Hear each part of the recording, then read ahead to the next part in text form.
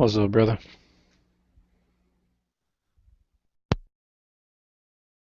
One more Hey, tile what's up? that we can kind of tweak back and forth using. What's going on? Oh, no shit. Hey, what movie is that from? Is that from your icon picture? Oh, oh, hold on. I'll find it.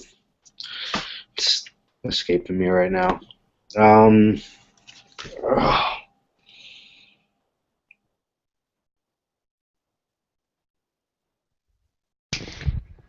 I don't recognize the act. She looks like she's 12 years old. she's young. It's a really good movie if you've never seen it. Um, I'm watching Hitman right now. Fucking awesome. that I forgot how good this movie was. that's cool.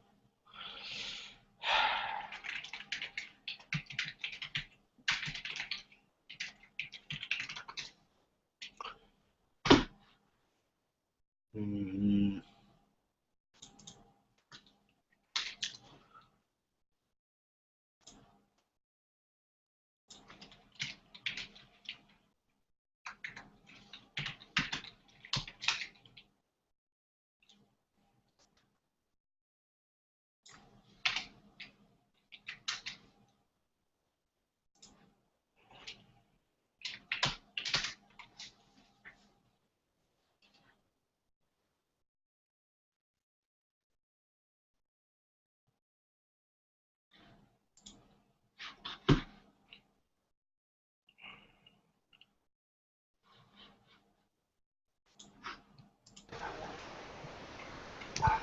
So what you doing tonight? um, I had a long day of fixing stuff around here, so I'm just trying to chill out and get caught up on office work and stuff like that. I've got one bathroom torn down to the studs, bathtub out, and everything's out of it, floor's out of it. And the other, I have another full bath in this house, and that toilet decided to start leaking this morning. So, 2 trips to Home Depot to fix that. Always something, huh? Right? Like I'm in the middle of the tear out on the one, and then the other bathroom wants to act up. Wow.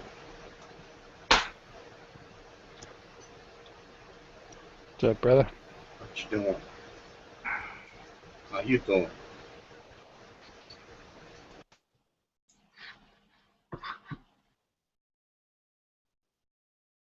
Same old shit, different day. You know what are you getting into? I'm just chilling right now. Just Old guy I used to work with. Forgot to told me Monday. Guy's only a couple years older than me. He's 42, and he went to the beach and never came back. He got drowned in the there by the pier. Something happened. He had been drinking. It's kind of weird, man. Nobody expected that. Grown ass man drowning. It's like that. yeah, dude. I'll never forget. I kind of always thought the same thing. How a grown person, especially someone that could swim, could ever drown. And we went to St. Simon's one year. It's a little St. Simon's Islands, kind of off the coast of Georgia here. And there's it's like a sandbar that's it's about a mile, not even a mile really. It's probably shit. I don't know. We'll just say half a mile, just for distance purposes from the actual beach. I mean, you can see it plain as day during low tide, and a lot of people swim out to it, or it actually connects to the beach. So if you walk down the beach a little bit further, you can get on the sandbar and actually walk out into like the middle of the ocean, but you're on a sandbar. Mm. Or you can swim out to it directly. Um, And so I, shit, this was probably, I don't know, 5, 6 years ago. I was even, in better shape than I am now. And I was, I've always been able to swim. I was like, hell yeah, I'll swim out there. That's no big deal. It's, because when you're looking at something, it doesn't seem as far. All right, well, I get out there and I start swimming. I'm about halfway there. And I'm exhausted, dude. I'm fucking like over it. Can't can't get my body to move anymore. And I thought I was gonna fucking die. And literally I was like halfway there, so I was like, shit, it's like swimming back to the beach or keep swimming to the sandbar. Either way, I'm still got the same fucking distance. So I had to like literally turn over on my back and just float, for several minutes, probably 10 minutes, 15 minutes to recover. Swim a little bit, then flip over, float a little bit more. But dude, that was probably the closest I ever really truly felt like I was gonna die.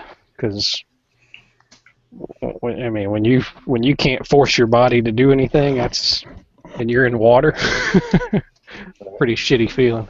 When I was in Yeah, that happened to me at Lake Wenatchee, Washington, a couple of years ago. And, Lake Wenatchee is in kind of this mountainous area and all the wind comes through. So you think like lake that it's like calm, but it's like they got like 4-foot swells coming in and out from all the wind. And I went out a little bit too far and got caught in these swells and kind of was getting to the point where I was exhausted. And finally the wind just calmed down at the last moment and I was able to get back to shore. It's like I was fighting against the waves. That was like I was scared I was going to die right there. So. Yeah, when I was in Cancun, we went there, and I didn't know. Actually, I'd never been there before. So I go out, and I start going to the water. It's beautiful. It's crystal clear. It's awesome. The sand is like white almost. You walk and walking in the ocean. I get about to my neck, and I'm like, damn, this is starting to really pull on me, man. I'm starting to feel exhausted. I'm like, you know what? And then I got water in my eyes, and that water is so vicious, the salt water, that even though it looks so clear, it burns the fuck out of your eyes. And like a dumbass, I'm there pouring more water in my eyes, trying to wash it out. And I'm like, oh god. So I turn around, kind of open my eyes for a sec, and finally look back at the beach. I just closed my eyes, and it took me about 5 minutes to get back, maybe like 50 yards, to freaking get back to the beach, and just taking small steps and keeping calm, not freaking out, because I was starting to get overwhelmed. And then when I got out, one of the lifeguards told me in Spanish, "No, man, when the red flag's out, you're not supposed to go. Be nice to tell me ahead of time. I'm not, I'm not a surfer dude or a beach guy per se. I love going to the beach, but not my thing. As far as the backgrounds and all that crap, and it's like, oh, green is good, yellow's kind of bad, red is do not go in whatsoever. Well, thank you very much. But I lived. And got me some cold beer right after that. It's just like, fuck this, I'm staying at the bar. That's right. Even I stare at the beach, it looks beautiful. I watch the chicks come out of there. Yeah. Sure in there. Do they have good beer at the bars in Mexico? Fuck yeah, dude. Some of the best beer you can taste. I mean, when you go to popular cities, you're not going to find like the local beers so much as you're going to find the big name beers, but like over there's nothing but Dos Equis, which I love, so it was just fine. I've never had Dos Equis. I live up here in the Pacific Northwest, and we have like 300 different breweries in my state to choose from. I don't think I've ever had any of the national brands other than like Blue Moon. So Dos Equis is pretty much like the most popular selling beer that comes out of Mexico, at least for the American market. Yeah, I guess I'll have to buy a bottle now to try it out. Just make sure if you're going to buy them, because they're green bottles, buy them ones that are covered. If you can find covered bottles, because if they tend to get skunky. That's what I'm told about like green Heineken, bottles. Heineken as well. I don't tend to drink that much beer though. When I do, I go to a local bar in my hometown and they just have it on tap, so I don't drink a lot of bottled. They have to harass you a little bit. Coming back again, I already told you no. Yeah.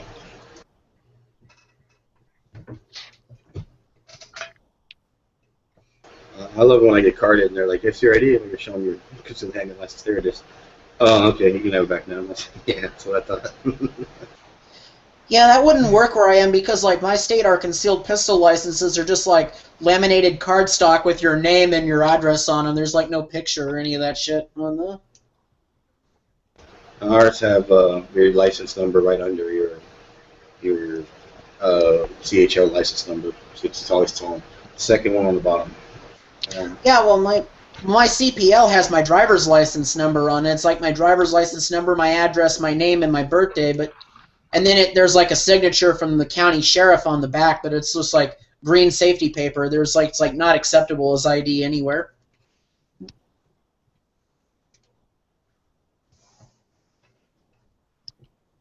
You know how you always talk over there, at least they've been talking about in the past, at least in my local area, where, you know, how do you start that conversation with somebody? Well, by showing them your CHL and ask for your ID, sometimes kind of, you know, it starts that conversation. Oh, so you carry a gun? Yeah. And also an easy way to sometimes maybe break the ice if somebody's curious. Just on the subject of carrying guns, I bought myself a new carry gun last month, but I haven't been on a chat since then. Got myself a little Taurus stainless steel J-frame.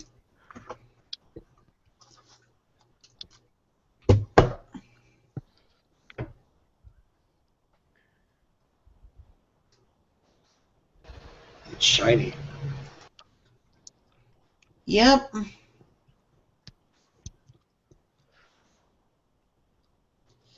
Yeah, that's why I bought it. I figured Yankee would be proud of me for choosing it over the blued version. Oh, I love a blue revolver. You know, nice blue. You know, set up on a revolver. It's fucking awesome. Yeah, I like blued too, but the thing with I don't like with blued is that like eventually the finish starts to wear off, and like especially if you wear it in a holster all the time, you start to get like wear in the finish by where the holster is worn. But it's the only proof that you've actually used it. True. Versus a Safe Queen. Yeah, but not that many people see my guns, so it's not really much of a...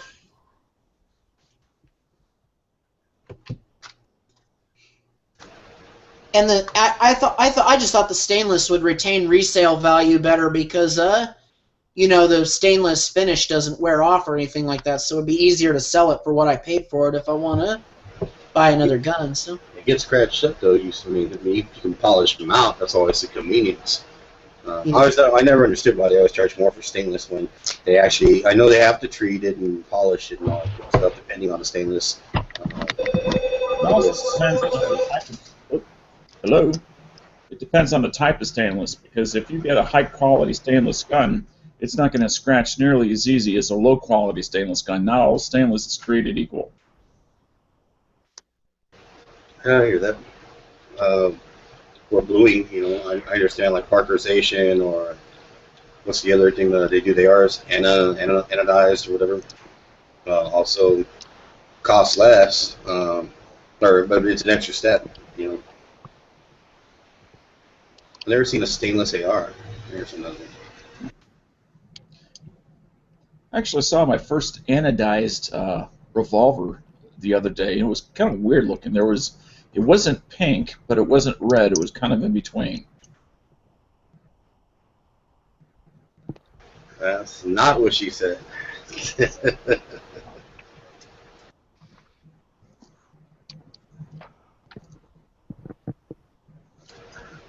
We're still going, you know.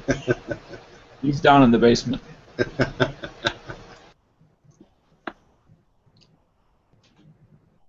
He's checking the water bowls.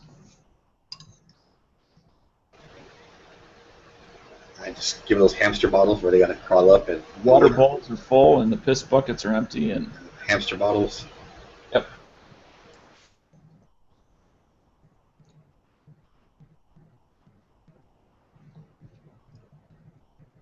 Must be hot down there. You got the garage open. I always got it open. I'm down there, so it's just no, it is hot. It's probably about 78, 80. Well, that's not too bad. Is it the humidity that's high? Yeah. There's no wind going, and the heat's just sitting on you. It's and then there's potential rain clouds, so that always creates more humidity. No. You're just sitting up there like, I'm gonna drop one of these days. 78 can actually be quite nice until the high humidity. California. Then 78 sucks. I hear it's fixing to get worse. We had a long winter like everybody else did, not as bad as everybody else did, but that long winter means it's going to be a scorcher. Well, so Edge, where are you then? San Antonio, Texas. Oh yeah, I was in Bakersfield, California last week, and it was like almost 100 degrees at 8 in the morning. It was terrible. Then the night before, yeah, the night before. In California was southern, and it is hot. But anytime you find shade, you cool off. If you're on the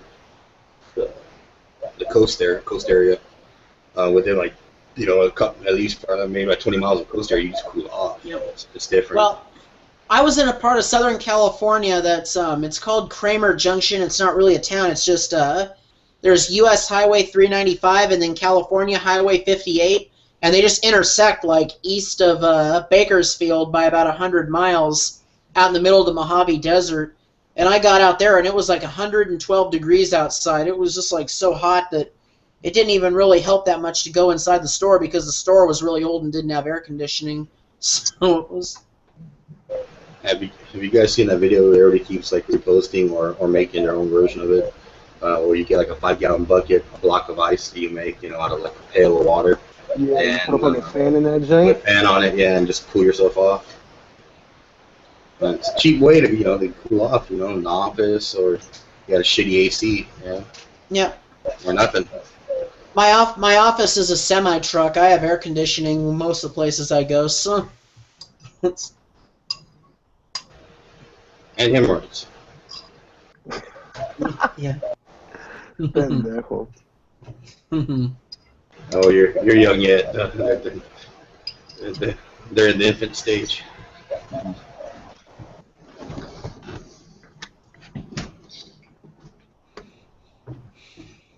What up, Dano? Hey, Digital. Also, dude, make some videos of nasty shoes.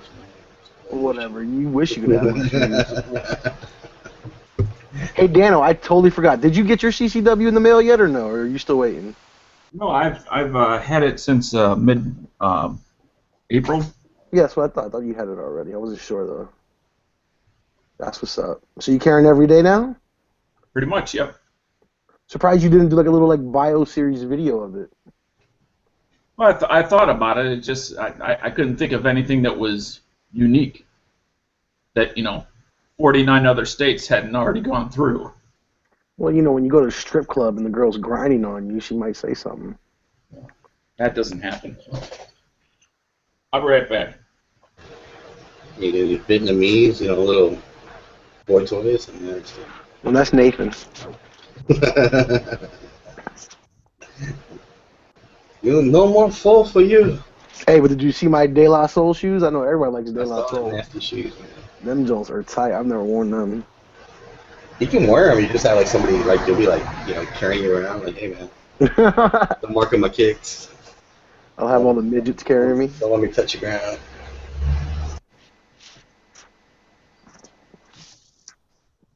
Be like that in Living Color when when they have that the talk show. They're making fun of the not late night talk shows, and they're and you see the animal people, but instead they're carrying Tommy Davidson.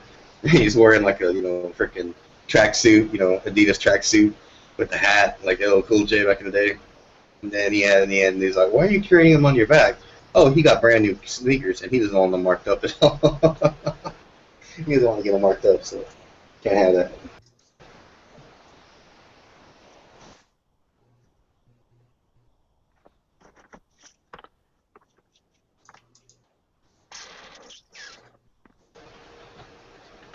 So with your boy, man, Justin Bieber. What about him? Getting all racist. Oh, I heard about that joint. I hope he gets beat up. I can't wait. It'll be funny to see him get punched in the face, knocked out, and someone take off his shoes and just run off with his shoes. That would be funny. Well, no, his big black bodyguards won't nobody touch him. It'd be funny if they're the ones that jack him. I never understood that about some of the celebrities that they think like getting like some two really, 350-pound black dudes as security guards is the answer, like the spook. I'm sure they can punch, and all that stuff, but you get somebody skilled in hand-to-hand combat or knows really how to, joint manipulation, and just gotta take one of those fools down if he really wants to get to him. Yeah, but it's more the intimidation factor because then you don't want to be paying lawyer fee. I mean, because if you have some scrawny little Asian guy who's a kung fu master or whatever, you know what I'm saying? Like, you don't want to have to pay his lawyer fees twice a week because people are constantly testing him. You'd rather just have the big motherfucker that never gets tested, and it's still like a one-punch knockout. You know what I'm saying? That makes sense, but if there wasn't so many of them available, there's too many dudes that fit that profile.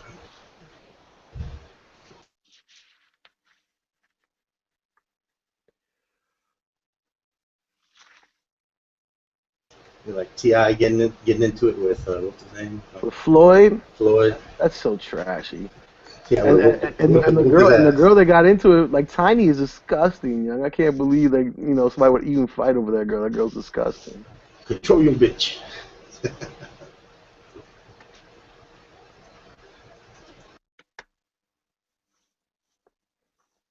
Hey, so what's up, Ed? Are you gonna start open carrying your rifle in the places? I heard you part of that Texas open carry.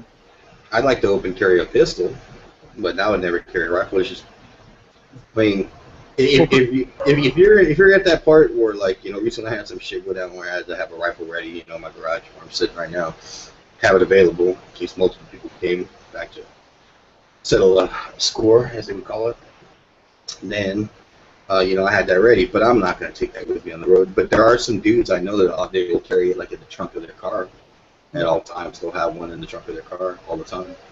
The guy that I took a CHO class ways back, he always said that he carries an AR in the back of his trunk in his vehicle every day. Let me ask you this: like, aren't these guys who are open carrying rifles? Aren't they doing it for the purposes of getting the open carry pistol, or are they just doing it just because they can? That's their ideology from what they're claiming is that they're doing it to see how absurd it is that you can do this, but you can't do that. But the attention they're drawing is very negative. It's negative from the gun community itself, unless you're, really, insensitive. But it's drawing a lot of negative attention altogether, and that's not good for anybody. Because I will say, any publicity is good publicity. People are better than none, but it's just not working out. It's making people look at them like you're a dumbass. Yeah. It's like in Washington, we've had open carry of handguns since the territorial days, and we've never had any problems open carrying here, except now some watched like Jack in the Box and stuff. I went in there open carrying a couple days ago, and they said, "Oh, we changed our policy. You can't open carry in here anymore." And it was just because of the people in Texas. So I say thank you for Texas for ruining it for everyone. That's Yeah, it was those individuals that thought that didn't get all what they didn't ask the opinion of others too. Maybe that's the thing. They said, you know what, we're going to do it because we don't care, or we're going to do it because we have the guts, and not understanding the ramifications and repercussions are going to happen because of it with other local businesses.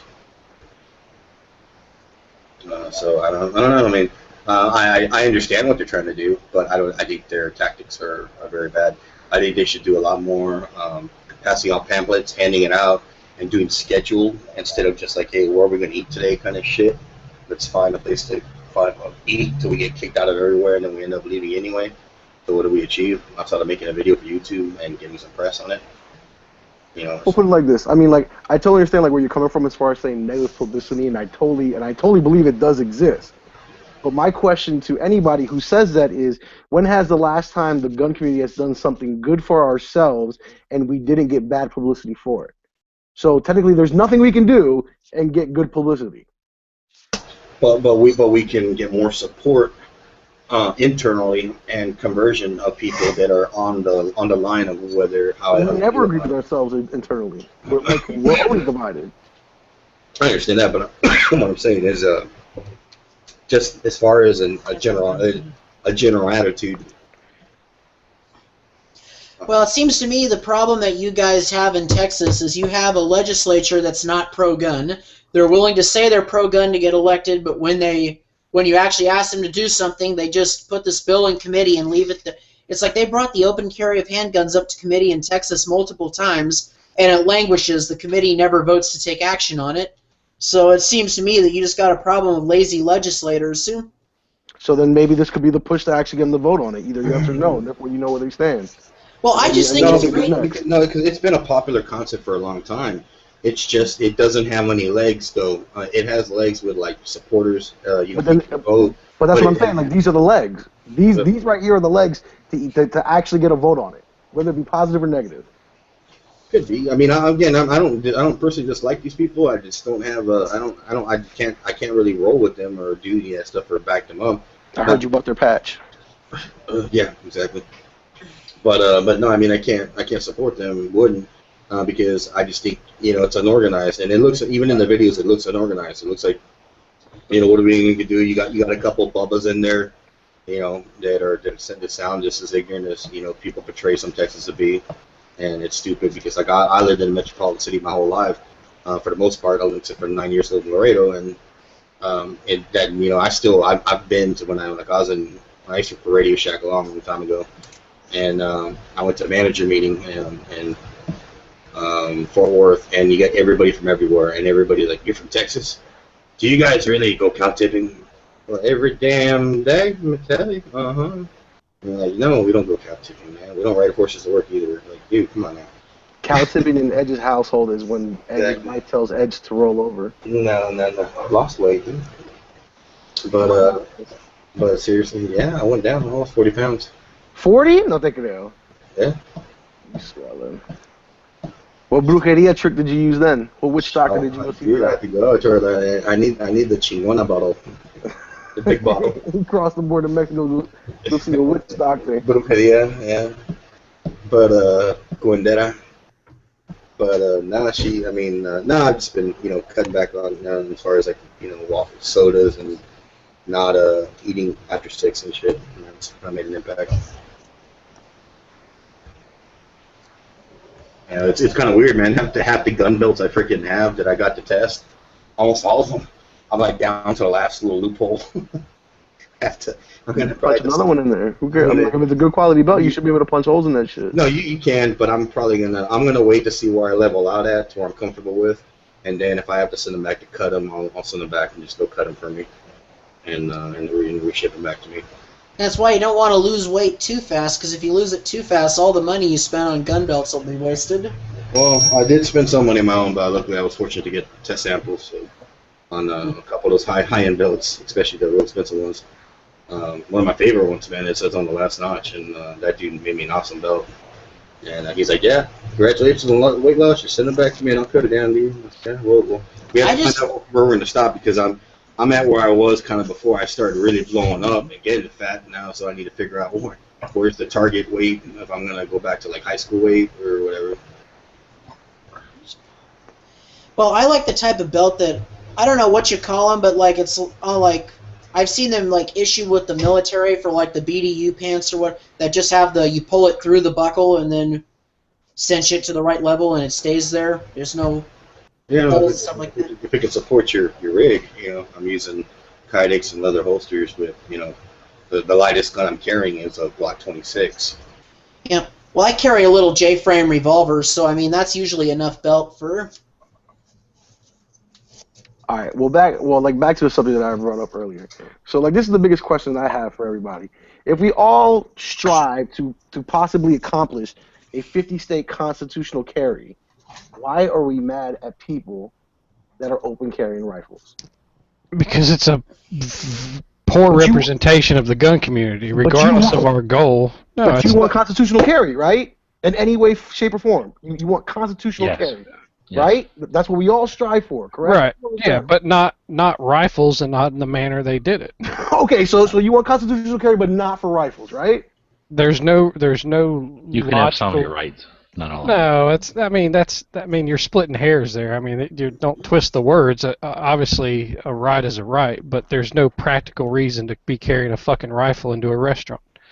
Period. It's the way they're doing it. It's not what It's not dangerous. It's not inherently dangerous. No, I didn't say it was dangerous. I said it wasn't practical. Why do we have to divide ourselves? All right, fine, but it's not practical to have a convertible in the winter, but some people have one. We don't have laws against it. Yeah, Why I is bought a this property- convertible, and I've regretted that decision for 2 years now. Well, so all right. let's- Well, then maybe you look like a jerk when you go to the Chipotle's with a rifle, but why do we have to jump on their neck and keep jumping up and down on their neck? They did this like a week ago. Well, you don't need to insult those people personally. You don't need to call them bubbas and hillbillies, but you should be able to point out that the way they're doing this is not productive, and the benefit is not worth the risks that can come politically. Seriously, what's the for benefit humans. of in a gun chat? Just like how many times have we discussed this already? I don't know where it's coming from, but how is it productive to in our own community? Marco Wait, keeps hold on. bringing this Okay. shit up. Because it's a good topic. Why don't they just move from Texas already? Exactly. Y'all should just move from Texas. That's what we've been telling you, Marco. I'm saying if you want to open carry handguns, move to Washington. We can do it with no license here. All good and well. Oh, no. I have no problem with someone carrying a rifle out in public. It's when they do it in a way that we lose more than we gain overall that I have a problem with. Because they do, in a way, represent all of us when they do that. We'll go back to the statement of that I stated earlier. When have we ever done something that's pro us and we didn't get negative attention for it? It's impossible. No matter what we do, we're gonna get negative attention. But not to the same degree. I mean, if you get like a news story of a guy who's openly carrying a handgun and he's minding his own business or he's handing out pamphlets or whatever, people may look through the news hype and say, okay, he might be kind of weird, but he's not. If you get a whole group of people wearing like BDU pants, carrying rifles on the streets of an urban American city, it conjures up images of like some type of militia invasion or something. Why is that It's a not bad positive. thing? So now you're anything totally happen? stereotyped. You're totally stereotyped right there. It's okay to have rights as long as you don't like exercise Look a them certain in way or public dress a look certain way. There you Yeah. go. Well, you know what? You have the right to go to the middle of the biggest city in your state in your tidy whities yelling the aliens are coming to abduct you. It doesn't mean people can't make negative judgments about you based off how you exercise your rights. I got something better. Was the minimum? I heard the minimum wage thing pass. Did that pass on a federal level or No, just Washington a state? Actually, just Seattle City, from what I heard. Okay. It hasn't even passed in Seattle yet. They came up with an agreement between the different business and labor leaders. The city council hasn't even taken it for a vote. It So passed somewhere because they had a big. Pass in Seattle City. Yeah, I don't they think had a Seattle City Look, Council. look up your Washington. Look, as much as you know about Washington, Why do you look up keep saying City Seattle passed City? today. Then? The city of Seattle? Yeah, like the city of Seattle. Look it up. It passed today. Yeah, that's what I thought. I heard a news blurb about it. You know, like the ticker at the bottom of the news, like CNN or whatever. Mm-hmm. But I didn't catch if it was a national thing or if it was just the state or city or whatever. It's just a city ordinance. So $15. Can you imagine someone? I mean, I know people with degrees that are barely making $15 an hour. Yeah, Now but you're once a little Doesn't it kids, depend they on where can you afford live? cars. If it costs you like $1,000 to live in Okay, a yeah, the house, city council approved it yesterday. We so already that's- talked about this, so keep your late comments to yourself. Well, I didn't even hear that part. I've been away from. I've been in California the last 2 weeks. So what do you? You know, Digital Prophet, you're the last one that ought to be saying something to somebody about bringing up a topic that's old. Really? You do it all the time. Oh yeah? Yeah. just to instigate. Of course, some topics never truly die. Yeah, touche. I'm wondering though if Seattle's minimum wage will survive court challenge, because I think the state of Washington is intended to preempt that field, and the way the law is currently set up, you know, the cities can't make laws in areas where the state's already comprehensively regulated. So I think the courts will probably strike it down when somebody gets sued over it. So. Well, I just can't believe that, you know, they expect, you know, restaurant owners and different places like that, you know, it's either, they've already speculated that it's either going to put them out of business or they're going to have to raise their prices. I don't But Seattle, see, is one of the cities with the highest incomes in the country. So that's the target audience who are eating at Seattle restaurants can afford the price increase. So now your Starbucks coffee, what do they call them? A coffee barista? Latte? Yeah. The little baristas or whatever, $15 an hour to pour a cup of coffee. Well, the one thing that you gotta understand that the $15 an hour is not going to come into effect immediately. It's like phased in over several years. It's like going to go up to $9.50 and then $10 and then $12 and then $15, and it's going to be over like a several year process. It's not immediate. Did it say that that you just read? Because I didn't see any of that like in the reading that I did. Anybody hear what I said in regards to the inflationary aspects of it? Regardless of whether you're for or against it, you do that on such a large segment of the people that do have a job, it's going to be inflationary. Yeah, exactly. My brother-in-law lives in Seattle, and he does pretty well for himself. You know, triple digits or 6 digits salary and shit. But the thing is that he can afford to live there altogether, and it's not going to bother him. But the people that are living in the small little studios, making maybe $40,000 a year, which is a lot of money over there on that area. It's going to really hit them hard when all the prices start going up and shit, and they're going to have to compensate. Maybe poor people shouldn't live in rich areas. Well, everybody should move. That there's going to be everybody just moved to the next state over. Well, I personally oppose the 15. I think that was asking for too much too fast. But you keep getting this idea where people say every year if you raise the minimum wage, people are going to get fired and prices are going to spike, and they might with 15 an hour. But it's like Washington State has had the highest minimum wage in the country for 10 years, and we're in the bottom half of unemployment, and the Seattle King County area has like 4.5% unemployment and very high incomes. So I'm not getting the connection here for this. We got one of the most economically vibrant areas in the country. It's because you got all that marijuana revenue. Well, no, but you're the market. You got Canada not too far away. You got they make the drones up there, don't they? Drones and weed, man. In international business, that's a big thing. That's why Laredo survives, because the nationals. And the city does buy stuff, but those for nationals coming in and buying a whole bunch of it. That's part of it, and then when you're in that area, it's not too far from the border. Yeah, I don't think it'll affect me that much because I live in Kitsap County across the water from Seattle. I don't go into Seattle that often except for some really unique thing. No, not for coffee. There's a Starbucks on every street corner in the state of Washington. I don't need to go to Seattle for I can go right down the street. Have you ever been to that real popular fish market place that's Pike Place? Yeah. Many times. Yeah, that I've seen it on TV. It looks pretty cool. Oh, yeah, it is. Pike Place Market's pretty... They actually, for the longest time, they had a head shop there that sold everything for marijuana except actual marijuana, and I think now they got a license to sell the weed, too. But they got other things. Like, they actually got 3 fish markets, but the one that you're talking about, I've been there and bought from them. They're a little expensive, but... Where they throw the fish across the place and all that? Yeah. Yeah, that's... Pretty neat to watch in person. Yeah, you come on down anytime, next time you're in the Pacific Northwest. I'll look you up. My daughter, she's 17, she works at McDonald's, and she realizes it's a shitty job. The customers some are nice, but the majority of them are assholes, and she gets paid what she gets paid, but she's obviously using this as, she wants to be a doctor, and she has the grades to hopefully, do what she needs to do, but the thing is that she understands that job's just kind of a, hey, I don't pay anything, so this is all just gravy money, and that's what she's using it for, is to get things that she wants that she needs immediately. And she's not gonna be a manager. And people that do stick it out and end up managing a joint like that, they do get pretty well manager bonuses depending on how they're set up.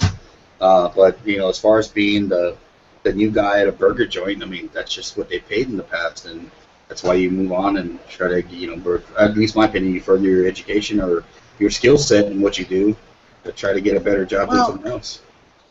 Well, and that would have been okay if the wages had risen just fast enough to cover with inflation.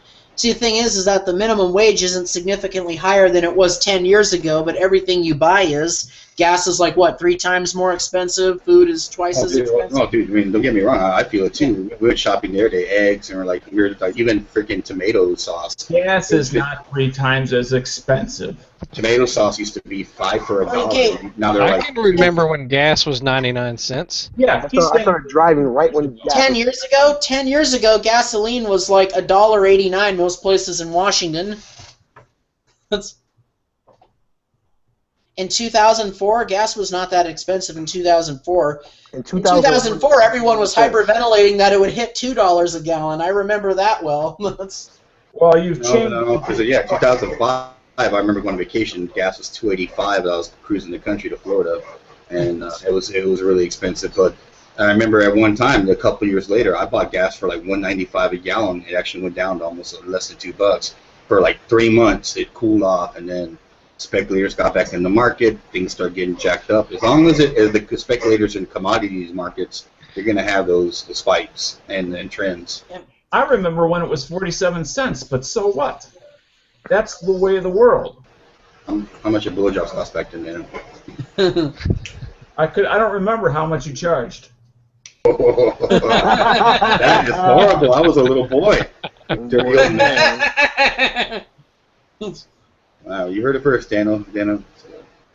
Pedo. Well, you know what I would suggest for the oil speculators? I would pass just one law, and the law is this. If you're buying oil futures, you just have to have the physical capacity to take possession of the oil you buy. So if you buy like 10,000 barrels in oil futures, you should have like a 10,000 barrel silo or some shit like that somewhere that it can be pumped into, and that would end the problem right there. You don't need to put it oil water towers. Is that what you fish? No, dude. Some people are actually getting them, the underground barrel silos. They're putting crude oil as they're buying it, and actually. Brilliant. Why didn't people think of storing their oil way up in the air earlier than that? Stepping on it or sitting on it until the market spikes and dumping it onto the free market. That's the one funny about my money in that oil up there. That's right. The main thing about oil is when people talk about it, they think that like if we drill more in the states that that's gonna help us keep away from buying foreign oil. All of it goes to the frickin' the world market. None of it's except for the reserve, which we can't purchase or touch. So this is well. There's my understanding is that there's 2 different prices. There's the price for American cruise. No, crude oil. Oh, I might be on the wrong path then. Yeah, this is the wrong website. But they do make. I realize I was in oil futures. But they do make the lubricants and stuff you use in your gun like out of this crude oil too. So this could be relevant for. Hey, G-Webs, does Arizona even have water towers since you guys have no water in the first place? There's windmills, but not very many. That's what I thought. Oh, you know where there's water towers? In the olden days, next to the railroads for the steam trains. What the fuck? No. There was. Where do you? I mean, seriously, you guys don't have water towers? Probably not as many as we do. Where's your municipal source coming from? Like you get it straight from a lake or something? Lake California. The big lakes of Arizona? No, we have a thing called the Colorado River, and we siphon it out of there. A big trough. Don't you get it out of there? And send what's left to Los Angeles. No, seriously, don't you get it out of Lake Mead? So you're saying Arizona? Yeah, we got a giant trench that they dug from northern Arizona down to Tucson. That's where we get our water. There's this thing called Hoover Dam. You may have heard of it. I think a fitness program for Arizona. But no, we killed our water tables a long time ago. Probably historically, like when the Cowboys were around is when we killed all the water out here. I think you should do like a fitness program in Arizona where you have to like get a stick and 2 pails of water and haul your own. We'll get a big ass Camelback that you fill up in Texas, and then the cord goes over here, and we drink all we want. That works too. Underground, or you can fill it with oil, crude oil. Yeah, who cares? It just lay on top of New Mexico. They can't say nothing about it. Mm-hmm. All right, so nobody has ideas for any kind of topic chat tonight? I want to know, when you clean your Glock, and you're firing, and if you're not necessarily pulling your firing pin out, do you always shake it like a chachanga to listen to the firing pin? You mean the striker? The striker. Not really. I always pull that striker out and clean inside that channel because you'll get a lot of copper or brass shavings and shit. I mean, if you hadn't cleaned it in a while, you'll be shocked at how much little brass filings you dump out of that. No, I clean my gun every time I shoot it. It's just I only pull the striker out every other time. And Dan, do you have extra spring cups? Just a tip I had to learn the hard way. Oh no, I got a complete extra just about everything. Okay, because spring cups, I found a little piece of shit. I should cost more than $1, but they charge like $8 for them. Oh yeah, it costs more to ship it than it does to make it. Yeah. Well, and I had to find out I bought like 4 pairs. Yeah. Are you changing your striker spring out or something? Me? No, Edge, because those spring cups. No, I was taking it apart to when I was putting back all the original springs and getting away from the Ghost Spring kit that I got. Oh yeah, okay. Half of one pop, man. And I was calling everybody I knew locally, and they're like, "Yeah, I got one, but we'll have to hook up sometime this week." And luckily, hands and knees in the garage with a flashlight thing, and I finally found it. I was like, "Whoa!" Like 2 hours later. And the real story is he was fucking around taking it apart and didn't know what he was doing. No, I knew what I was doing, but it's like everything I've ever built. You know, 1911s. I'm horrible with springs, man. The 1911s putting back together, the ARs, the D10s, everything springs go everywhere. Just a little trick for you next time if you have to change that spring. When you take your striker out, take your slide. You know, after you remove the back plate, obviously, to get that striker out. Yeah, I was doing that. Take your slide upside down and use that little hole in the back of your slide to compress your spring. I watched a video on that, and I was like, "That's really cool," and that's exactly what I was doing when I went, "Bing!" And I'm like, fuck. Shit, someone already made a video of my little trick. There's like a bunch of those on that. I was looking at all the stuff on how to do it to get an idea. Cause I'm like, should have trademarked that. Actually, should have. Well, when it comes to Glocks, there aren't too many things that haven't been recorded.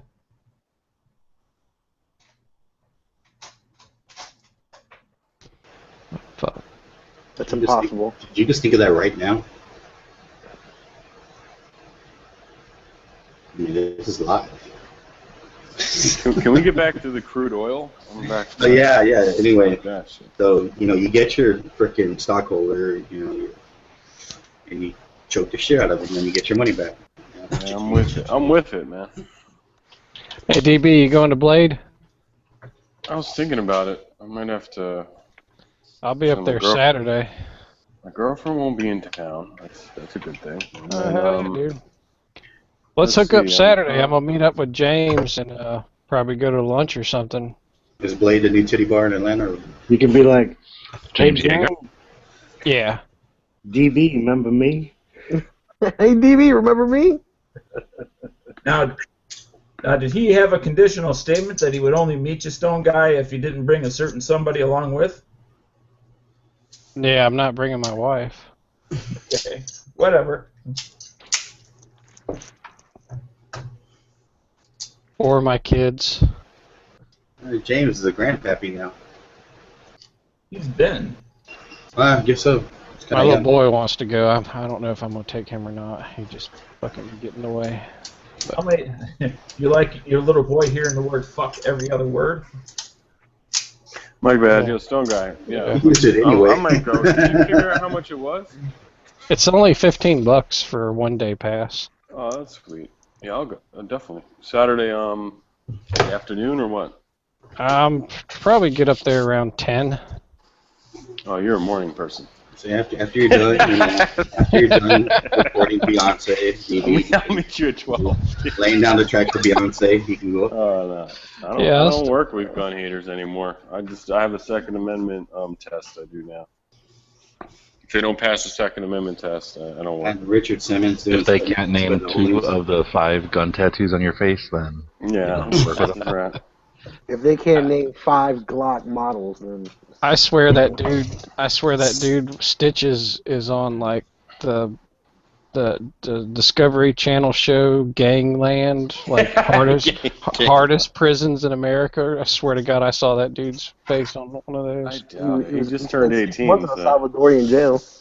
Did he? I mean, he says he's 18, so wouldn't he be in a juvenile facility a couple of years ago? If anything? Nah, they pinned him in there with the men. Not if he's that hard. Yeah, if he goes that hard, he's in there with the Mets. Hey, DB, is it true to say about I did some KG? research. We found out his real name is Daniel Swartz Jr. He's a junior? Yeah, his father is actually a textile lord, a textile giant. So he comes from money. Are you being serious? Put a bolt of fabric in your face. Magnet. He's a tycoon, a textile tycoon. Tweed. Some moleskin in your face. What are you gonna do with it? His name would be like. No, I have no idea what it is. He's a primary supplier to elbow patches. Yeah. Is it true to say about Kenny G? You know, did he? Yeah, I heard he's got so much cocaine he's supplying Colombia now, so that's pretty cool. Colombia's going straight to him for all the Somebody yayo. calls him when Colombia runs low. They're like, hey, maybe he's synthetic. He came up with like a synthetic cocaine powder. Obviously. Hey, call this guy Stitches. I don't know, dude. But yeah, you know what's funny? I just bought from a friend a spider wrench, made in America, made in the USA spider wrench. 444C steel and all this. I put it on How much you pay eBay. for that? 50. So it's on What? eBay right now with like 2 hours left. How much? It's already up to like 140. I think it might go higher. Oh, But man. I told him if I make a lot of money on it, I'll What's a spider wrench? it's like crazy. It's like Really Spyderco hard to did find. a multi-tool a long time ago, and they don't make them anymore. So Link it in here. It doesn't exist. what was I going to say? But I was kicking myself because I realized that Blade Show. Why are you is selling coming- it? Why am I selling it? Oh, because I don't think it's practical as a tool. Ugh. I don't know. I just feel like I have multi-tools. Like, I don't know. I think it's not as practical as the other ones. You sound like those people open carrying ARs in public. It's not Well, practical. I'm a coward. I mean, I carry a gun, so you know I'm a coward. But I was just I have a god complex. Oh, you're a little you like god. little gods? You like little gods, don't you? Puny God. I prefer Puny God from the movie Avengers. I like Hulk I like smash. to use the word deity. Yeah, me- puny God. God. He's a puny God, but I just realized, oh shit, Blade Form's coming. Imagine what I could have got for it there if I walked Nah, around with that thing. Because those people are looking for deals. Those people are looking Yeah, for deals. So they would have haggled you and. I was thinking I could have gone up to Spyderco booth and had somebody like sign it or something. Nothing fancy's gonna be there. He would have signed Is it. for you. he? Are you kidding? Like, I have no idea. You would have signed your man boobs like that, He's man. always at Blade Show. Nothing fancy? It's so far for him. Oh, dude, he probably has like private jet come fly his ass there. He's gonna ride his motorcycle all the way there. You can bow down to noodles. Well, no, yeah, definitely. That is a cool. I think you underestimate the travel distance of the Zooter. Yeah, that is this the Razor. It's like the Zohan. I know. Oh, I I said thought you were nothing talking about fancy's got a private jet. I need to start making more 5-hour-long gun Dude, videos. he's ex-military. He can hop, man. He'll just hop. I watched his video today. It was pretty good. He did questions from the comments or whatever. How long was that? 51 minutes. 51 minutes, yeah. I'm a loser. Did he clearly handpick the question? No, I mean, it didn't seem too handpicked. So it didn't say, why do you come off as such a douchebag? Nah, he roasted me. I always want to ask him, like, why is he started? It wasn't live or anything, so I guess. How many men have you had sex with? It's not like he's like live, like on air. I just watched the another chat this evening. Those channels that go live on air are totally fake, dude. Yeah, totally. I just watched a Jaeger live chat. It was pretty awesome. Jaeger was awesome. Where was he on live? He was on that tonight. Tactically Practical show. The new Handgun Newbie show. I don't know, but man, it's so funny Name when they're like, "So, what do you think of this ammo?" And he's like, "I think I just told you like before. Did I say that ammo before when I said Corbon DPA?" Isn't that Tuesday? That kid's all jacked up. He's just doing it whenever now. But when did Handgun Newbie change his channel name? He's all Practically Tactical has always been the name of the show. Okay. So, but he's just getting into everything. I mean, I give the guy credit. He's getting some good guests on there. He just doesn't know how to interview them and keep it flowing. Well, he went straight to the questions tonight. Like well, I don't know if they were really his questions much. I don't know. They kind of were a mix, but I think he needs to get somebody like a co-host, like Ed McMahon, and here's and yeah, the dude from the Larry Sanders Show. What was that guy's name? That's right, dude. Introducing the guest. I mean, he has the guy just sitting there who's answering half of his questions, or they're finishing each other's sentences. So might as well do introduction. I think tonight he was by himself. Yeah, he was by himself today. It wasn't bad. No.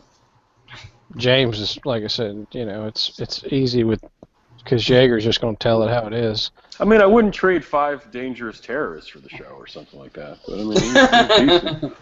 Oh, dude, speaking of that shit, I watched a whole thing today on that, and apparently there's, like, in 2010, Congress already came out, and I didn't know about this when we talked about it last night, but in 2010, Congress had already made a judgment that this kid was definitely a deserter, like he fucking left his post. What's even better? People died looking for him for real, right? Yeah. Oh, yeah. They said a lot of soldiers might have died. They're not confirming. I think up to 8 so far. Well, I think they said like 6 died in the search and 8 were killed when the post that they were going to abandon but didn't because they were looking for him. They were killed when that was overrun. Well, our friend Senator Feinstein is absolutely fucking furious. So she's the head of I think she's the head of the National Security Overwatch Committee. I forgot the exact title of it. She's one of the highest ranking members in that oversight, National Security Oversight. Well, so she's pissed at Obama? Oh my God, yeah. I mean, they already remember, Dianne Feinstein hates guns, but she's a war profiteer. She's definitely a war hawk, so don't... This isn't the first time she got pissed at him either, but she's furious now. And then, well, they had some colonel, some 4-star general on saying how he should have never got involved, the president should have never got involved, he should have never made it public. Yeah. All this shit. They went to Feinstein about this, like she's a puny god, but... They went and asked her and her, her oversight committee in the Senate National Security Committee, and they were like, no. They already said no, a few times to this deal. The only thing I care is, will she vote yes on Obama's impeachment? If she's not willing to, then I don't really care how angry she is. He's not getting impeached. I mean, there's no one will even care about this in a month. Well, that's what I'm saying. It's like, why do I care how pissed off Feinstein is? She's not going to do anything about it. She'll go yell on the TV and get some ratings, but she's not actually pissed enough to do anything, so... The last time they voted no on this, they voted no on it in 2011. The White House today sent somebody to go apologize to her and kiss her ring, because, she is the godfather over there. So they had to go make a formal apology to her for doing this behind her back. Because you're not supposed to do stuff like this without Congress. Let's face it. Every president, the last 6 presidents, just do whatever they want without. Don't you remember the last time something like this happened, where they had the 2 female journalists in North Korea, and he sent Bill Clinton on a private jet owned by the guy who, I think the jet was owned by the guy who ran the. Girls Gone Wild video. Oh, and he went and got him back, and by taking a picture, and then flew him back. It's good old Bill, boy. Hey, I know how. Hey, I'll go get those 2 hot reporter chicks back. I got a friend with a private jet. Don't worry about it. It's probably the #1 selling porn VHS in North Korea. Yeah. Apparently, this guy's just running around. Obama's always pulled this stuff where he goes behind people's back and does this. Ain't no surprise.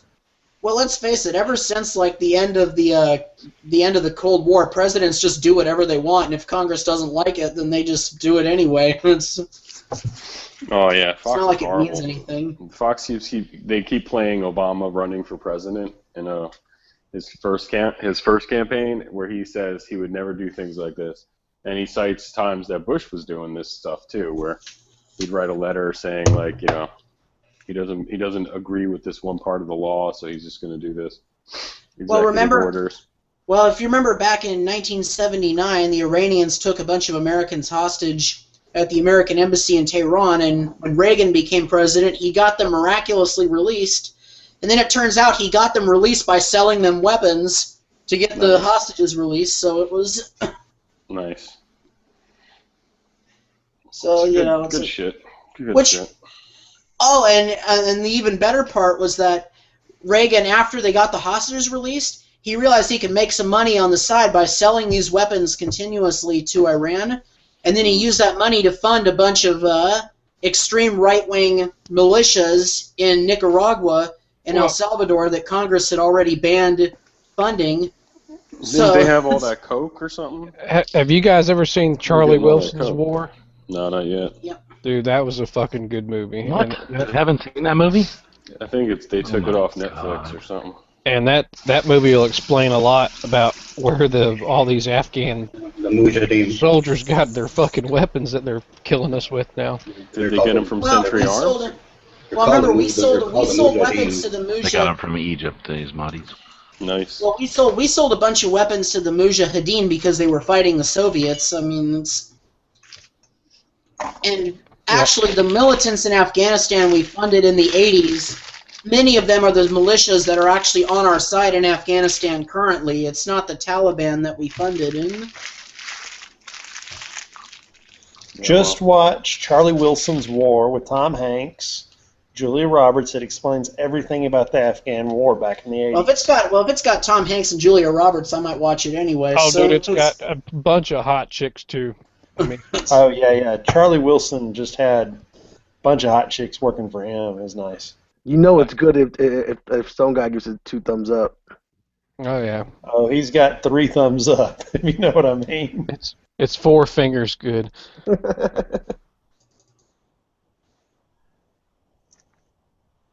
Oh man. Yeah, I mean,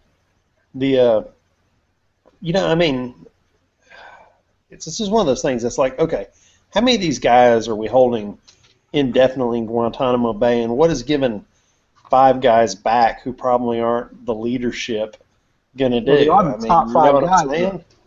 No, they're There's top. some They're top top guys. dogs, man. Yeah, Uh, they're The really top 5 that we badass. have in Guantanamo. They're We real probably badass. shoved a tracking device in their heinies and we'll bomb them with a drone. Who knows? Yeah, we'll see. I was thinking the same shit. Don't fucking drone them. I'm to surprised death. we didn't drone them right there on the side of the road We- when they were giving like- guns and shit. Here's I mean, Here's the only your- thing that here's makes your- sense is this is a part of a bigger deal, like a peace Here's treaty your, with the here's your Taliban. tetanus shot before we send you back. Why does it glow in the syringe? Oh, no reason. No, apparently It's a these new- guys are It's a walking new around. radioactive isotope that makes you immune to syphilis. I used to call it gutter. I thought it's cutter or guitar, but anyway, Guitar. they're freely walking around chilling, man. You probably see them at a coffee shop or. One And of you the know guys had personal connections with. Coffee shop, with, brothel, strip club. I mean, they were saying he was so close to Bin Laden, like he'd call him on the phone, on that little satellite phone or something like that. Like this guy was really, one of the guys was connected, super high. You know what's really funny? I'm not sure. Probably this. I'm not sure if it's the next Olympics or if it's the next World Cup. But Qatar has the next big summer sporting event hosting. So, and if we're releasing people there, I guarantee you the U.S. within like a year is going to say no U.S. citizens should travel to this country. So, whatever big, I can't remember if it's either the World Cup that's coming there next after, or if it's the Summer Olympics. But basically, they're going to get no American tourists. No. The Summer Olympics aren't going to Qatar. They're going to somewhere in South America. Then it's definitely the World Cup after this Brazilian one coming up. Then. It's one of the two. And I always thought I used to know somebody from there. I won't call him a friend, but apparently they're pretty free over there. Like they can drink liquor and they can party. They can go to they can do a lot of shit that a lot of those countries can't do. Yeah, but It's in just like a 15 little years, the country section. should It's be just like a working really tiny section there near the UAE, right? Yeah. But they're just like the UAE, where it's like their oil is supposed to run out in like the next 5 years, and then they go back to being like a third world country. Nice. Couldn't happen any faster. Couldn't happen any sooner. It's a bunch of nice people.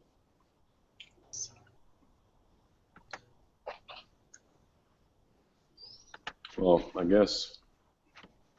What else? I mean, I watched Fox for a couple hours today. Guilfoyle hit the wall, looks like, man. The ugly wall.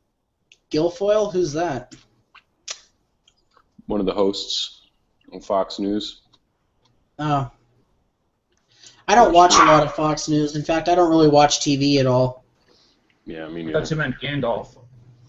So James Gandolfini. If you want to talk about the ending of the season of Grimm, that's a TV show I watch. I could talk to you all about that for hours. I watched the new episode of the new season of *Halt and Catch Fire* on AMC. It's like AMC don't have anything anymore. Well, I'll tell you what. For The Walking Dead to come back. Yeah, they're just waiting for that. But the new show looks cool. I stopped watching The Walking Dead. Like, the season that was on just got painful. It was like, it just got worse and worse, and I couldn't take it anymore, so I stopped watching it. It got better at the end. Yeah, so it's like, so. But AMC had a show on, it was called The Killing, and it was supposedly set in Seattle. And I was so excited for that show, and I watched the first 3 episodes and be like, what the fuck? They filmed this in Vancouver. Nothing's recognizable. And then I stopped watching that, too. So. Hey, DB, that show that you put me on, the Halt and Catch Fire, that joint looks pretty tight. Yeah, it looks pretty good. I mean, I wasn't disappointed. Like, all right. What's it about? It's about like some computer stuff back in the 80s. Like I think it's like 86 because the Revenge of the Jedi just came out. Return of the Jedi just came out. Yeah, it's a cool show. I checked it out, recorded it, and it has a light beginning. It's not like crazy, like boom, you're in. But if you're into computers, you can wait. And I think it might get good. It's gonna turn into something interesting, I hope. Yeah, I hope so. These guys try to reverse engineer some IBM PC, or they get in trouble. Processor. Just like corporate espionage. It's like all of a sudden some guy shows up And there's like, guns in it? No, there's absolutely no guns. Absolutely not yet. There won't be. It's endorsed by the Brady campaign. No guns. Oh, does anybody know when the Raid 2 is coming out? That joint should have a lot of guns in it. No. I watched this video by G-Webs today. Holy moly, I was upset. Did anybody look at that actual post? Oh, yeah. Well, not the actual post. I just saw your video. How many little gods do we have in this world? It's such a, you know what? Something like 30 million of them, you bastards. Wow. The argument of the coward thing. At least in this country. It's a very good argument. I never heard of the one where, well, except for in here, when everybody gets mad about people carrying ARs, the concept that open carry scares people, so much so that they're going to become violent. Yeah, that's retarded. And that a stranger would just shoot some random person because he's carrying a gun. Yeah. Well, how would he have a gun? But it is a stranger. The stranger. That's a stranger danger.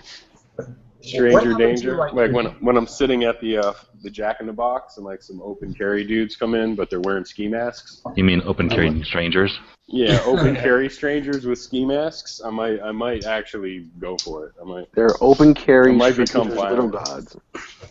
Well, what if it's in a ski town and it's really, really cold outside? I mean, I just missed a bank robbery like the other day by like minutes. Oh, dude, did you hear about the guy that jumped off Spaghetti Junction? Oh no! I mean, I don't know if it's the same guy, but I think it was. God, what day was it? Fucking Saturday? Maybe it was Saturday or Sunday. But yeah, I just missed the bank robbery. Like I saw the cops out there on foot. Yeah, this ass clown committed suicide on Spaghetti Junction's a big. There's like 4 interstate systems and state roads that cross over, and it's called Spaghetti Junction because it's fucking retarded. Like I thought you meant it was like Little Italy, a lot of spaghetti restaurants. No, it's like the people from Georgia Tech back in the 70s did a class project. I think it was the 70s, late 70s maybe, did a class project for the interstate system in Atlanta, and they're the ones that designed the interstate system. Some fucking college kids from Georgia Tech. Another fact is they also designed the housing projects in America at Georgia Tech. Yeah, so no shit. The Spaghetti Junction's this fucked up like entanglement of roads and bridges that cross over, and it looks like a fucking jumbled up bowl of spaghetti. And some dipshit jumped off of there and committed suicide and had fucking traffic jacked up for hours. Was he a bank robber? No. Oh, okay. He was just some sad just guy. I curious. was like, "What the Now, fuck? if If we're you're gonna gonna kill go back- yourself, go to the bathroom. Do it up by your like in your house, dude. Don't fucking Now, if block we're gonna bring it back like gently to the bank robber, here's a somewhat unrelated question. If you're in your bank and someone comes in to rob it, and you have the opportunity to draw on fire, will you kill the bank robber or shoot him? Nathan, what's the policy on most banks? Give him the money. Question about Give him the money. people who work at a bank or people who are in a bank. People that what was your caveat? Well, I said if you're able to take a shot and you're just like a customer, not an employee. Like, I don't know, you're in there and some guy comes in, pulls a gun, starts screaming at people to empty registers or whatever, and you can draw and fire. Do you take the shot? Hell no. Depends how violent he is. That's all. Yeah. Yeah, I would have If he's to. only asking for the money, then who cares? Yeah, It exactly. depends on if he pointed a gun at someone and said he was going to kill them, or if it, I don't know, it would definitely be a judgment call. It wouldn't be a cut and dry. Like specifically, this one my bank robbery guy. policy was give them whatever they want, let them get the hell out of the building. I want to say, like, specifically this weekend was like the guy had. I read the news article when I got home because I was caught in traffic because of it. But he had a note. So I mean, if like I'm not gonna go shoot some guy with a note. Well, yeah. I mean, a lot of these Don't bank shoot a robberies note nowadays- passer. Yeah, a lot of these. I wonder what happens when the note gets passed. If you're in the bank in a situation like that, would you even know it was being robbed until maybe you saw a guy turn around with a bag and run out? The reason that note passers do that is because they don't want to draw attention to themselves, which is retarded. Because every bank they're at, when they pass a note, they probably have 3 or 4 cameras trained right on their faces. So it's like, okay, so nobody in the bank noticed, but we still give your picture to the FBI. Yeah, but pesky little things like bank security guards and off-duty cops and people with guns don't shoot people when I love to pass see the guy notes. walk out with the die pack and it blow up right as he's exiting the bank and in his face. And Well, what's the One of my buddies had that happen. A guy comes in, passes a note, they give him a die pack. He goes out, like the cops are coming, and he's all trying to act nonchalant, walking down the street. Boom! Front pocket of his blue jeans explodes. Maybe they should just put a block of C4 in the bank bag and send it with. Now, what's the I mean, like if you get a note and the guy says, I have a gun, but he doesn't show it, are you guys just instructed to give him the money, Nathan? Or are you like, fuck comply. yeah, I don't believe you. Let me see your gun first. No, you don't do that because you get yourself shot. You basically, when they come in, you comply with them, give them the money. Basically, any money a single teller is going to have in their drawer is not that much. We keep our money locked up in the back for that reason. Like if somebody comes in and needs a major withdrawal, we have to actually go, give us a second, and go to the back if you've ever taken out a large sum of money. But, we give them what's in our drawer, comply. If it's safe, we throw the die pack in, which, in fact, our die packs aren't die packs. They're called die packs. It's basically red pepper spray that basically seeps out after they leave and just creates a red gas all around. Packed into the money, right? Yeah, it's a special package that looks like a stack of bills. And when it goes off, it's just this red cloud that'll come out of the bag, but it'll ruin all the money inside. As soon as they reach in, it gets all over them. If it gets in their eyes, it'll blind them. It's basically it's a red gas bomb, is what it is. I know the customer's money is insured by FDIC, but does the bank get that money back replaced? Oh yeah, But bank's got insurance. Yeah, basically we have insurance and other things. So they leave with the money. Of course, the cops and the FBI have to come in. They get all the information, look at it, stuff. They eventually catch almost every one of these guys. There's very few bank robbers that ever get away with it, especially not the note passers or the dumb ones that walk right. They get away. They get away pretty often. I mean, the random guys that rob banks around here, they're in and out real quick. They're like, you said like there are a good deal of them that get caught, but it's not that slim. Maybe on a percentage scale, it looks probably tilted, But there's probably, I'd say, maybe like 2 out of 10 that get away with it around here.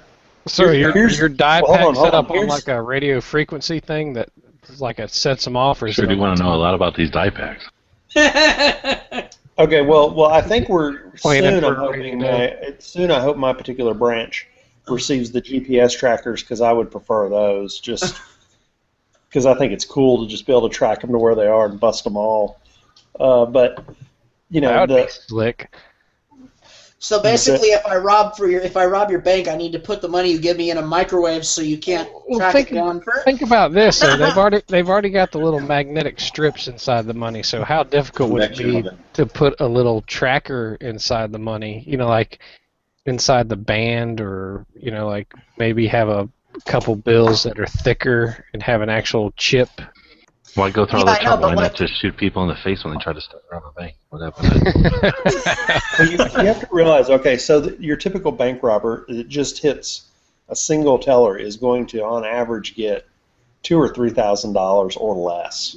Okay. So, I mean, They got it, a couple of it's a grams of lead. nominal amount of money. You don't want to risk getting hurt over such a small amount of money.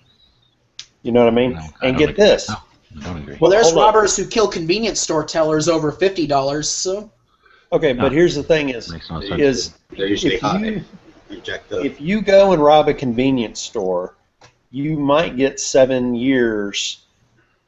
As in Texas, you probably on average get 7 years, and then you probably, if you're good behavior, get out in 3. If you rob a bank with a weapon, it's automatically 25 years federal, no chance of early parole. So when I say these guys who rob banks aren't smart, that's because the penalty to the payoff is way skewed against them. Anyone who's smart robs something else that doesn't bring the FBI in after them. There you go. So everybody listening, don't rob banks, rob convenience stores. And all those Yeah, reasons, how often don't do rob things get federally robbed insured with white collar institutions as because your opposed to payoff brute sucks force? and the penalty's high and the FBI tracks you instead of the local police. well, hey, I gotta ask you this though: if bank robbery is so illegal, then how come the presidents of the banks get away with it all the time? Dun dun. You know, banks Good don't use point. security guards anymore for a reason. And the reason why is it doesn't pay because everything's insured. Oh shit! Our banks have security guards all over them down here. Yeah, if it's a high crime. I haven't- Actually, the security. Hold on. The security guards really aren't there to protect the money. They're there to protect the employees. That's what they're really there for. Yeah, I never saw security guards at a bank for many years, and then in 2011 there was like that Occupy Wall Street, or whatever year that was, 2011 I think.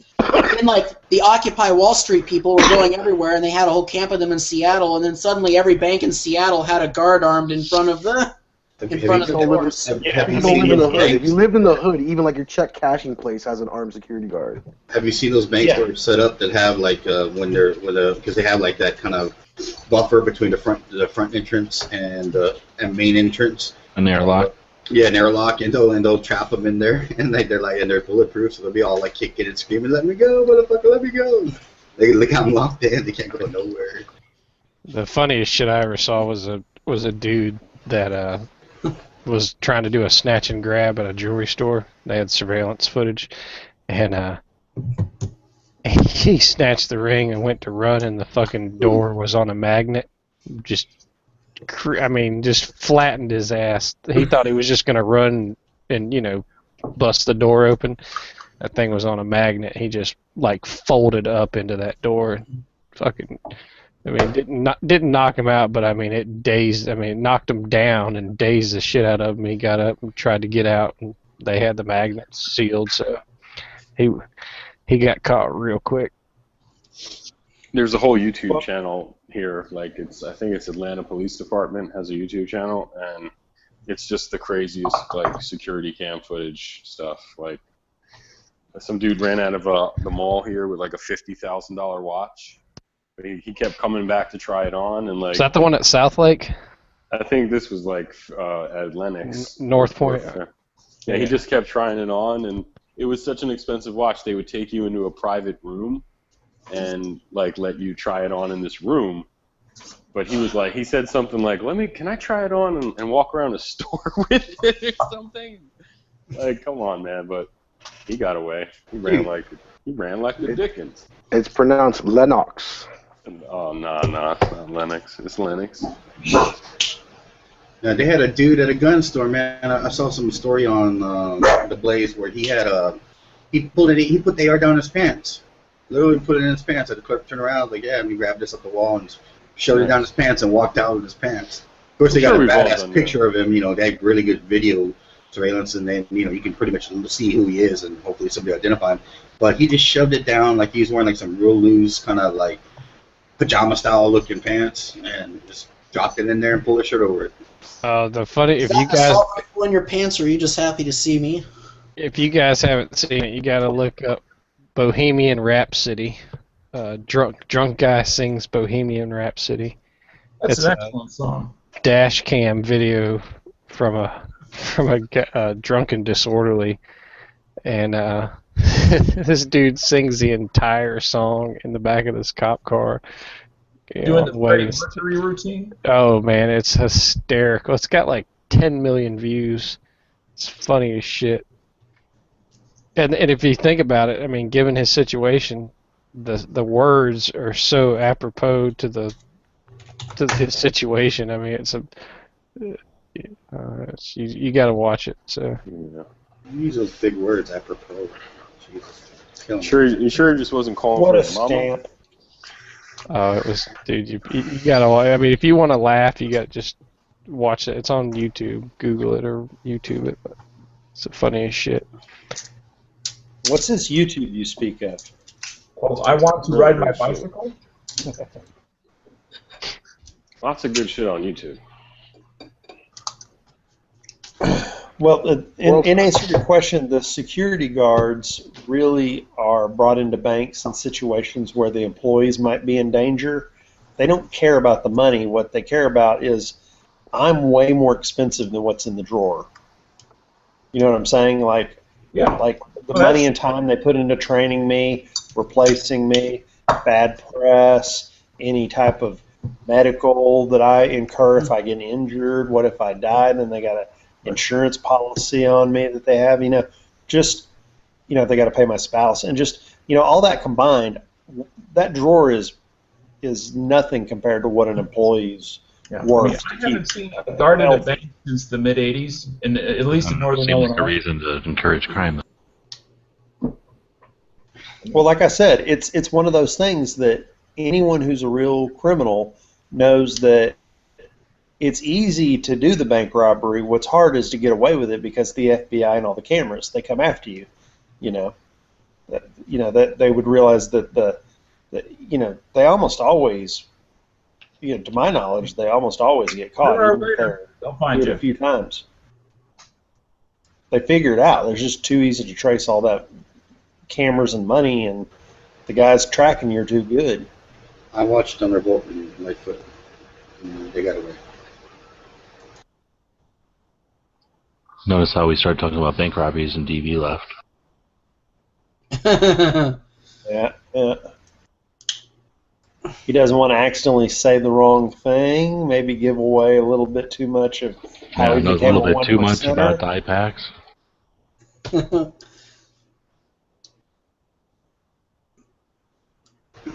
My favorite die pack scene in a movie, Raising Arizona, when the blue die pack explodes in the car with John Goodman and the little guy.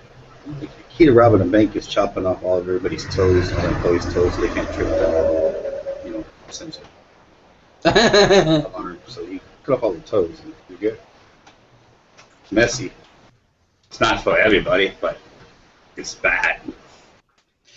Well, if you ever watch the movie Pulp Fiction, you'll realize the real money to be made is in robbing the restaurants and not the bank or the convenience store. So that didn't work out very well, did it?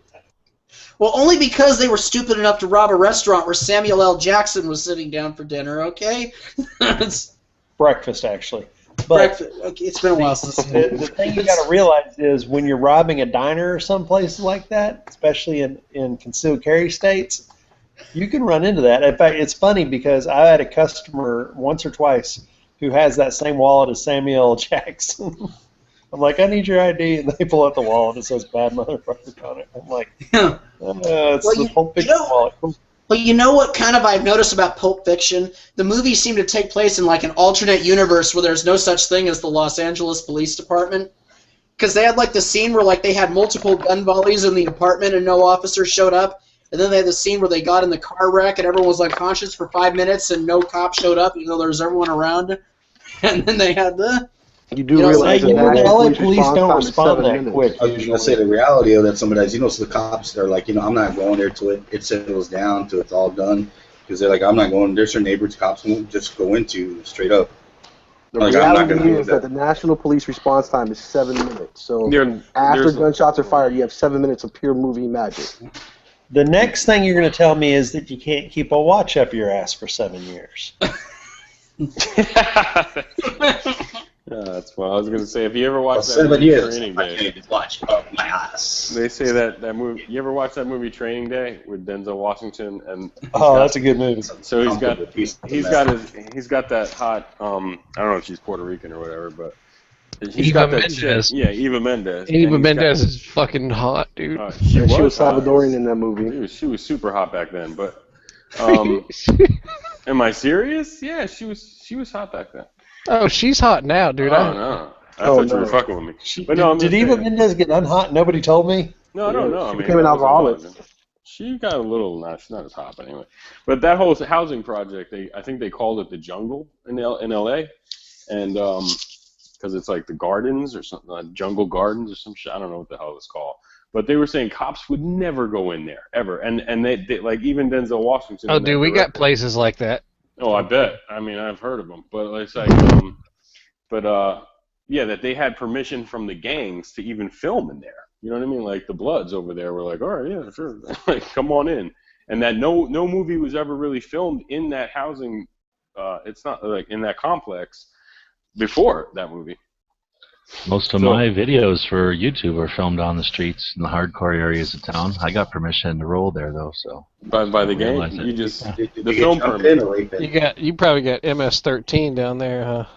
No. Does MS-13 have a film department like that you can submit your for a permit? Like They yeah, just have better lighting in Very their unorganized. hoods. Have better lighting. How's your gang problem in Tucson there, G? When you get a Yellow Pass, as long I as don't you have a problem with them. pay your dues for the Yellow Pass. You get cheap tattoo work through them. I don't know. I think our gangs are, I mean, they all go back to the cartels, right? Or LA and stuff. So they're probably pretty decent. Or what? Salvadorians are that's a hardcore group. MS-13. See, we have a very large population of Salvadorians here. Yeah, those fuckers are crazy. MS-13 is like, it's funny because MS-13 isn't like it's somewhat prevalent in DC. You kind of see them in Maryland, but in like Northern Virginia, they're everywhere. Some of the Zetas, man, the ones that are killing everybody. Zet doesn't see no lower cartel. But we don't have Bloods or Crips up here. We don't have like organized gangs like that. Everything is like rep your neighborhood and like rep like your street or whatever.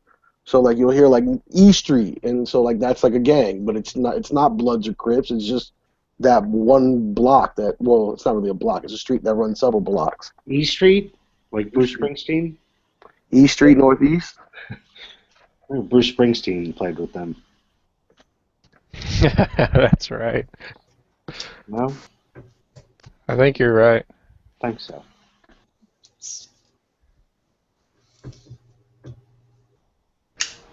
Springsteen's from Ashbury Park. It's like the tough side of Jersey, or kind of like the south side. Yeah, he's from Ashbury. There's a lot of famous musicians that are like a local side area, like Johnny, Southside Johnny. He's from Ashbury Park. All right. How the hell we get over here? Gun chat, right? Yep. Yeah, we've been talking about guns. When's the last time gun even came up? Hey, what kind of flashlight is that underneath your muzzle brake on your picture, G-Webs? Looks super fat and stubby. Oh, come on. You don't know what that is? Nope. What's your favorite color gun? It's an Ebo. Oh. It is a Surefire. I guess it's a little before your time. This is probably 4 years ago or 5 years ago. No, maybe longer than that. Anyway, it's an X900 Surefire. Costs as much as a Glock. Yeah, costs as much as you make in a month. Not if I live in Seattle, Washington. Yeah, it costs as much as a McDonald's worker in Seattle, Washington makes in a month. In 1 week. In 1 week. Now this thing is like $900, isn't it? They're pretty expensive. Yeah, that's a little bit more expensive than a Glock. You're talking paying as much as a SIG for. It's probably, is it like 50 lumens? Yeah, it was a bulb. That was an incandescent bulb, but that's fun. It didn't have the LEDs that for just a low mode. Yep, it's right over. Well, you can't see, but yeah, right underneath where like the bayonet lug would be. That's the LED wings for room entries. So you just use a regular 60-watt light bulb in there. No? Yeah, exactly. Before they were banned, now it has to be fluorescent. It's 2.6 gigawatts. Yeah, how did that ever happen? How the And fuck that's an IR filter, yeah. How did they ban light bulbs? Seriously, I don't get that. They required a new technology that's more efficient. It's more efficient. If you break one of those other light bulbs, you could die from the mercury in the bulb. You know, those. Like I saw like entire public service announcements of like how you talking about the ones they banned or the new ones? No, the ones they replaced them with. Like yeah, the little curly Q fuckers. Right. The ones that look like ice cream. You're not supposed to lick those, even if they look Don't break them. Don't be in the room when they break. That's for sure. I like to wait till they get warm and then I lick them. They're delicious. They're delicious. Hey, all right. So what kind of muzzle device is that then? Because it doesn't. It's Oh, come on. Really? Come on. Surefire break? No, that is a cap that protects the muzzle from getting dirt in it. You just shoot it off. I forget who makes them. You seriously shoot them off? Yeah. Yeah. If you need to. That's what they are. They've been using those since Vietnam. Yep. Actually, I thought they used a little, like, kind of rubber thing in Vietnam. Yeah, I thought they used condoms. Well, No, I mean, but- they, no, they can made a use other little- things, but this plastic adapter thing has definitely been around for a long time. In Vietnam, That's according to the movie Prophylactics. Hamburger Hill, they had a little rubber thing went on the end of the nozzle. Prophylactics. It was like, maybe it was condoms made for the Vietnamese. It was very small. Real operators close their. Yeah, but Nathan's wife thinks he's the big boy in town. Close their what? Close the ejection port door after they load up. Hell yeah, I am, Edge. How can you tell this ejection port's open? What's that? Are you saying this one's ejection port is open? No. I'm just saying. In I general. was like, damn, because I can't tell from this side. I'm sure it isn't. You can see light through the cotter pin. If someone goes through the hassle of putting a dust cap on the muzzle, I'm sure they're closing their ejection port. Yeah, but they also had a Neotech on there, so that speaks a lot. So, okay, question for you, G-Webs. If you had to buy a red dot, what would be your preferred red dot? Would you go EOTech? Would you go Aimpoint? Would you go maybe Vortex, Spark? No, only aim point ever. Aimpoint, man. Okay. Dang, what are you, 1%er? No, I just wouldn't bother with unless it worked, and aim point works. I've seen too many of them work all the time. And then I would like to like Trijicon, but they don't make anything that appeals to me. So you've seen the EOTechs fail? Honestly, I've never seen EOTechs work unless you're just talking about people that take it to the range. But if in classes and everything else, there's a reason people don't use EOTechs. Only people who use EOTechs were issued to them. And then they come home and buy aim points. I have like 3 friends that have had EOTechs fail on them. There's nothing about an EOTech that won't fail eventually. It's designed, it's old. It's fine, It's old, though. It's just like that light on this gun. It was fine back in the day. And it's probably good on, like, a machine gun, maybe, or something. So those people seem to like it. I haven't seen any of the new ones fail as far as the EOTechs, but the old ones, as far as like the one that he has on his picture, where the batteries lay straight out, like 2 out of 3 of them, like they lost contact, and like you try to bend like that contact. Even if it was perfect, why are you going to carry around 2 big ass batteries in this day and age? Why not strap a 9-volt to the side and run wires up to it? Well, I had an XPS 2 or an XPS 3 with a transverse single CR123, But even that, what Old drove me man. nuts? What's that? Said old man. You like carrying around old batteries? Old giant batteries? No way, they're smaller than those. They're the smallest ones. Those are camera batteries. They're not aimpoint batteries, though. They're like the Surefire batteries. Little CR123. I know what a Surefire is, but look at an aimpoint battery. Couple D cells. Oh, yeah. The Last 5 years, you leave it on. that's the difference. Even when it's broken, it's just a giant ghost ring when it's open. Sure, this one is too, but this would be I would buy if I didn't have an aimpoint for some reason. There's no way that you can leave an EOTech on, and there's no way to override that. So if you're going to have your gun on for a long time, or going to be out with it, it's not something you want to constantly have to think about. Did this shut off? Whatever. You know what I mean? Like you want to, in my opinion, once you start owning ones that are on all the time and you count on it, then you're like, no, why would I want to fumble at trying to turn this thing on under stress or make sure that it's on all the time? I heard that D cells and EOTech help distribute the weight properly. The rifle.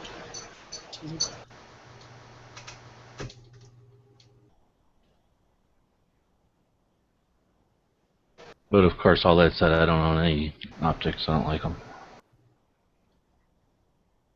I don't spend money on them. G-Webs has the eye of the ninja. Nope.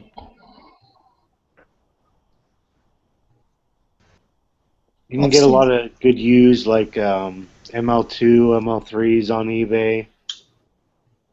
They're still pretty solid. I mean, I'm not going to brag about it, but the Spark's been okay to me so far. The Vortex Spark for an inexpensive alternative to an aimpoint. Maybe $200, and you can on a good day at Palmetto you get it for like $150. That's even lower than that. Right on. How many times have you held your rifle at chest level and thrown it out in front of you onto the range? Yeah. Never. No, I mean, I'm not going to try to I'm not comparing it to an aimpoint like as far as durability and benchmark tests, that have gone out there and seen that and been commissioned or contracted for the government or anybody. But I'm deciding for an inexpensive alternative, they're not bad. They're not good though. They're not. You're gonna. No, they're not. I'm not going to say they're best out there. As soon as it falls off the truck once or whatever, and then you can't use your gun that day, or then you gotta wait to come back from warranty. And I bought mine around, around the house, lugging it around. Again, that's not anything crucial. I haven't thrown on like G-Web said or any of that stuff, and see because the factory mount isn't great. The construction of it doesn't feel sound. It's good enough to hold it on. I think to lock it down, but I think if you kick it around, it's probably going to come loose. There's alternatives to that. Which one do you have? The Vortex Spark. Yeah, I have the Strike Fire. I think the Spark has the same button system that's rubberized on the side. And if you drop it one time on those buttons, they break. And ask me how I know, because I have one sitting in the box. That I don't know if they're rubberized, but they're basically torque. Your hex, whatever. You have to use a Allen wrench to tighten them down. No. He's talking about the brightness and the power button. Oh yeah. That's the weakest point on that Vortex. But they just came out with the Spark 2 and the Strike Fire 2, and they solved the problem with that stupid thing, I guess now. Like the buttons are set in the aluminum. Or if you're going to go out planking, or you're just going to go out and shoot paper targets, or use it lightly, you don't need to spend a fortune of money. I mean, not everybody's has the budget of a 1%er for their AR. Now, how about some people have higher priorities than others whenever it comes to what they're going to use their gun for? Right, and that's the what question was, what do you spend your money on? Right. And you can spend just a little bit more for a used aim point and know that you can drop it off the back of a truck and you'd still be able to use a rifle. How much is a used aim point?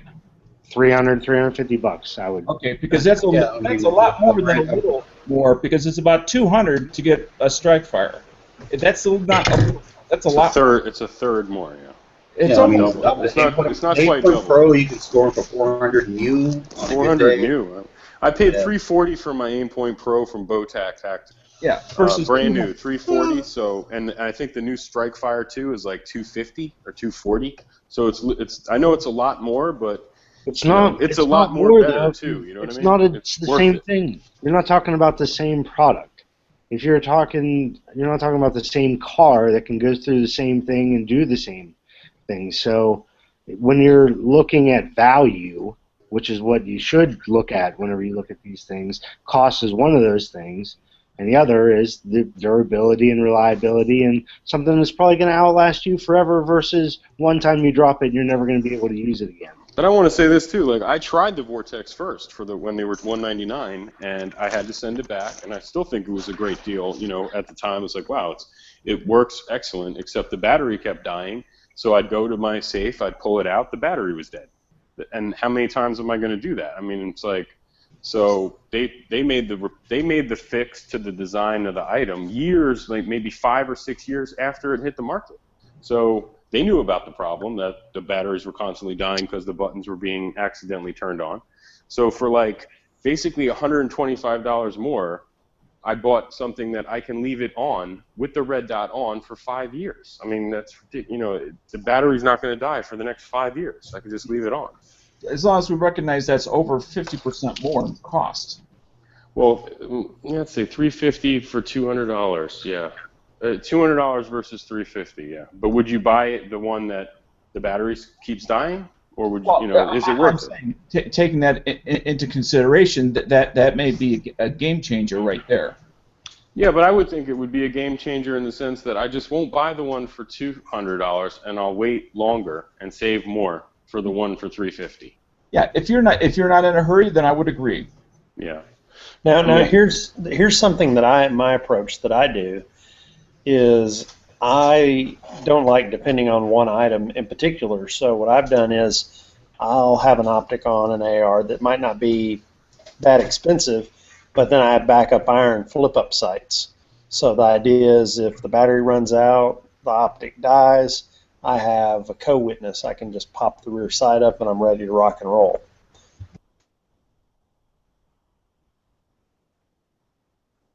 And I usually have quick detach on the optic, so I can just toss it. But again, that's just how I like to roll. Just I'd never trust one sighting mechanism. That's the other thing. That's the other thing about that combat Aimpoint rifle. Pro is that it comes with a quick detach mount in it already, where the Vortex did not. The Vortex did come with a mount, but it was not. Is nowhere near the same quality of the mount. So that was another deal, because I was looking into the other ones that are more expensive, but they don't come with a mount at all, zero mount. So. And like if I was going to be running like 3-gun or something like that, I probably would get an Aimpoint, just because it would be a competition type thing. You'd need a much higher quality optic and object, Right. Competition would justify it. Plinking does not. Well, see, my eyesight's getting worse as I get older, so I do a 1x4 power scope with backup irons, because if the scope gets out of whack, I can just take it down to 1 power and pop the sights off or pull the scope off. Well, I actually have trifocals, and I actually just use irons only. I don't have a red dot on mine. Well, Now, see, when like we're another thing talking about plinking, are you talking about like shooting cans around on the ground so that they bounce and trying to shoot them when they're moving or something? Or are you talking like spinners, steel that spins around, or like dueling trees or that kind of thing? Or are you talking about shooting at bullseyes on paper? Bullseye on paper is what I'm talking about, or hunting. Because there's no point at all for getting the red dot if you're doing that kind of stuff. It's not really a marksmanship device unless you have bad eyesight. I mean, I can hit a 200-yard, 10-inch wide steel plate at 200 yards with just steel with iron sights. Yeah, if that's all you're doing, then I wouldn't recommend a red dot ever. I mean, a red dot is for hitting things that you're moving your gun back and forth quickly. It's for fast acquisition. It draws your eyesight in so you can quickly make a shot and move on.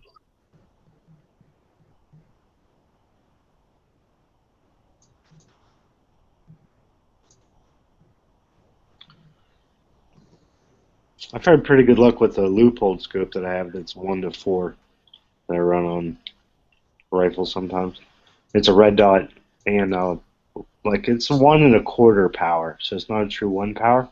That's lowest, but then you can zip it up to 4. So that's what a lot of 3-gun guys are running. Too bad those scopes suck. Yeah, right. I want to save my money up because my neighbor got a 1x4 power Burris that you can illuminate, but when it's not illuminated, it still has the normal reticle. And I've looked through that, and that's a nice scope for about $300. I want to save my money up for a gun I just shot this weekend. It's the best shooting gun I have ever shot in my life, and that is the Walther PPQ. You know, they got a sale on Palmetto State Armory. Yeah, I know. But you know, I did side by side at different distances with my Glock 26 as well as my Glock 19, and you know, there's you know, not a huge difference, but there's a difference every single time. As far as Nathan, you get any accessories or holsters for the 2022 yet? Nah, I mean it came with that holster that came with it, and Was I got it, the 2 magazines. But other than that, if I was going to make a carry holster for it, I would just make it myself with my leather stuff. Yeah, I just ordered one yesterday. I got the Flat Dark Earth one though from High Plains Gun Shop. Hey Nathan, over here on the side, I posted a bunch of images from this Leatherwood CMR 1-4, and it's a true 1 power. It has illuminated reticle. It has a bunch of stuff in the reticle that you may not be interested in, but it has a bullet drop compensator. And as I said, you know, like the reticle is illuminated. You can get it in green or red, and I think it's like right under $3. I can tell you when your laundry's ready. He says there's some.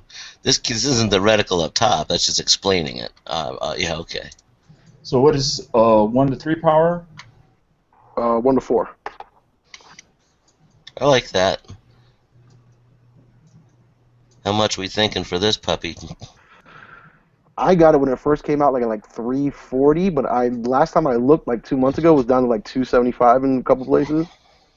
We were looking at that Bushnell one that was $200 and it's illuminated and it has the lever too. I'm thinking that might be worth a shot for the money. It's 1 to 4. Tactical made a joke. Worth a shot. Yeah, this one came with no mount. Oh, Nano.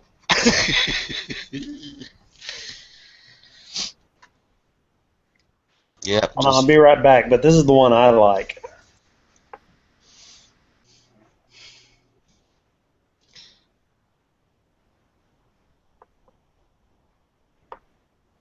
Well, yeah, there you go. How much is it?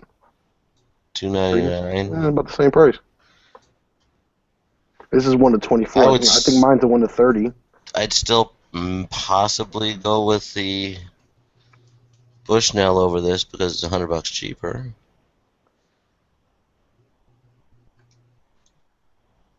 And I like that lever deal that you didn't see the big deal with. I don't think, Marco, but those things are like $80 aftermarket, or like $60 to get a nice aluminum one. That one comes with it. Oh yeah. Yeah, just for quick adjusting of your power. It's a real heavy reticle inside that. I've shot that before. The Bushnell one, or? Yeah, it's not for long range. Really? So it's... Well, it's still 1 to 4, so I wouldn't take it out far anyway. Well, yeah, but still, I mean, how is it at 200 yards? It's just heavy. Just know it's more busy. Well, I don't know. I guess it's No. Well, that makes a difference because I mean that's what you're paying for. It's like, I don't know, like a little TRS Bushnell. That thing's, you know, the dot's kind of bright in there, but well, so here's the deal. It's not. What you're paying for in red dots, beyond battery and stuff like that, is clarity and crispness of the dot, and being able to turn it down low. And the proper use for most people of a red dot is to where it's just barely visible above what you should be able to see through it, just whatever you're aiming at. And the lower that you turn down those other dots, they'll spall out more. The more quality dot will maintain a more crisp throughout the power range and throughout different light levels, and your shots will be better. So you get what you pay for whenever it comes to that stuff, unfortunately. Why are we not seeing more like high-end green dots because the green lasers are better in daytime. I would imagine having just the green dot. I know there's more Green expensive for lasers are just IR lasers with crystals in front, and they're susceptible to physical and temperature damage. So it's hard to make a red dot green. It's easier to make a red dot. A red dot and a green dot are totally different, yeah. Because I was thinking, it could make it easier to pick up the dot at lower settings. We got all the Trigicon stuff too. Don't forget. They've got amber and. Oh, they do have different. Oh yeah. Okay. You ever looked at all the? I haven't. They never really. I haven't looked into them just because of the.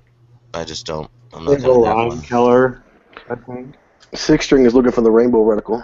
So it's Pride. Yeah, I'm gonna put an equal sign. So, anyway, the more that there is on these, I don't want to say cheaper or whatever scopes, but the more dot that there is to illuminate, to me, the more that can get screwed up or be spalled and distract my eyes. So I don't know. It wouldn't be my choice. If I was going to go cheap, I'd just try to go with a dot, so I could hopefully tune it and get it to a point where it doesn't starburst or whatever. Yeah, that's why I like the 2 MOA. Just small, precise, and it's and that flare around the outside is not visible during the day as much either. Some people are like, oh, it's lighting up around the edge. I'm like, well, yeah, outside during the day, you're not even going to notice that. Has anyone upgraded their front post in addition to their optic, or just upgraded their front post, period? What do you mean? On every For example, I have a Trijicon front post on mine. A Trijicon front iron sight? It's the folding one, right? Yeah, I go folding. That's the way to go. You want to get that shit out of the way, and if you need it. It's the post itself. It has a high visibility ring with a tritium insert. Now, I didn't get it for night shooting. I got it because I wear trifocals, and it just helps me focus on exactly what I'm looking at. I mean, I would, but I put my money into the red dot, and I don't have to worry about, I don't have a problem seeing the front post, so I'm okay with the way it is. Although I'm thinking about replacing the whole thing because I do want the HK hooded one versus the V, because it just frames the front sight so much better. But I can't just replace the post; it's the whole gas block. You can't just replace the post on yours? Well, it's because it's the gas block with the front folder, and Yankee Hill hasn't responded to my emails. They're only $89, right? And it comes off with 2 screws. So I would just take off my old one, toss it on eBay, probably get $50, $60 for it, and then just buy a new one, and just get a new tube as well. I've shot several ones with with the H&K style frame versus the true ghost ring traditional style, and at least for myself, I don't see the framing making any real difference. It's what I'm trying to focus on that seems to make the difference. At least for myself. Well, I would think with you, being that you have a hard time picking it up, the V would be probably a little better because you can probably pick up the fins fairly quickly, and then your post is right in the middle there. I mean, I don't know. I would assume that might make it easier for you. I don't know. How about you don't assume what's easier for me? I didn't comprehend that. What?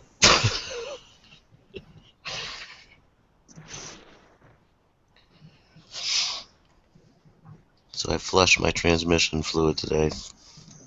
It was not the problem. Well, that's not good then, because no, it's in the wheel. It's probably just a wheel bearing or something, which is a good thing, and not in the transmission. It's in the wheel bearing. Well, but if you keep replacing things and it keeps not being the thing, you're just putting more and more money into it. Well, all I did was replace the transmission fluid, which is probably not a bad idea at 184,000 miles anyway. Did you clean out the screen and? There's no filter on those. Oh, okay. It's got a magnet. So, Walmart was way cheaper, but of course they were down to 1 gallon. It was $16 for 1 gallon there, and then when I went to the Napa store, it was $7 a quart. It's like, Holy Jesus, cow. guys, that's almost double the price, guys. But it's Napa.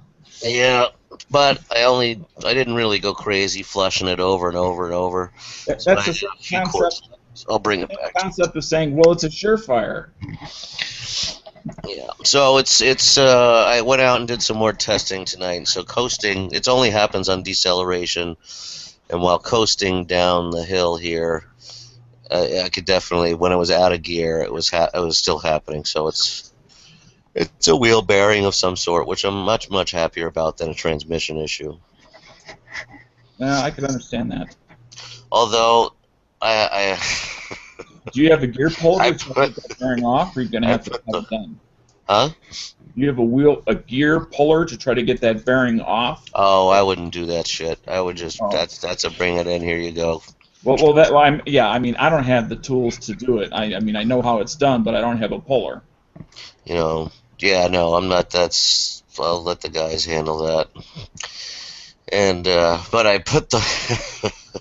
You got to make a hose to flush out the old transmission fluid from the radiator, and I put it on the wrong side. So when I started the engine to start flushing it, I'm like, it's not going through the tube. It was just gushing out inside the engine. And I pulled the car all the way up almost to my front door.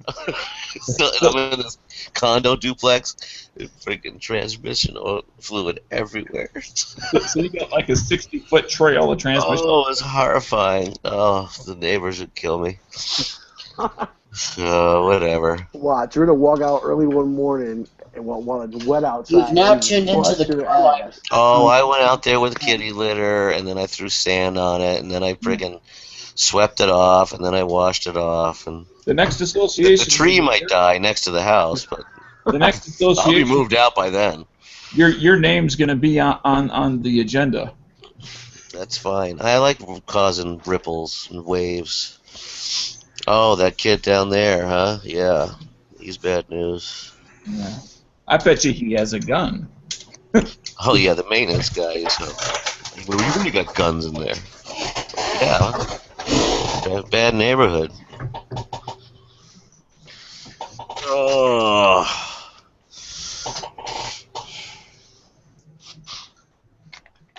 Bad neighborhoods. I read only after it said, try not to get the fluid on your hands. Oops.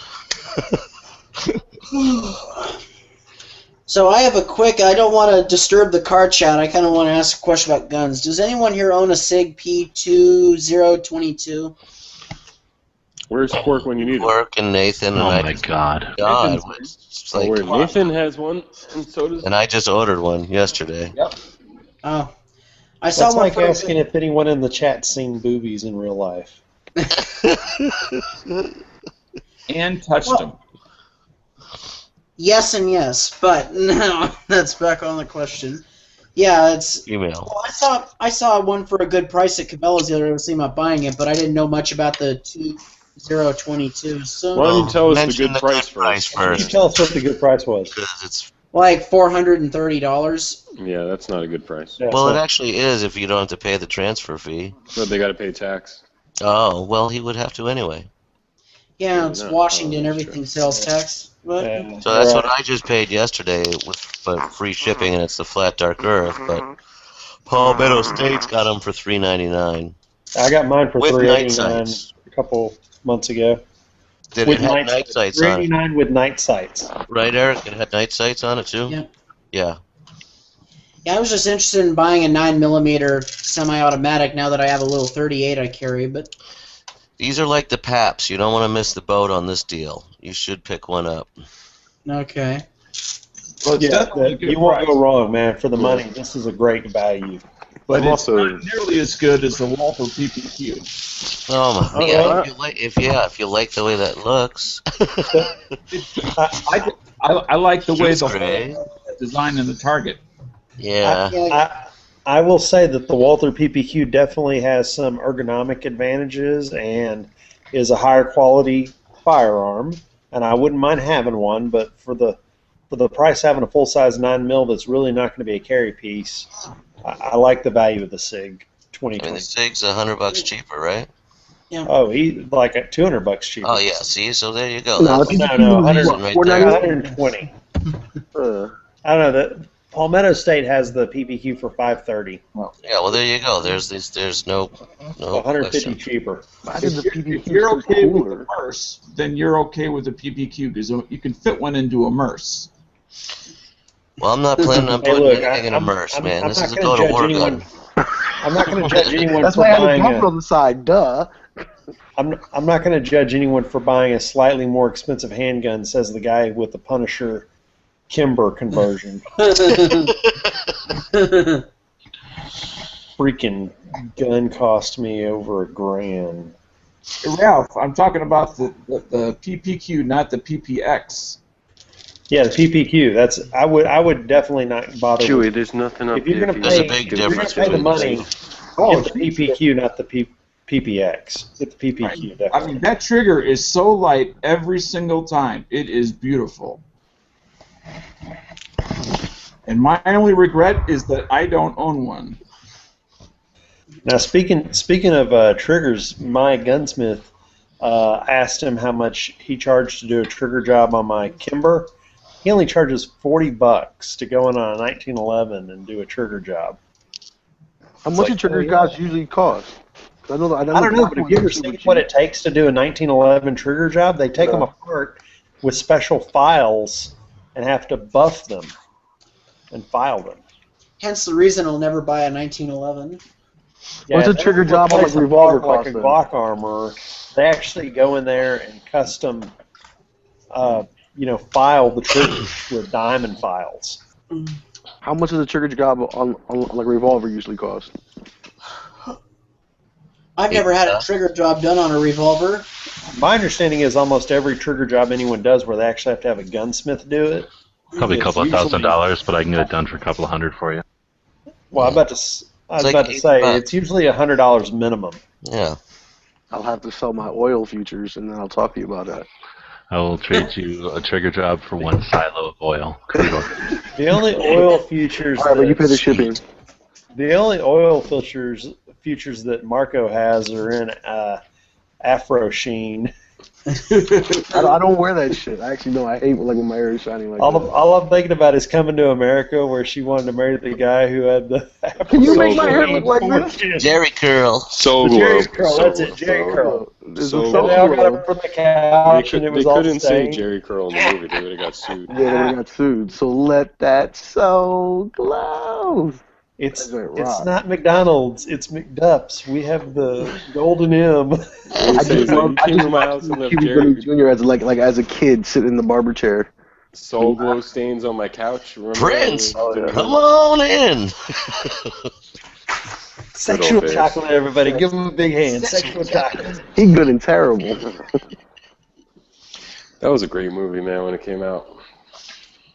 What I movie watched are you this talking one. about? Coming to America. is my top 3 movies. I know that movie by heart. Oh, Eddie Murphy? Yeah, he's a prince. Back Prince when of he was Zamunda. funny and made funny movies. Hollywood Nights was pretty funny too with Eddie Murphy. I enjoy Hollywood Nights, especially Red Fox had some good Yeah, lines in it. he was funny in that. Shut up, you fat bitch. I still like Coming to America better, though. It's when Arsenio Hall's dressed up in drag. I'll eat you alive. I still use that hot tub line. It's hot. It's hot in the hot tub. Feels good. Too hot. Too hot in the hot tub. Yeah, go back and watch Raw again if you get a chance. It just came on the other day. I can't remember what channel it was on. A lot of people don't know which one that is. I just tell them it's the purple leather, where he's wearing the purple leather. Right. Yeah. You gotta watch the real version, not some TV edited version. No, it I've wasn't seen like Raw so many times, but what I haven't seen the unedited version of Delirious. Oh man, that was good too. Raw was the next level. It was like Delirious live. took it to the next level with Raw.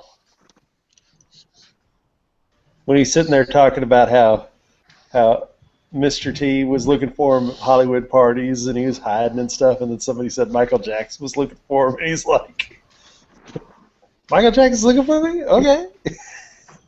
He's scared of Mr. T, but not of Michael Jackson. His brother's I hilarious. want half Eddie. Half. Half. Half Eddie. 101 Dalmatians. That was good. I eat your... Just kidding. Oh. You got McDonald's, and you ain't got none. Because you're on the welfare, and you can't afford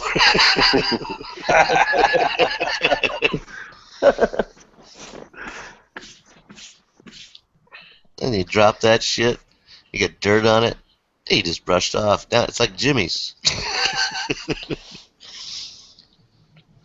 Just waiting for my. I'm staring at eBay. Just waiting for 39 minutes if anyone wants to. What's it up to?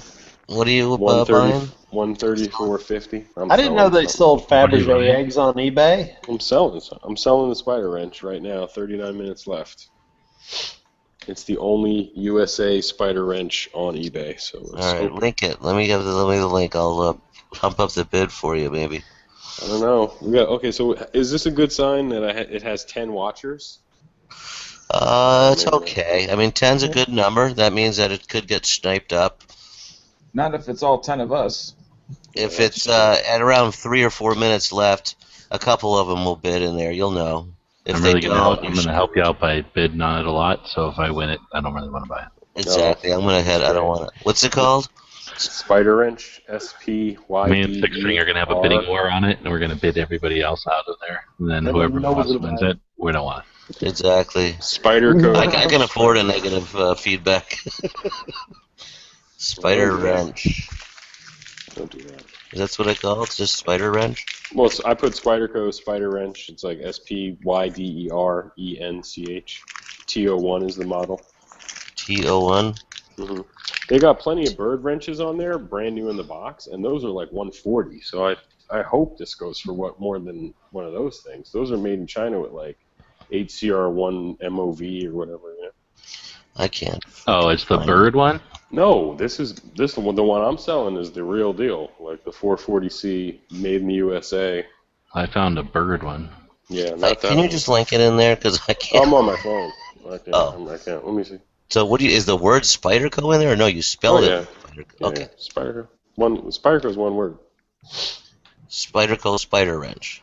Mm-hmm. Is what you're telling me here. All right. Yep. TO1. TO or 0? 0. I T01. found, is that really how you're Found it. supposed to spell it? I found it. Yeah, that's how you're supposed to spell it. I found it in a multi-tool museum, like a website, multi-tool museum website. They don't have the So, time left on half. I just copy-pasted it. I linked it in there. All right, here we go. Fine. It says that it was Oh, yeah. designed by an aerospace engineer. Oh, Spider Wrench. I thought I was writing the word wrench. I was getting. Mhm. You're getting rid of this. This sucks. I know. I should. I thought he was saying Spider Ranch. I'd go do some, get some more handies in the, alley and pay your rent or whatever. Hold on this. Oh no, I just don't have a need for it. I By the sold, dumpster. What? I would have gave you $52 for this. That's funny. Yeah. Well, I I mean, sold 2 lounge chairs today for $200 cash. $52. I was actually upset. I was gonna keep it. They were teak, man. But now it's You like, sold oh, two I could get timeshares for $200? 2 chairs. deck chairs. Oh, Deck shares. Deck shares. So they only get timeshares the out on shares his for like a week at a year or something?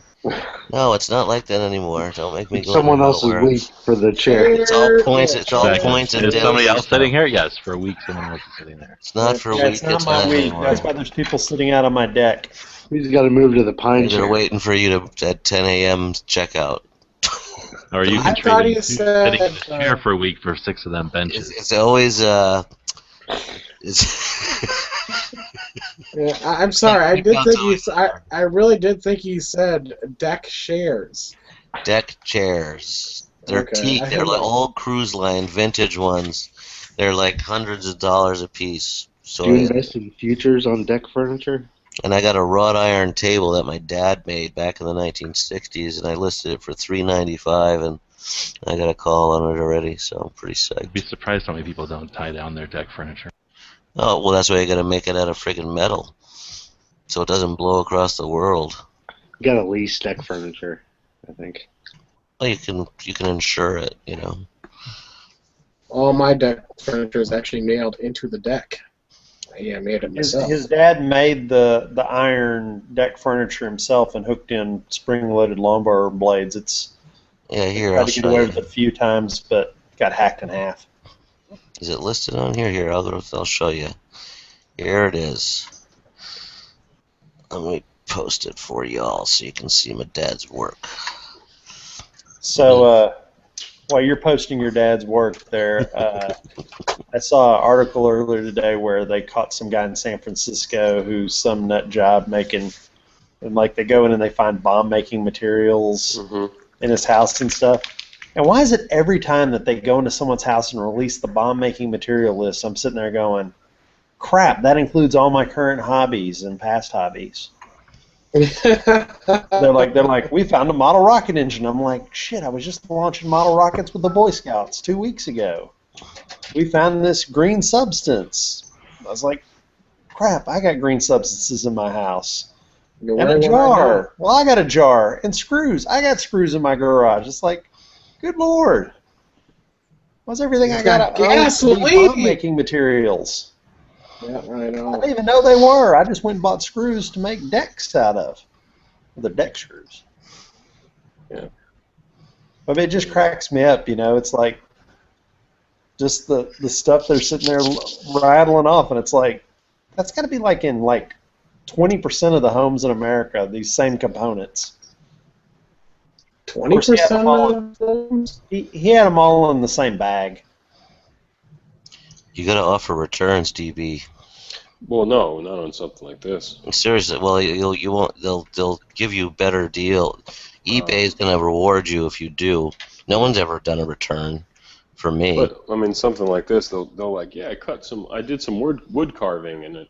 No, it's only if not as described. That's all you do. Oh, okay. Like no one's when all the AIDS stayed in there, I couldn't wash the AIDS out. Yeah, but the blood rust. So speaking of eBay, I got my hobo nickel today. That thing is awesome. Yeah, she charged these. Oh, cool.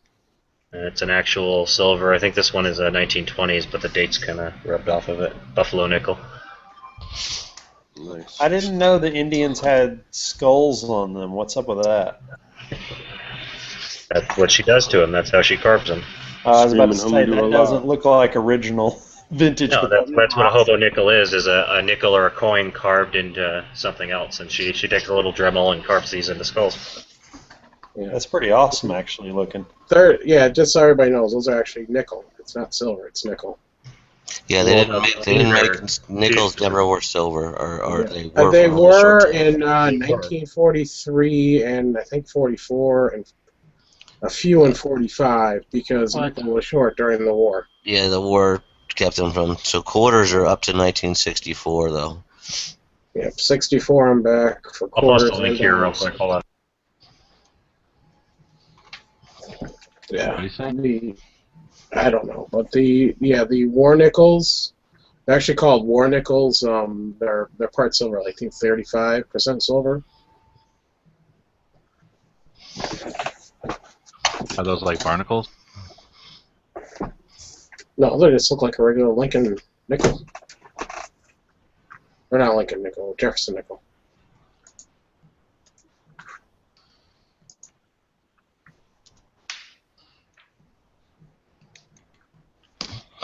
Why are you selling all your multi-tools, DB? He's gonna buy some. If you sell some, he's gonna buy some. You don't plan on being handy anymore? A friend of mine's really like strapped for cash, and I was like, I can't lend you any money or anything because I've been telling you to get a job for so long. And then he was like, well, I'll sell you my multi-tools, and I was like, oh yeah? I thought you pawned them, and he's like, no, I got them out of the pawn shop. So I was like, okay, well, give me the I'll send you $50 for both of those things. So I sent him $50. How much to get for pawn and multi-tools? He pawned this spider wrench for $25, and then he got it out like at the nick of time, and he went back And I was mean, like, what does "I'll it cost just-" you then? Like 30 or like 50 or what? I don't know. I have no idea. Like that's what the guy told him. Like I'll give you $20 for this. Then he came back and he paid the guy back plus whatever little interest. It was like a joke. So then he was going to go back there and try to sell it to the guy. The guy he offered the guy the spider wrench for like $30. The dude was like, "I'm not interested. I'm just not interested." So I was like, "Oh, okay, that's funny." So do you have these in your possession yet, or No, they're in my mailbox right now. He took the money I sent him and shipped them to me priority. They're good. So they're here now. But anyway, I already have a couple of multi-tools. I was actually going to keep the Wave, but someone already bid on it, so I can't shut it. So what are you going to do? Put that in an envelope and ship it, or what are you going to do? I was going to ask, can you end an auction even if someone bid on it or not? Only when there's 12 hours or more left. Okay, cool. 12 hours is the cutoff.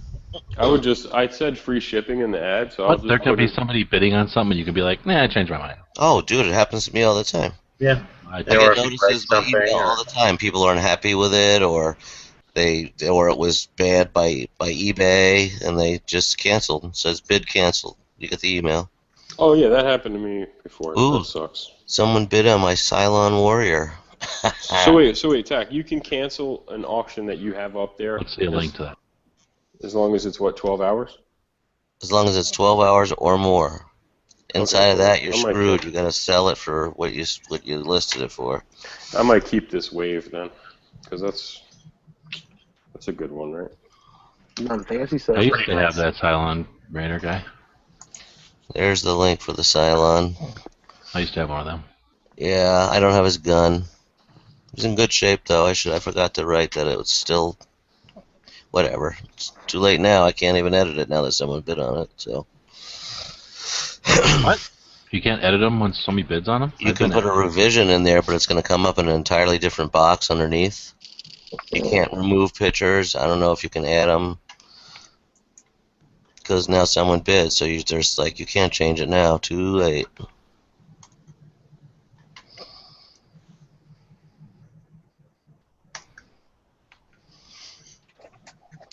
$23 minutes left, dude. Yeah, I don't think it's going to go much higher than this, which is sad. If you got how many? I know you got 10 watchers, but how many views? Oh, 136. Oh yeah, I bet that goes higher. I'm gonna say this, DB, from my short experience with eBay. I'm like, geez, I listed this 3 days ago and no bids, and it's like an hour before the auction ends, and an item that I got listed at 99 cents suddenly goes to $50. Yeah, this is 23 minutes left. What do they normally sell for, DB? Like a decent used one? I can't even find any on eBay. Like I'm the only so you one don't even there. know. Oh, yeah, but I think I would they go bet for this goes $100. I bet so it's already great that you got 134, which is nice. Yeah. But if you have that many views, I think, and then the 10 watchers, I bet it goes up at least another $5. Mm. You never know; it could shoot right to 150.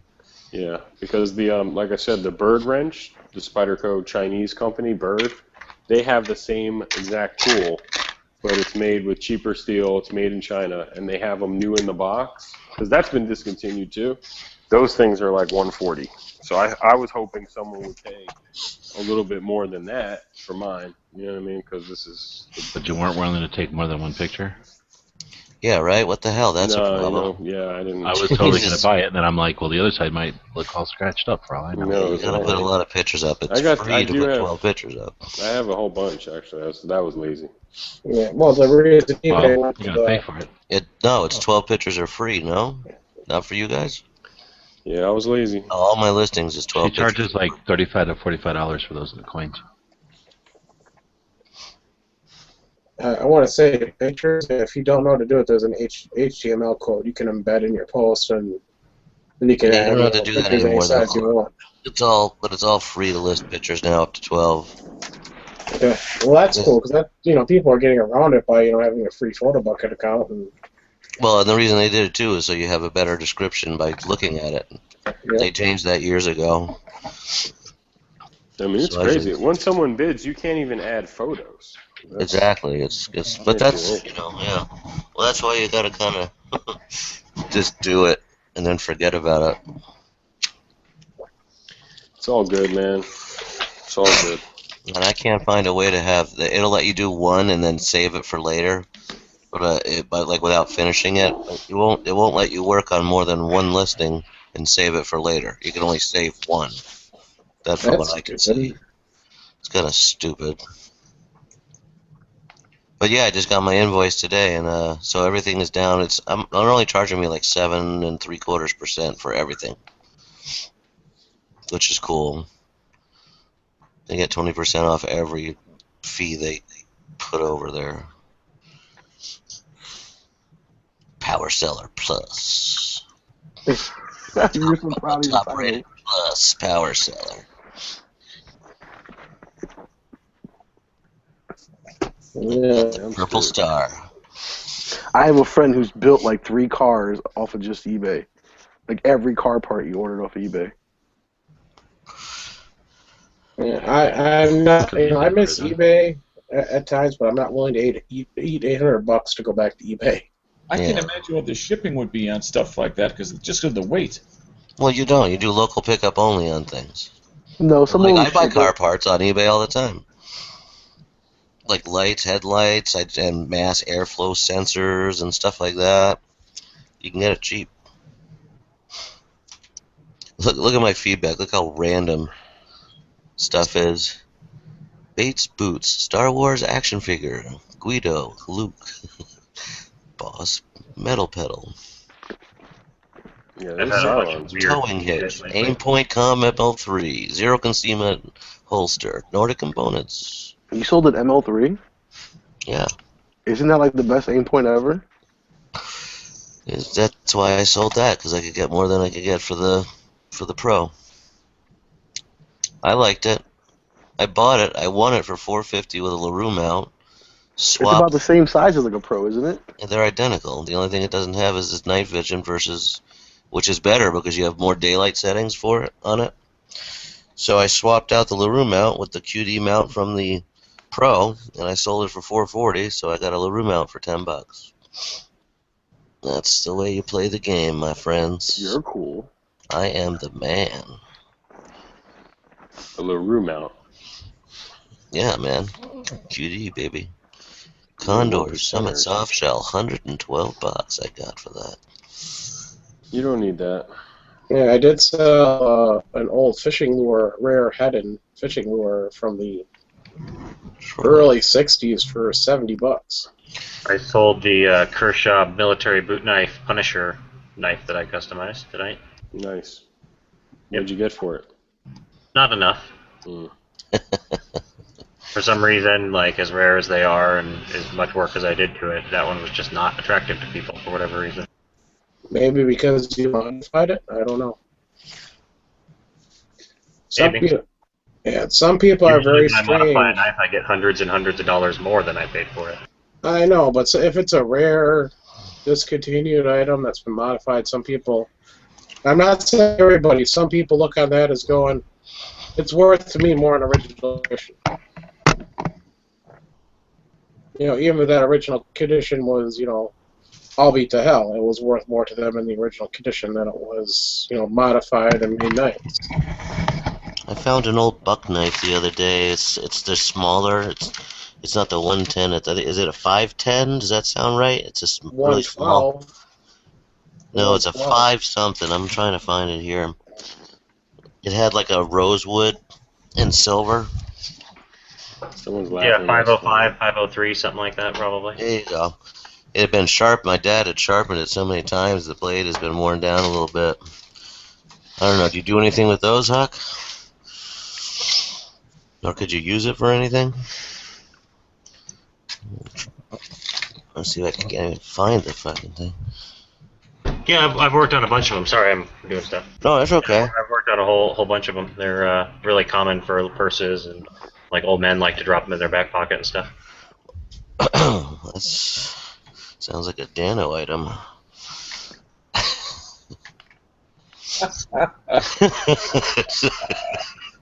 Mr. PPQ.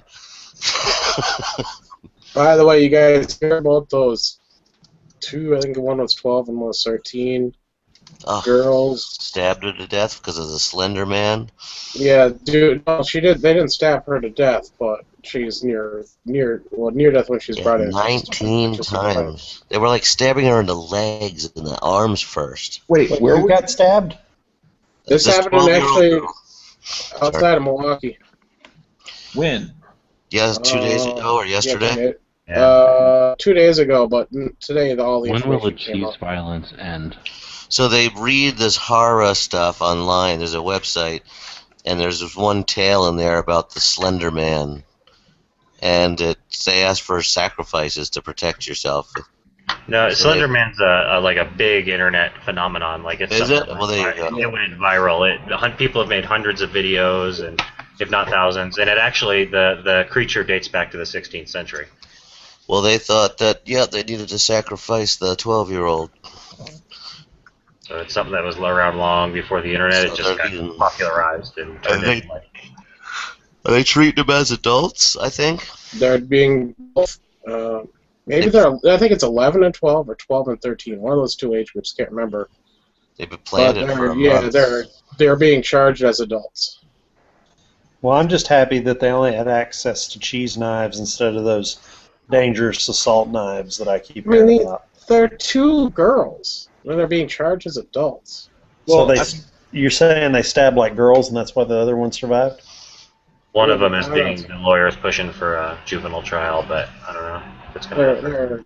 They're trying both are trying for a juvenile trial. It's not going to happen. District attorney is set to make an example They going after the of parents the and two all. girls because they're white.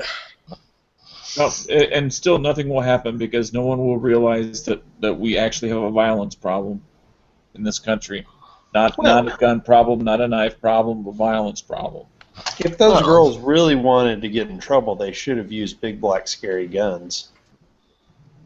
Well, it's nothing to make fun of here, but what I'm getting at is, charging them as adults I find is a little harsh. Well, especially if they're that young. Is pretty harsh too. But I don't agree with the whole they're juvenile, so 18 is it. I think they should have a modified kind of well, we're not going to treat them as adults, but they're not getting out when they're 18. Okay. No, I think they would actually stay in this is a situation that actually stay in the max, which is to 25. There you go. So they do have something like that. So Okay. It's not like they went wild. They planned this thing for a long time. Yeah, right? Oh, yeah, so it was definitely planned. Yeah, and that says everything you pretty much need to know. It's premeditated. Yeah, there's how much more convincing does one need that this wasn't just a bad thought or a bad judgment, momentary lifestyle choice. I'm still against charging them as the adults, just because they should do that 25 years, be evaluated psychologically until then, and if they're still not fit to go in public, then... Well, how long will their victims have to suffer? Well, the victim, she's going to have to suffer for the rest of her life with, mental issues dealing from. Yeah, I don't have kids, but Mandy says if it was her kid that got stabbed, she would definitely want them charged as adults. I mean, it's fair. If the victim is going to suffer for the rest of their life, then so should they. I have a question. If you walked up on that happening, and that happened to be your daughter or your son that was being attacked, would you charge them with adults with your concealed firearm, or? It's only if they, I mean... No, it doesn't matter if they're adults or kids. If you're getting attacked, you're getting attacked. If they're attacking you with a deadly weapon, it doesn't matter what it is. That's ridiculous. I mean, if the cops would have showed up, they would have shot those fuckers. So they deserve death. That's my opinion. They deserve death. Spurs said just send them to Stone Guy's basement. The new Saw movie. I know, right? If you make it through, God, that one at the end where they had to cut down the middle of their fingers to fill up the blood thing to get out. I didn't see that. I just watched a horrible, stupid movie, You're Next. Oh, dude. Oh, I love that movie. I saw that. I was like, what a letdown, I've never seen a woman fight back in a movie. No, that was the coolest part, but the acting was she so fucking bad. rocked those guys. It was horrific. And the mother too, like the mother of the family, she was like as young as the son, the old son who was messing with the girl who kicks ass. The only reason I They kept look the same watching it age. was because the girls were decent looking, and I was like, all I right. kept what's watching going on? because it was literally the first horror movie I've ever seen where the chick that was in trouble actually fought back effectively. Yeah, it was cool. That was. I just watched fun. The Cabin in the Woods for the first time. Oh, that was awesome. That I was, was like, hey, this is kind of a cool twist. that was real cool. Maybe they'll do a sequel. It had a little too CGI in it, but it was still cool. Yeah, I like that movie a lot. I was The hoping for one Cabin I in the hated. The one I hated was The Strangers, where they're like messing with them in the house all night. And, like See, I they don't didn't realize see the that one. sliding glass door's effing open. You're like, and then Yeah, then they've like got a good pump 12 gauge, and they still end up mincemeat sort of thing. See, I thought right. And he doesn't realize to go after the 12 gauge until they've been screwed with for 2 hours and Ooh. there's a broken leg. It's Tuesday. Maybe Lone Survivor's on demand finally. I haven't seen it yet. Really? You can buy it, yeah. It should be. Yeah, I know. free. Well, I just on demand that joint. You should. I'm waiting for Real quick. Redbox in that joint. Hey, who's seen The Divide yet? DB, did you watch that joint yet? No, Oh, no. you're watching. I That joint can't. is It looks crazy. too disturbing. That shit, The Divide. That shit'll fuck. That It shit'll looks fuck. way too disturbing. It's like the Human Centipede or something like that. Oh, really? I'm not trying to do it. I can't believe the Human Centipede's on Netflix. All right, let's check out. I'm not gonna watch that either. On demand movies. There it is, Lone Survivor. Just skip it. Watch Nice. the South Park episode, Human Centipede. Human Centipede. Ooh, and it's only $4.99. What the bargain? That is a bargain for me. Uh-oh. You want four cookie? $4.99. It was a good talking to you. Well, it's for you can get it. I think it's 2 days now, right? Oh no, you get it for like 24 hours plus, Or so you 48, can watch it I a couple thought. times. I thought it was 48 hours. I really don't know. It doesn't tell you. I would kind of want to buy it because it probably has some great behind the scenes. Although I feel like I've watched all that already. Yep. I refuse to Oh, watch. Top Gun. They got a Tom Cruise section in here. I don't know how you could not say they were mentally developed. They planned to murder for over a year. That's pretty developed. Well, yeah, but the mind is not fully developed. That means they'll develop to become more evil as the doesn't- mind yeah. continues to develop. Yeah, they knew it was wrong. They knew it was a bad thing. They knew it was evil. I mean, How old were they exactly? I think they were like All old in enough 15. to plan it for a long time and then execute it. They're teenagers, right? Because I heard. I mean, this. there So was should a- the parents go right along Teenagers, with them? teenagers. I don't know. What do you Teenagers. think about the yes, parents the thing? parents should definitely be charged. No, I don't Absolutely. think Well, it so. depends on. I don't think like it any depends on the mass circumstance. shooter or What any- they knew, what they goes nuts. didn't know. No, because What absolutely. about if parents are always responsible for their kids, no matter what? They Would get a that gold be star. Yes. Good thing or a bad thing? Yes. Parents were ultimately responsible for their kids until they were not kids anymore. Like, I'm saying 25, 30. Forever. I did a lot of shit that my mom and dad had no fucking clue I was. There's some Yeah, legitimate but what if you had to think about that you're bringing them down with you when you do stuff? And Well, like, When if you're you, a kid, you don't think about that. Well, maybe not you. I love my but you family. used to have to, Hate though. my family. Yeah, right. Love my family. I think they were good parents. I'm just saying. No, Like, there's people tons used of to times where. have like a family name at stake, and they cared about that, right? Their reputation. Oh yeah, I definitely cared about the cops coming to my house and knocking on the door because my mom would flip the hell out on me. But that kind of my responsibility. But yeah, I guess if I was like, well, if I do something bad and I get caught, they would be held financially responsible. I guess I always thought that would happen anyway, even as a teenager. You'd figure that out. Even today. Yeah, like even nowadays, right? Exactly. So Oh, my dad. I don't know, but when you're 13, you can have like tons of plans and stuff on what you're gonna do, and your parents have no freaking clue unless they're like reading your diary or constantly, I don't know, listening in on your phone calls. Which they should be. Yeah, I guess so. It's part of Yeah, I got news for you people. Parents are lucky to remember their kids' names these days. The way So they that's ignore just- them. What's name again? I'm just saying, there's a lot of parents that are deadbeat parents. I'm sorry that they don't. Kids do have entire lives they don't know anything about. Yeah, my dad raised me basically all by himself since I was 7. He had to work. There was no way he could keep an eye on me, 24 hours a day.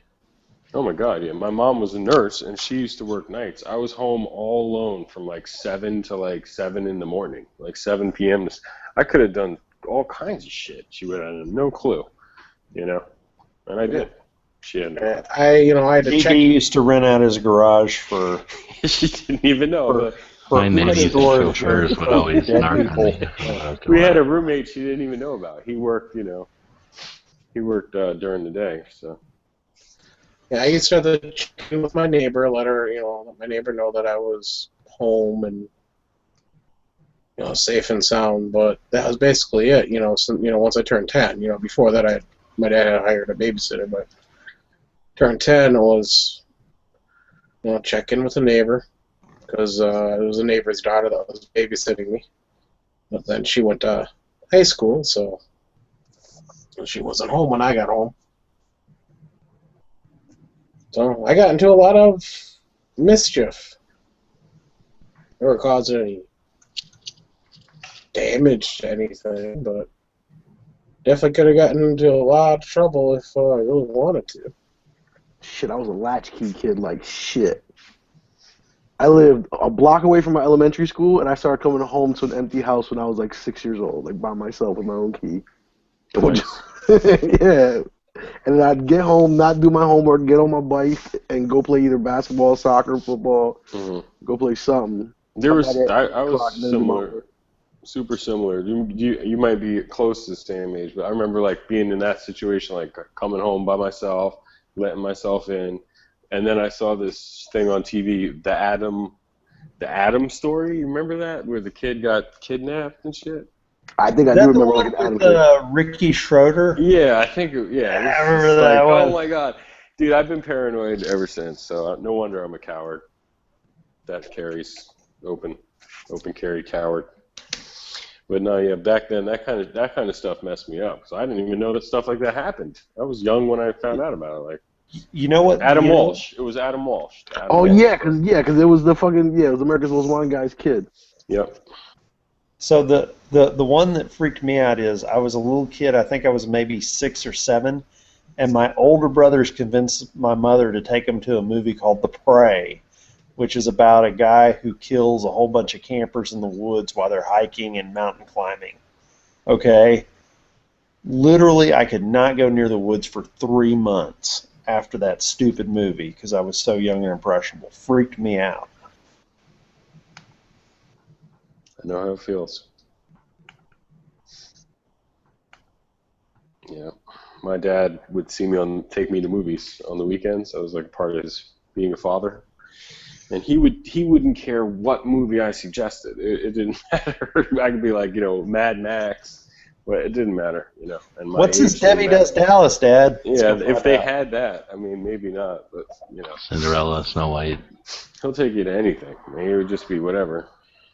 You know what sucked? Super violent movies. You know what sucked? Growing up with immigrant parents. Your parents never took you to the movie theater because any movie that you wanted to see, they couldn't understand because it was in English. You know what I'm saying? So I never the one movie my mom took me to because I begged her to was Terminator, and that's the only movie that I ever to like other than me being 13 or 14 and starting to go to the movie by myself and with my friends. My parents never took me to the movies, and I always wanted to go.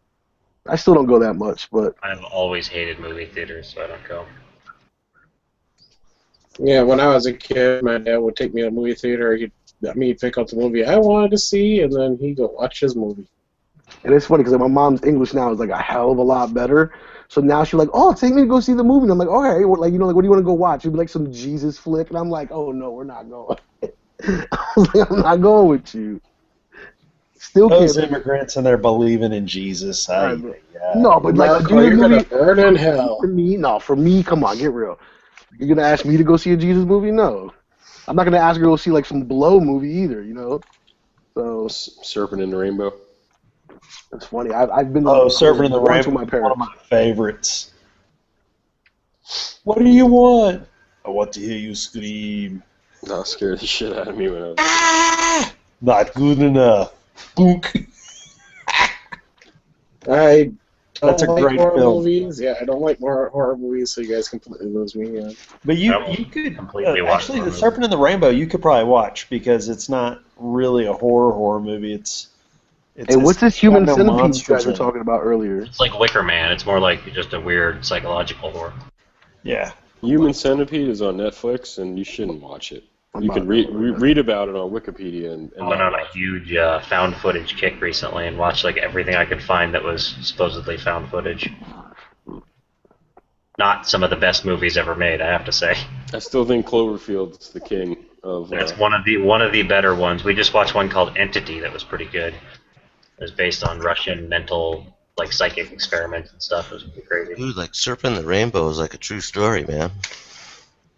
And Bill Pullman was very good at it. Dr. Allen, Yeah, we were what just did looking you at dream about last night? We were just looking at pictures of the real guy the other day. Sorry, DB. It stayed Oh, at 132. 152. Oh, there it went, DB. You had Told ya. snipers. You got Snipers. 152, baby.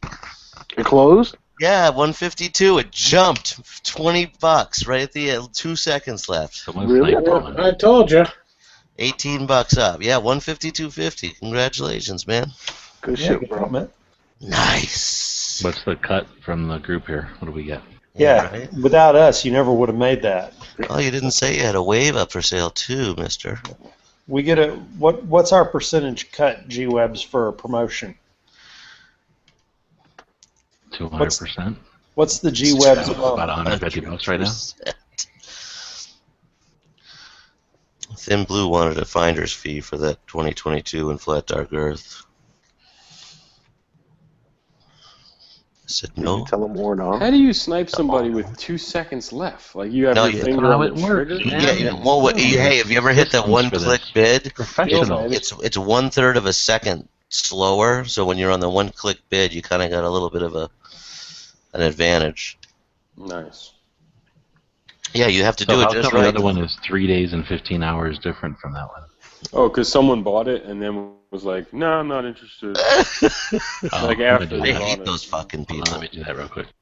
My a girl did that the other. Oh, my niece pushed buy it now by mistake, and I didn't realize my phone number was on there, so they called me. And like, it was this girl. It was like, "This is Maria. My daughter. She buy labels. She made mistake." That was my Mexican. Maria Chinese don't accent. sound like that. That's a horrible Maria accent. Yeah. Horrible. So I was like, yeah, okay, I guess so. Whatever, I felt bad. I'm such a nice guy. There you go, DB. Now, so you're going to get 135 of that. What are you going to buy? Probably put it towards like a ammo or A PAP? Why don't training. you buy another PAP to sell? Those things go pretty quick. You know, I'm trying to do you're a that. pretty good friend to make $130 off your friend in a time of need. Well, he should have got a job 3 years ago when I told him. I don't know how he's doing it, but I told him I'm gonna send him money actually. So I got my 50. I paid 50. I'm gonna send him some money. That's I've lent him enough money where it's like, dude, it's getting so sad, and I'm more frustrated than anything. Hey, DB, you're such a big timer. You should walk around calling people woadies. Yeah. That's how much of a big timer I should have my Hey, own oil DB, can I company. borrow some money? Oh yeah, $50. You send me something worth 150. I'll lend you 50. I'll buy something worth 150 off of you for $50. I'll tell you something for 150. That's what it is. What it is. I got bills to pay, man. Call me back in a couple cocktails. Yeah. Oh shit. I'll buy a Punisher blade off you. You can get my martinis up. See now, oh no. See how DB did a revision on this, and it's got a different section. And it tells what he did when he did it. Yeah, because I copy and pasted that. So it says it has a sheath, right? Yep. Yeah, that sucks, but whatever. Yeah, you definitely need more than one picture.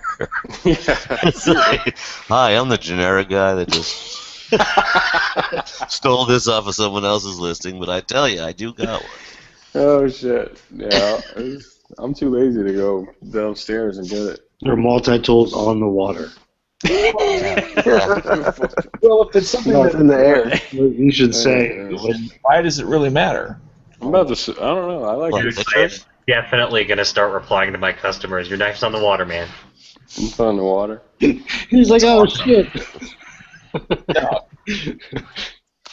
I like my knives to go around the world first before. Right? My knives might endear great battles across the world. Probably By ship. The only way it would be better is if I could somehow infer that it was on a helo. I'm not making money. They go by boat.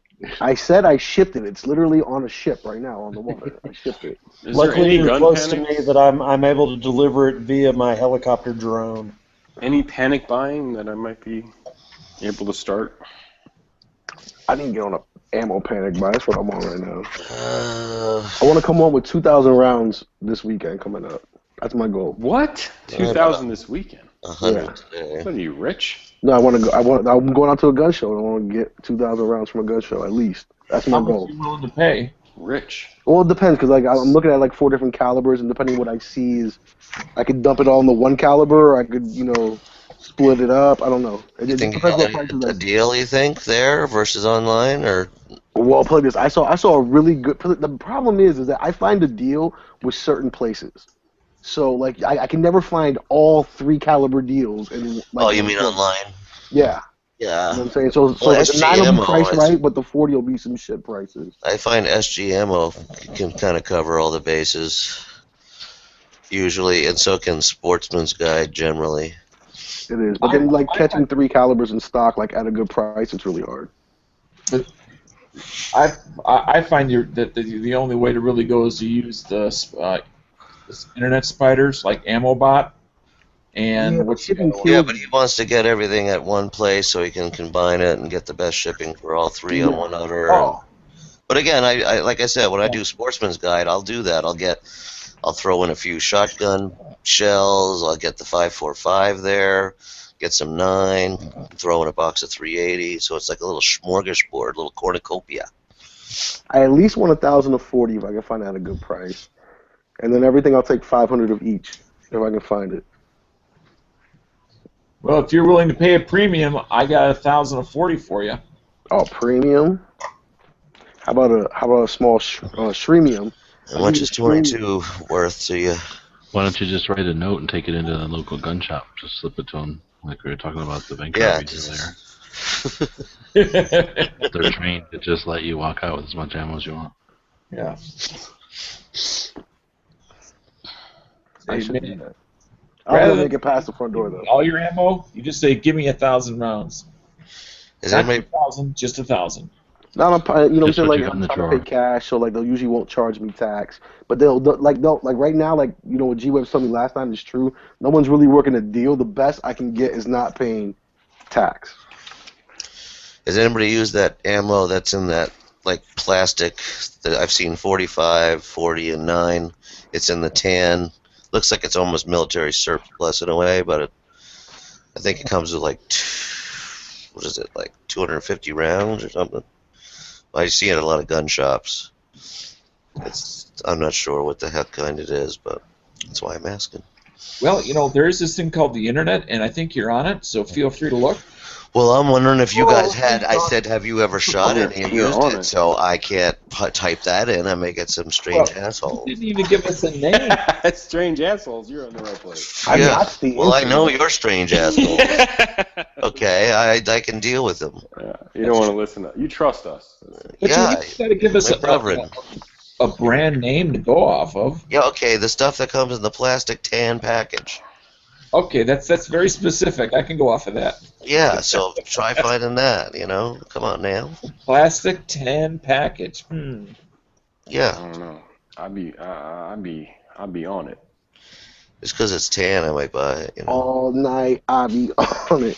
I'd be All on it. day straight up. All night long.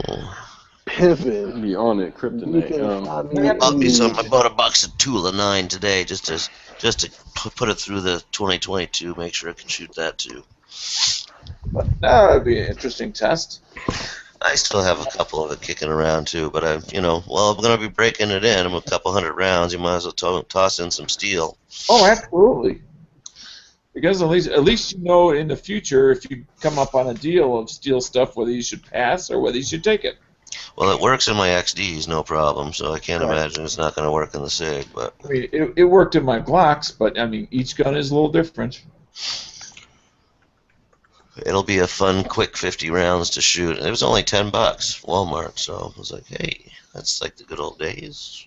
The only thing that I ever really had, as far as pistols, ever had any problems with was the Blazer aluminum. Yeah, I never had problems with those. I bought a lot of it too. I love the Blazer 22 LR. To me, like that's the best value you can get in a bulk pack.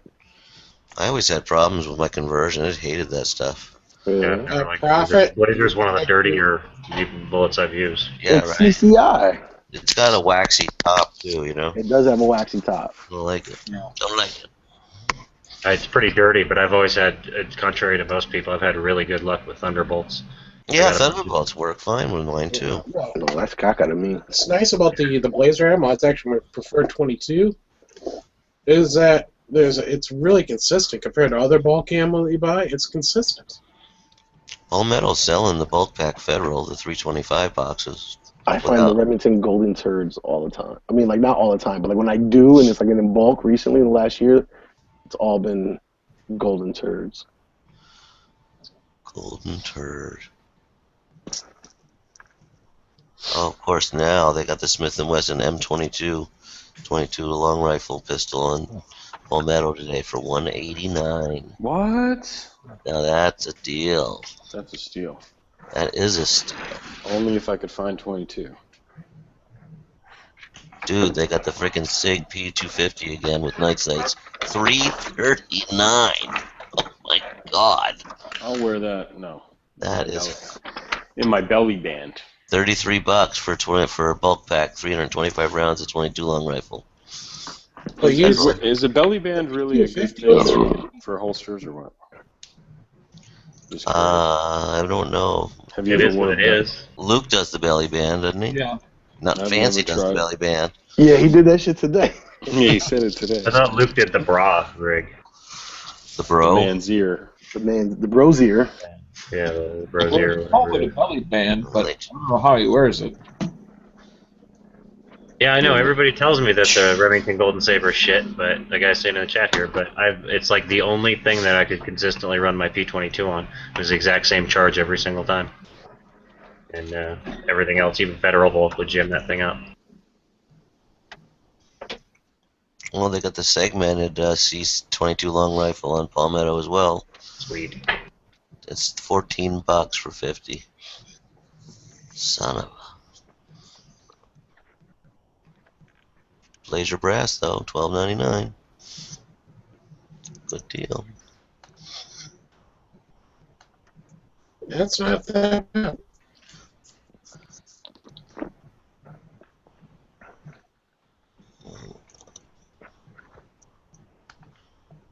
Man, any bets like when the 22 will come back? You want to make bets like maybe 2020 or 2019? Yeah, like what the fuck, right? I'm talking like 2015, 2016, for real.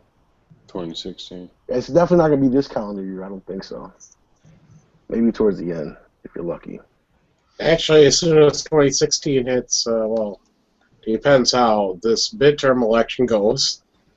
It'll be gone again. Yeah, that's true. What could be the hammer of death for it, as far as it coming back, is simply if we have another, panic. It's going to go right, as it was barely starting to come back, it's going to go right in the tank again. When people all panic buy in election time, do they? Normally. Yep. Or post-election. Well, when Obama got elected, I bought my AK-74. When he got re-elected, I'm like, fuck this shit. Yeah, but did you buy it before? Did you buy it like while he was running, or did you buy it after? No, I got it the second term. Because I'm figuring, shit, now he's got nothing to lose. And it was a month before Newtown. That was my concern. So a week after he was elected, I bought a large amount in various calibers. I don't know. Like the first time, I think I I don't know. I just didn't have the money, or it was just impossible. If you didn't buy before the election, it was like impossible to find ammo. It was impossible to find guns, really. The price gouging wasn't crazy though. Well, for me, the ammo's not an issue because it's a lot of times it's the only thing I can afford.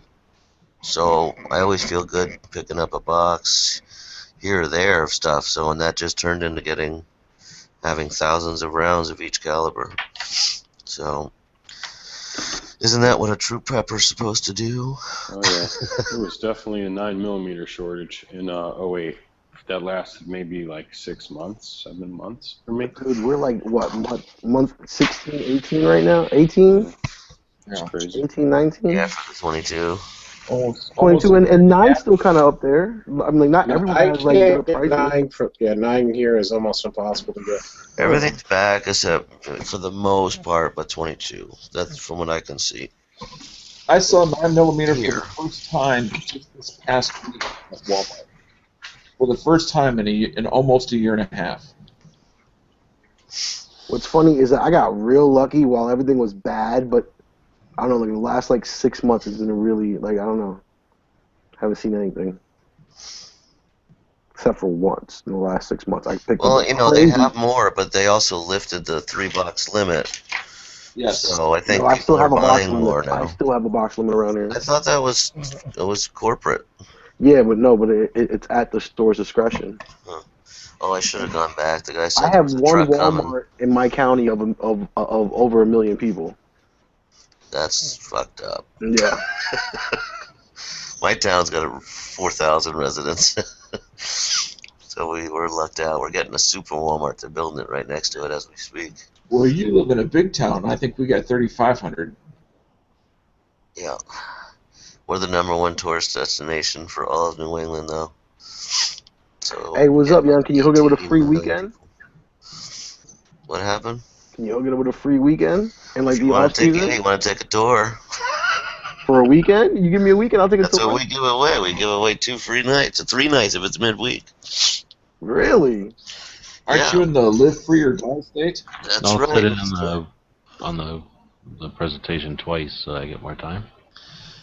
What? If I take 2 tours, can I stay for 5 days? Yeah, no, we have a rule. You can only tour once every 2 to 4 years. Do you check people's credit before they go on the tour? No, everybody's pre-approved.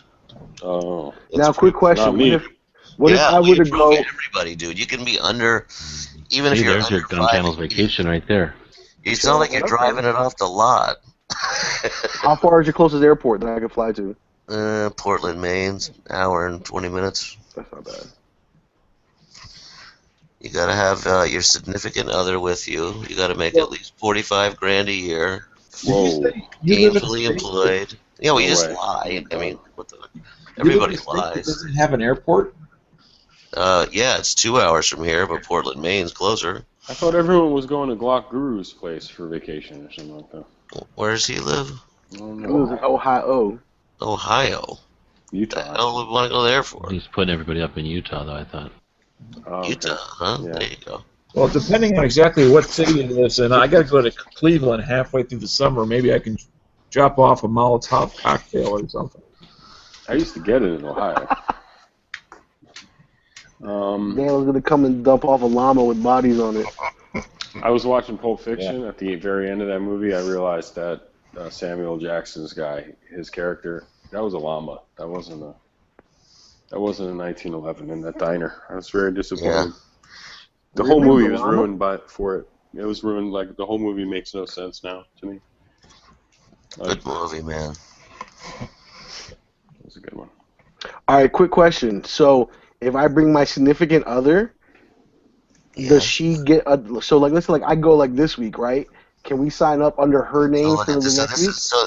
This is the thing, guys. I make my living off of mooches, and here it is, right in front. 100% of my business comes from mooches, because the only reason they're in front of me is because they're getting a free gift. So here you are trying to scam 2 weekends. Yeah, no, she's in the computer too. So we're not gonna. It costs $400 for us to tour you, buying it or not. So we'll take the chance once on you. How far away is the closest place to go shoot once I get there? 3 minutes, 5 minutes, maybe. Gonna show you where it is. Give me a zip code over here. Give me a zip code over here so I can see how long of a drive it is. So you live 3 minutes from a place to shoot, but you don't have an airport in your entire state. Yes, we have an airport in my state, but it's 2 hours away. I live in the Mount Washington Valley. It's the highest mountain in the entire Northeast. I thought you said you had to go to Maine to if you wanted to take a plane. Portland, Maine's an hour and 10 minutes away, and Manchester, New Hampshire is 2 hours. So the closest airport's in Portland, Maine. Oh, gotcha. Oh, I forgot where you live. It's called Logan. They even call it Logan because it's the alternative airport to Boston. Well, you live in one of those, right up there with. Zip code over here, Tack, on the side. What happened? Give me a zip code. What store number? No, a zip code to like your resort. Yeah. I might go to your resort. Like what's like? Yeah, what's 03812. That's so funny how your zip code starts with a 0. Well, I say 0, not 03860. It's 0, like frickin' DB was screwing me up there. I got something for Daniel here. Say I lived in what was the zip code again? That's when I wanted to fly out. Should I have to drive all the way to Milwaukee to fly out, or should I just, cross the bridge and go to 038 Cliff Cities and fly? I mean 03812. Well, no, it's the shape of New Hampshire and Vermont. They're like the lesbian states. Yeah, we fit together like yin and yang, man. Yeah, I mean, it's if like you 69. look at those two states, you would think that they were, bi. Well, Vermont pretty much is. It's all free love over there still. And lumberjacks. Well, I don't know about lumberjacks, but it's maple syrup makers. That and Subaru Outbacks. Oh my God, yeah, you got that right, Dano. Subaru Outbacks and Obama stickers. I think it's in Vermont where they got a lot of logging right up near the Canadian border, and they actually drive the logs across the border. Yeah, Maine is where they do a ton of it. Maine's where a lot of those shows were produced for Discovery, or in the Pelletiers and stuff. That's all in western Maine.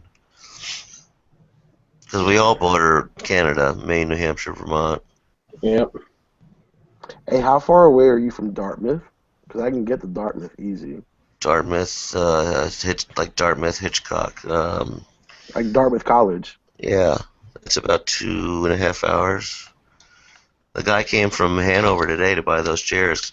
He drove 3 hours. Nice guy. I've been to Montpelier, Vermont, whatever the capital. See, there's no. If you notice, if you look on a map, there is no east to west roads. Yeah. They're all north-south, so you have to do like a big zigzag to get from Vermont to New Hampshire and New York. We don't go to Vermont very often. I was right on the Vermont-New Hampshire border towards the bottom, I think. Yeah, that's like no man's land down there by Claremont, Lebanon, Hanover, Dartmouth. Because we all take Route 93 or 94 or 95, because that runs into Boston, where you're heading west when you go into the Vermont border. There ain't nothing over there. Our state's 80% national forest as well. It's like similar to Nevada, I believe. You got a Bundy Ranch in there, do you? Yeah, I'm sure we do.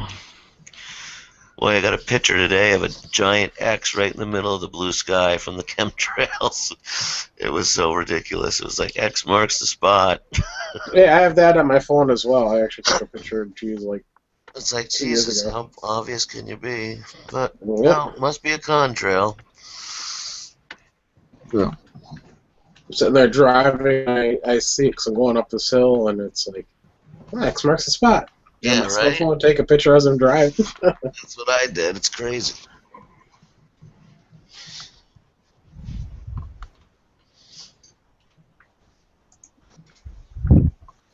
Uh-oh. But By the way, is Glock Guru still here? no. He's out operating. Well, I know where there's Glock 9-round mags are at. 9-round mags. What's that for the 30 SF? Mm-hmm. Does anybody in here have a full-size M&P? I do 40. They have the Smith and the 357 SIG conversion barrel in stock at Midway right now for like $70, dude. Or no. You should get that joint. No. I want the 9 joint. That's what I want. Well, I bet they got that now too. You should check it out. They were all out of stock a week ago. You know, when I didn't have a gun and that was on my list. Is it a conversion barrel or straight up? It's an M&P barrel. See, but I'd rather pay like the $70 more because I hear more horror stories about just buying the factory barrel than getting the conversion. Yeah, I've heard. Yeah, I've seen people do it, and it's hit or miss whether it works for you or not. Interesting. I thought that was one of the nice advantages of having an M&P. You can just get a stock barrel and it fits right in. I mean, it does fit, but does it actually work? For the videos that I've seen, it's hit or miss. And from the videos that I've seen with people with like Storm Lake barrels, they're like, oh yeah, it's great all the time. I don't know. So. Well, I mean, one of the draws of what was getting that was that the stock barrels were only $70, and that was like, well, that's why I was considering it, but. I'd never seen $70. But it's a factory barrel. It's a factory barrel. Factory M&P barrels. It's not Storm Lake or Wolf. And that was the benefit, was that the you would get like a factory barrel. Barrels for like the 2022 are like fucking $230. They're like almost the same price as the gun. Hey, no, but real quick, like, do they make a 22 LR conversion kit for it? I mean, they got to. It's a polymer frame. I figured it's easy. For what? For the SIG? For your joint, yeah, for the 2022. I don't know about. They just the last year and a half came out with the XT conversion, so I don't think they have it for SIG. No, they don't have it for the SIG, and that'd be a lot too. It sucks. $290 for that freaking thing. Well, they make other ones for the SIGs. Like they have, like, what's the joint that Colonel, what the fuck is it? I was not gonna say Colonel Sandwich, but what the hell is his name? Colonel Richard Hunter. Oh, that schmuck. Yeah, Richard. Yeah, Colonel Rich. Bad voodoo dude. Yeah, he has a 22 conversion for one of his SIGs, but yes, it's an Elite Equinox or something. Yeah. Well, he's had that a long time. Yeah. Does he still make videos? Yeah. He makes other people's videos. He's got about 5 or 6 channels. Oh, okay. Because I think the biggest political rant. Subscribe to him, but I haven't seen anything from him under that name. In the last couple of weeks, I haven't seen anything, but he's been on there. He has a bunch of channels, and one of them he got like a new camera. He's siping that giant. The reason that I have the subs I do, because he did a shout out for me about 5 years ago. Related to Krista Blade? They're just friends. She calls him. Yeah, no, that's his niece. That's what I meant. Yeah, I was thinking of the other chick. Yeah. Not genetically though, but like extremely good family friend from what I heard. I like that other chick who Marco doesn't like, that have the big feet. What's her name? Oh, the girl with the gorilla toe.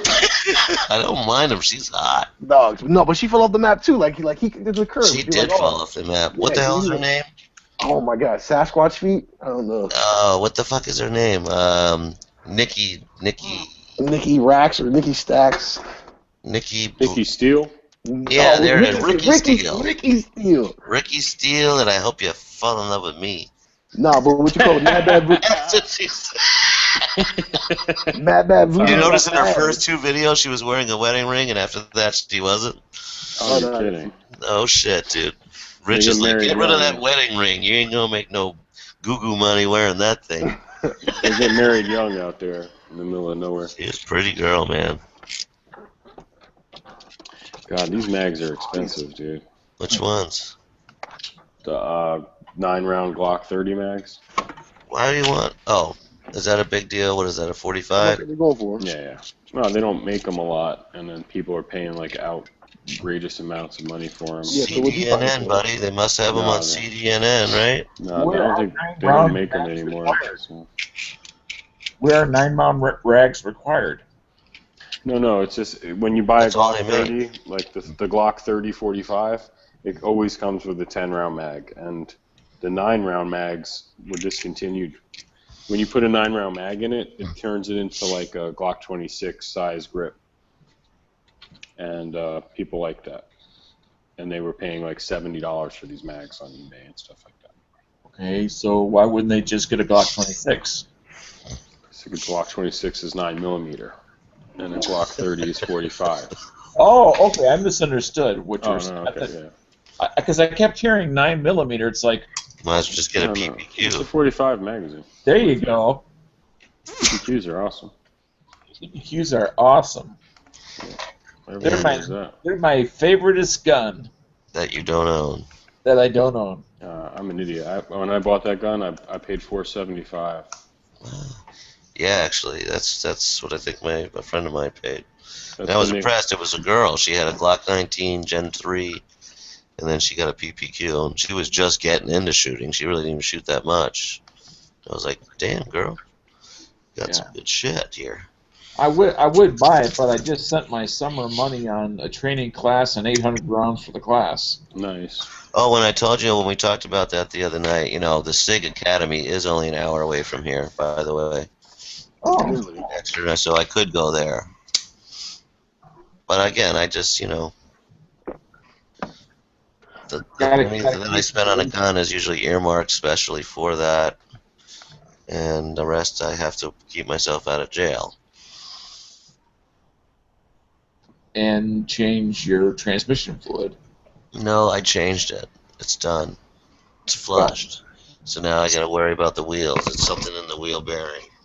Ball bearings. But at least now I can drive it around and not worry about it. Well, that is until the bearing has so much friction it actually starts on fire. Well, it only makes the noise when I decelerate, so all I gotta do is just make sure I gun it constantly. Oh, okay. Yeah. And I drive like an asshole anyway, so it's not a problem.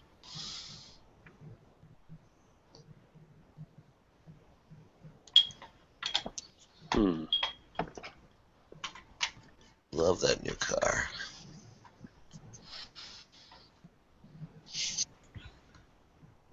It's definitely upped my ante at work. People look at it like, oh, this is a responsible guy. He's got the Volvo wagon. Yeah, right. Exactly. He probably makes his Seriously. bed. This guy's the kind of guy who makes his bed. Yeah. Versus the 98 Lexus. And that one douchebag girl, she gets in the back. This is the worst Lexus I've ever been in. Somebody actually said that to you? Oh, I get all kinds, man. All kinds. Are you like a taxi driver, or what are you doing that you got all these people giving you wise ass comments? Timeshare tours. The problem is I get to fucking, I can totally rank on them because they got to sit through the presentation or they don't get no gift. Ah. It's usually money, so I tear people up. It's like legal verbal beating I get to do to people. It's great. Now, how long do they have to sit down and endure your spiel? All right, don't say the word spiel, okay? That's very offensive. Okay. Generally, the tour takes about an hour and a half. It certainly depends on your level of interest, how many questions you have, and certainly whether you choose to get involved at the end or not. And whether you use the word spiel or not. And then I usually stop and go, yeah. You should be like, So what or nah. makes you say that? Hey, the next time You someone know. says spiel, just hit him with an or nah. I go, that's like calling someone a whore, but don't let that offend you. I say to people. But your tip is on the table. Yeah. Don't get offended by that word, but here's your money. Exactly. Don't call me the that. best line is when you say, well, geez, if I knew you any better, I'd think you were an asshole. I don't know you very well, so. I'm curious. What is the negative part of spiel? Is it a German word or? Spiel is just like, used car salesman, liar type. Give me your rigmarole. Give me the, you're not being sincere. It's a slimy pitch. It is. It's a slimy thing. Sounds German or some European word. It's not very flattering. Gotcha. It's your sales pitch. There's a large. I know what it means. I meant there's a like big literally. Like what is the actual word mean? There's this big thing about salesmen, and it's like the world wouldn't even exist without salespeople. So. Is it Yiddish? It might be, which is Yiddish? a combination of like Polish, German, and Hebrew, right?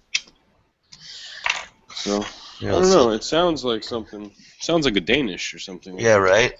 I take a spiel. Spiel with salmon. Yeah. I don't know. You said it was offensive. I thought you meant like the actual word, not the. I know what a spiel is. Okay. No, he's just being hypersensitive. Well, yeah, Oh, because no, it's yeah, I don't offensive in a way. It is not offensive. Look, it says words related to spear, to spiel, condor, Negroes, surf, there you go. super. It's offensive. I trust you now. Offensive. So, A racial. Spiel, the repetition of a joke or story just made or told without knowledge. See, that's a thing. You know, it infers you don't know what you're talking about. You're just selling. Yeah. it's like what we do every day on these chats. Oh yeah. I don't like this definition. Let's find another. But Joe, I got a question. What do you guys normally give away? Because I've never been invited to. Every resort's different. We give away mostly money.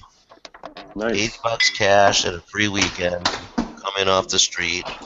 If you're there renting on property, we give you $150 in cash. For like Marco, what we would do for a profit, actually, we would book him a weekend, but only give him a discount. Wouldn't give him a free weekend. Oh, because he's not a referral. So it would cost you $100 for like a $300 weekend, which is fine, you know. And if you buy, we'll give you the $100 back. See, we kind of got you there. You know, I keep forgetting that you are in a tourist state. It's the #1 destination. Yeah, period. Exactly. That's how your state survives. Yeah, all we have is room and meal tax in the state. That's it. It's your state motto should be spiel or die. Yeah. The state of New Hampshire sees like 52 million tourists a year, which is like a lot. When I was 12, we went down to Florida, and my uncle hooked my dad up with one of these because we're gonna spend like a week in Miami, like with my uncle. Oh, they're everywhere. And, like yeah. 5 days in Orlando. You had to take a tour at each place. No, it was funny. No, because we only took one tour to get one place off, and then we got into Universal Studios for free, 3 people. Well, two adults, 1 kid. But the tightest thing was we were gonna check into like a Holiday Inn or just like some some Motel 6 type joint or whatever. And they were like, yeah, all of our rooms are taken. Take this referral to this other hotel. Here you go. You get to the other hotel. It's the fucking Omni. And we're paying like a $69 rate week. Like, Well, that's the thing in Florida. They put you in the condos now for a gift, but that's why they start at $20,000 a week. No, but that wasn't even that had nothing to do with the condo bit. That just they just upgraded you. Period. Yeah, I mean, like the condo bit had to do with getting a free pass to Universal Studios. When we just went there, we're like, fuck it, we'll just find a hotel when we get there. It's Orlando. There's got to be a hotel somewhere.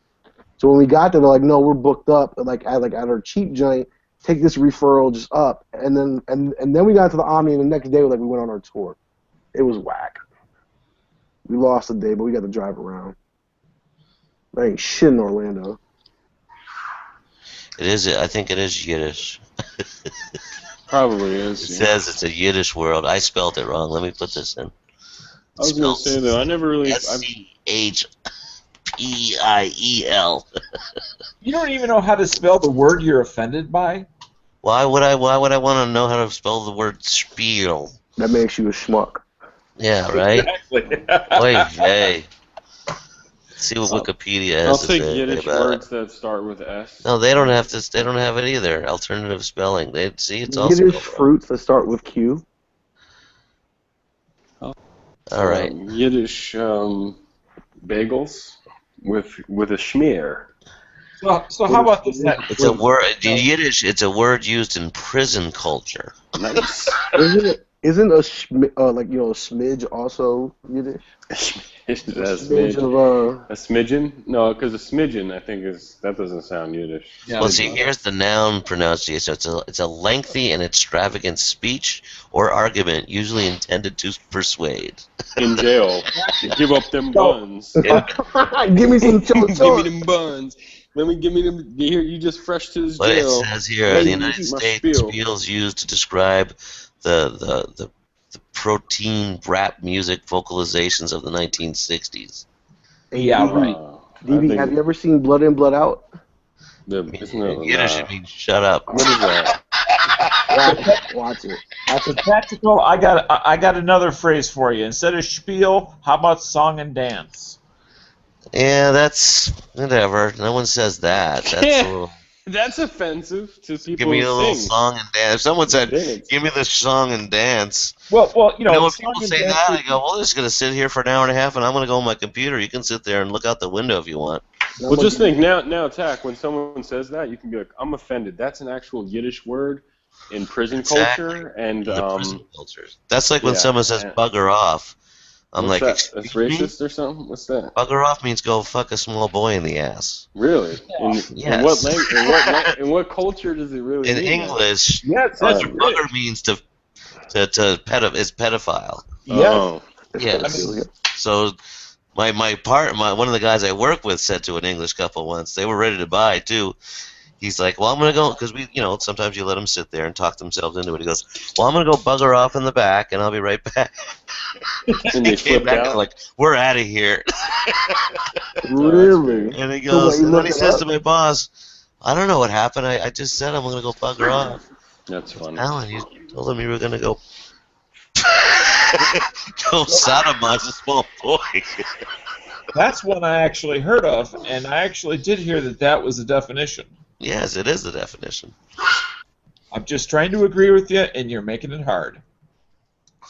Anyway, but about once every 2 months, someone says spiel, and it's like, it's kind of funny. So I really hit a nerve. Not really. Believe me, your tour's not going to take 90 minutes. It's going to take fucking 3 hours. I go in the movie room like, okay, when this 8-minute video's done, then hit this button here. There's another one for you to watch. Another 8 minutes. No, we're okay. We're just going to say no. Well, you want your gift, don't you? What's the Well, gift? even though I already said no. The gift is the weekend. No, you still have to No, complete it's the cash tour. Yeah, you want to leave now? Go for it. Ain't no gift. Oh, so now they got to fly themselves back home or something, right? Oh, they do that in the Caribbean. They like drive you to another part of the island. And if you say no, they don't give you a ride back. That is funny. Maybe it's like an $8 taxi ride. Then they, Oh, yeah. then they pay the people, the indigenous, to just chop their legs off with Oh, a God, machete. yeah. We'll take the Cocaine Valley. Machete Island. Garbage bag. Machete Row. Chop and Uh, Street. Chop shit. and save. Yeah, like here's Dexter St. Jacques is here with the machete. But don't the prospective customers drive to your place to get the song and dance? Yes, like I said, I make a living off of mooches. Oh, okay. Well then, if they walk out, they're not going to get stuck there. No, but they're also gonna keep renting on vacation, which is even more of a loser thing to do. Oh, There you go. My shit sells itself, man. You can have fun renting. But quick question, like, Or you could be like Bob and you go to a lake for your dream vacation. No, he's going to His wife he's is going really to Good Guy's psyched about house. that. dude, he's going to Good Guy. Yeah, I'm sure his Wait. wife's gonna be psyched to hear. This is Chris.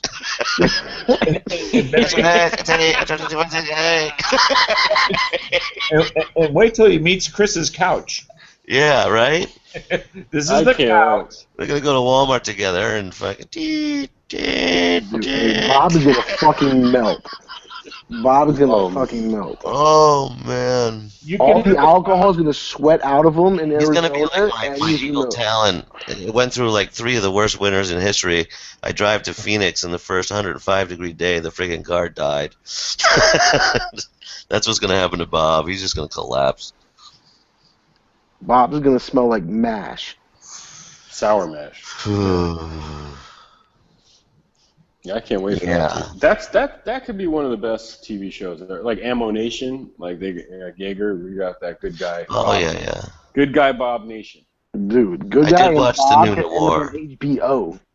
Bob last- and Good Guy Nation. The last episode of Noir was actually pretty good. No, it wasn't so bad. It wasn't so bad. It flowed a little bit, and you know what I mean. And you know what's funny? Like watching his show, I really don't mind having like a 2-minute Mossberg commercial in the middle, or like a 2-minute Daniel Defense video in the middle. I don't mind that as long as the rest of the content is good. Yeah, If the rest of the content is good, then I kind of expect him to have, because people got to pay for his fucking shit. You know what I'm saying? He's not putting up his own. It was like a normal show this week too. It was like it flowed like a show that I'd see on the Outdoors Network or something. I didn't bother seeing the show this week. Was it an improvement yet? Yeah, absolutely. It was definitely the best show they've done yet.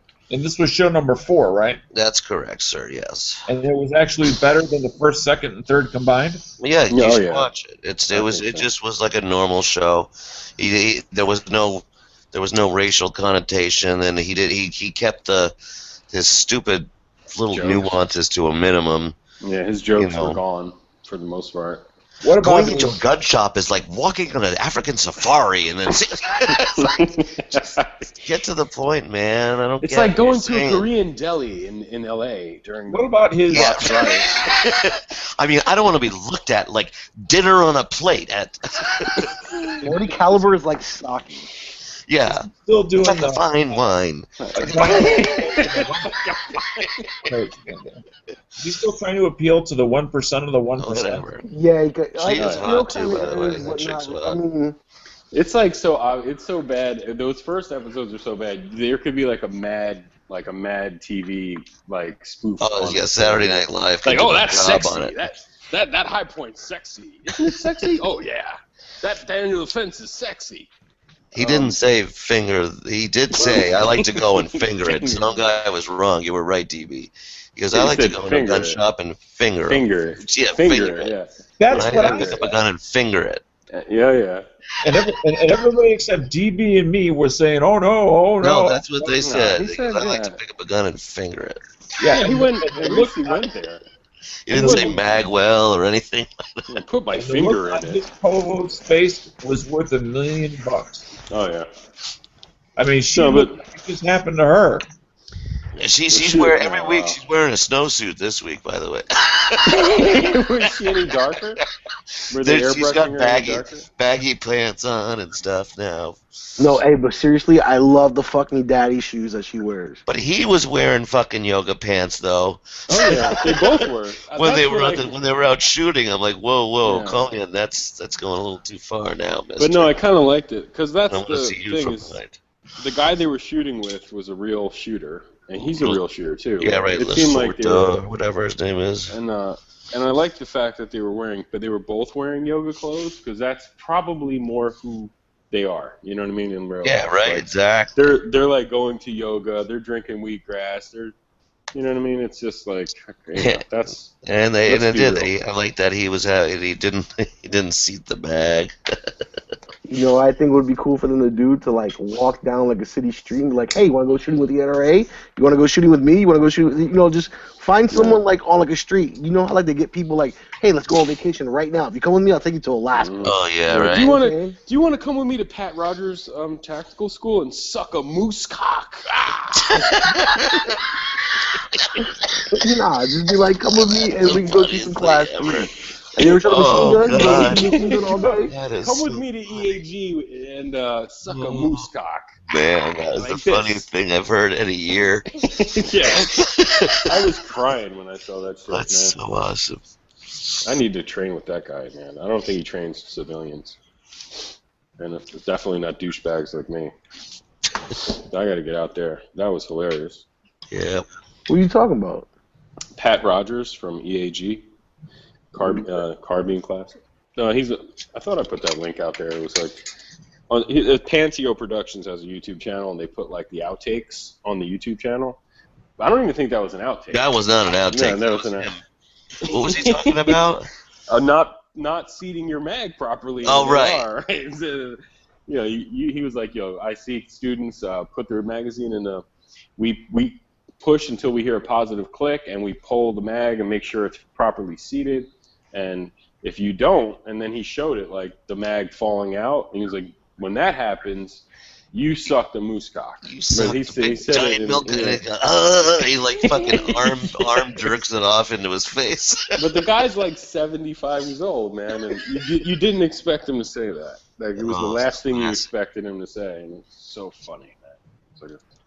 It's such a funny video. But he's hardcore, that guy. They need to get him on Coley on Noir show. I'm gonna make my own little Coley on Noir show. Yeah, I need a co-host. But you know what I do like though? Like seriously, I'm gonna do a Cribs in my own place. you know what I really do dig, and Like empty wallet. and the fact that we're the only ones like that get to see is that he does release an unedited version with curse words in it. I think that's tight. Yeah, I don't respect people if they don't curse. Exactly, I really don't. They really get off of that at work. They're like, you curse too much and stuff, and then you shouldn't do that by bosses.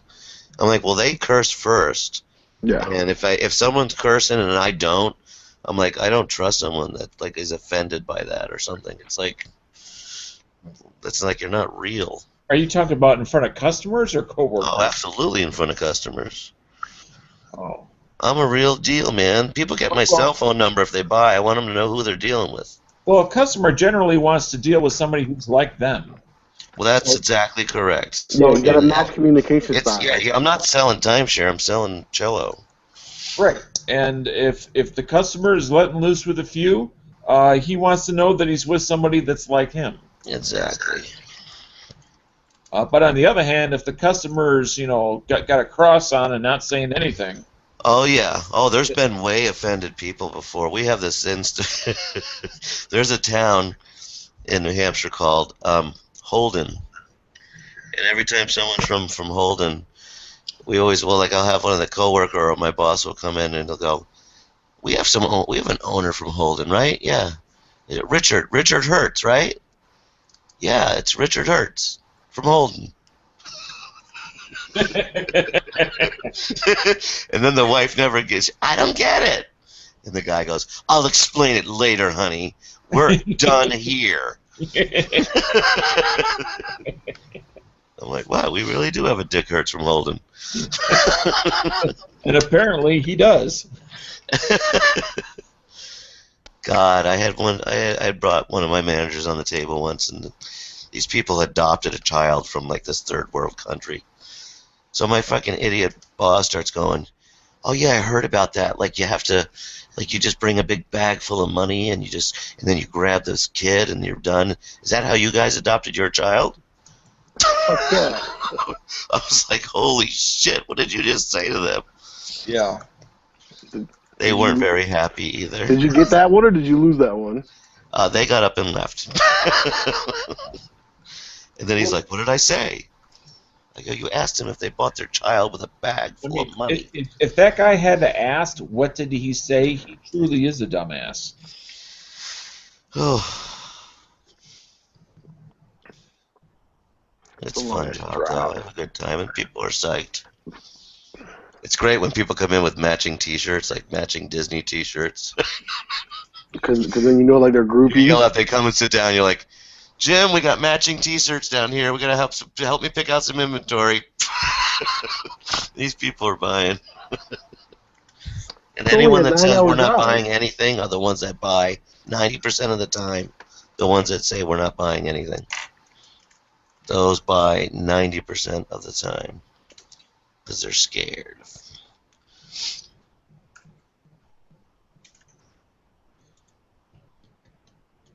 I'm a pushover, man. Myself. I can be sold in 2 seconds. Makes sense? Sure, I'll take it. Give me 2. Yes, Guaranteed financing, sign me up. I'm very hard to sell. Well, if it makes sense, then why wouldn't you do it? So have you ever been sold something that you actually, before you went in there, you didn't want it, and after you got it, you still didn't want it, but you bought it because you got pressured into it? I don't really ever go anywhere that I'm not interested in what I'm going there to look at. You know what I'm saying? Because being sold, kind of implies that you didn't want it before and you didn't really want it later. You bought it under pressure. Exactly. We give them. We're like zero pressure. They it's at the end. You don't want it, great. Have a nice day. I can go home now. Thank God. This bitch bought from me on Monday that she shouldn't have bought. Kept me there an hour and she canceled today. Yeah, but aren't you on commission? Absolutely, but I could care less. Oh. I already made like $3 grand last week. Fucking. I didn't want to make any more. I just wanted to go home and sit in the sun. Well, I never Just know goes to anybody taxes. I made $3,000 this week. I'm done.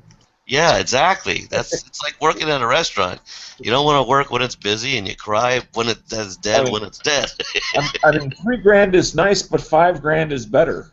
It is. It's great, but when you know you can be at home and it's Friday, and she shouldn't have bought anyway, and I knew she was going to cancel, and she did cancel. It was just a waste of time. Well, when it's the end of your week, that's different. Exactly. I mean, that's the job. I mean, I made $25,000 a year a couple times, and I made $100,000 a year a couple times. The end of anybody's week, they just want to go home. Exactly. But what are you doing? Is DB? What are you doing, DB? Oh no, my bad. I'm scratching. It was a little my neck. squishy. No, it's my It was neck, like. man. My facial hair is like Wolverine right now. So. Dude, hey, my beard is almost back. You know, I'm digging the way my beard looks. Boss. That's boss. So what else is going on in the world? I'm in a heated conversation in gun channels, man, with Smith and Wesson. On the chat, what do we got? Oh no, he's just I don't know. I don't even know if he was just saying that we're hard on Nothing Fancy and Noir and all these other people, and I don't think we're. I mean, maybe Noir. I don't think we're hard. I like Nothing Fancy, and I don't mind. I like them Noir. all, and I don't think we're hard. I think it's just easy We're to just be hard critical. on what's on the top. You know what I'm saying? It's like what's on top. Like, it's easy to knock down. So, you know what I'm saying? Like, I mean, like, as much as I hate the Noir show, check this out. I've seen all 4. I've been subscribed to the guy. I really like the guy. Yeah. You know what I'm saying? I wish him nothing but the best. Like, and my stupid little ideas that I have that I think you could do that I think you could do better will never even be heard. So I really, No, I'm just saying I'm not even like if we're critical, that's one thing. If we're making fun of them, we're just joking around, dude. I mean, if they can't take a We're joke, just having fun. That's what these are. But in regards to Noir, what we want is a longer version of what he used to do. I didn't even like that. I'm sorry, but I prefer this over what he did before. I'm just saying, it's not like we don't believe he's not capable of doing some really good stuff, because I've seen it. It's just I don't want something that looks like someone else branded it, wrote it for him. Well, it's very opinionated. It's In other words, what Dano's saying is he doesn't want to watch black people talk about firearms.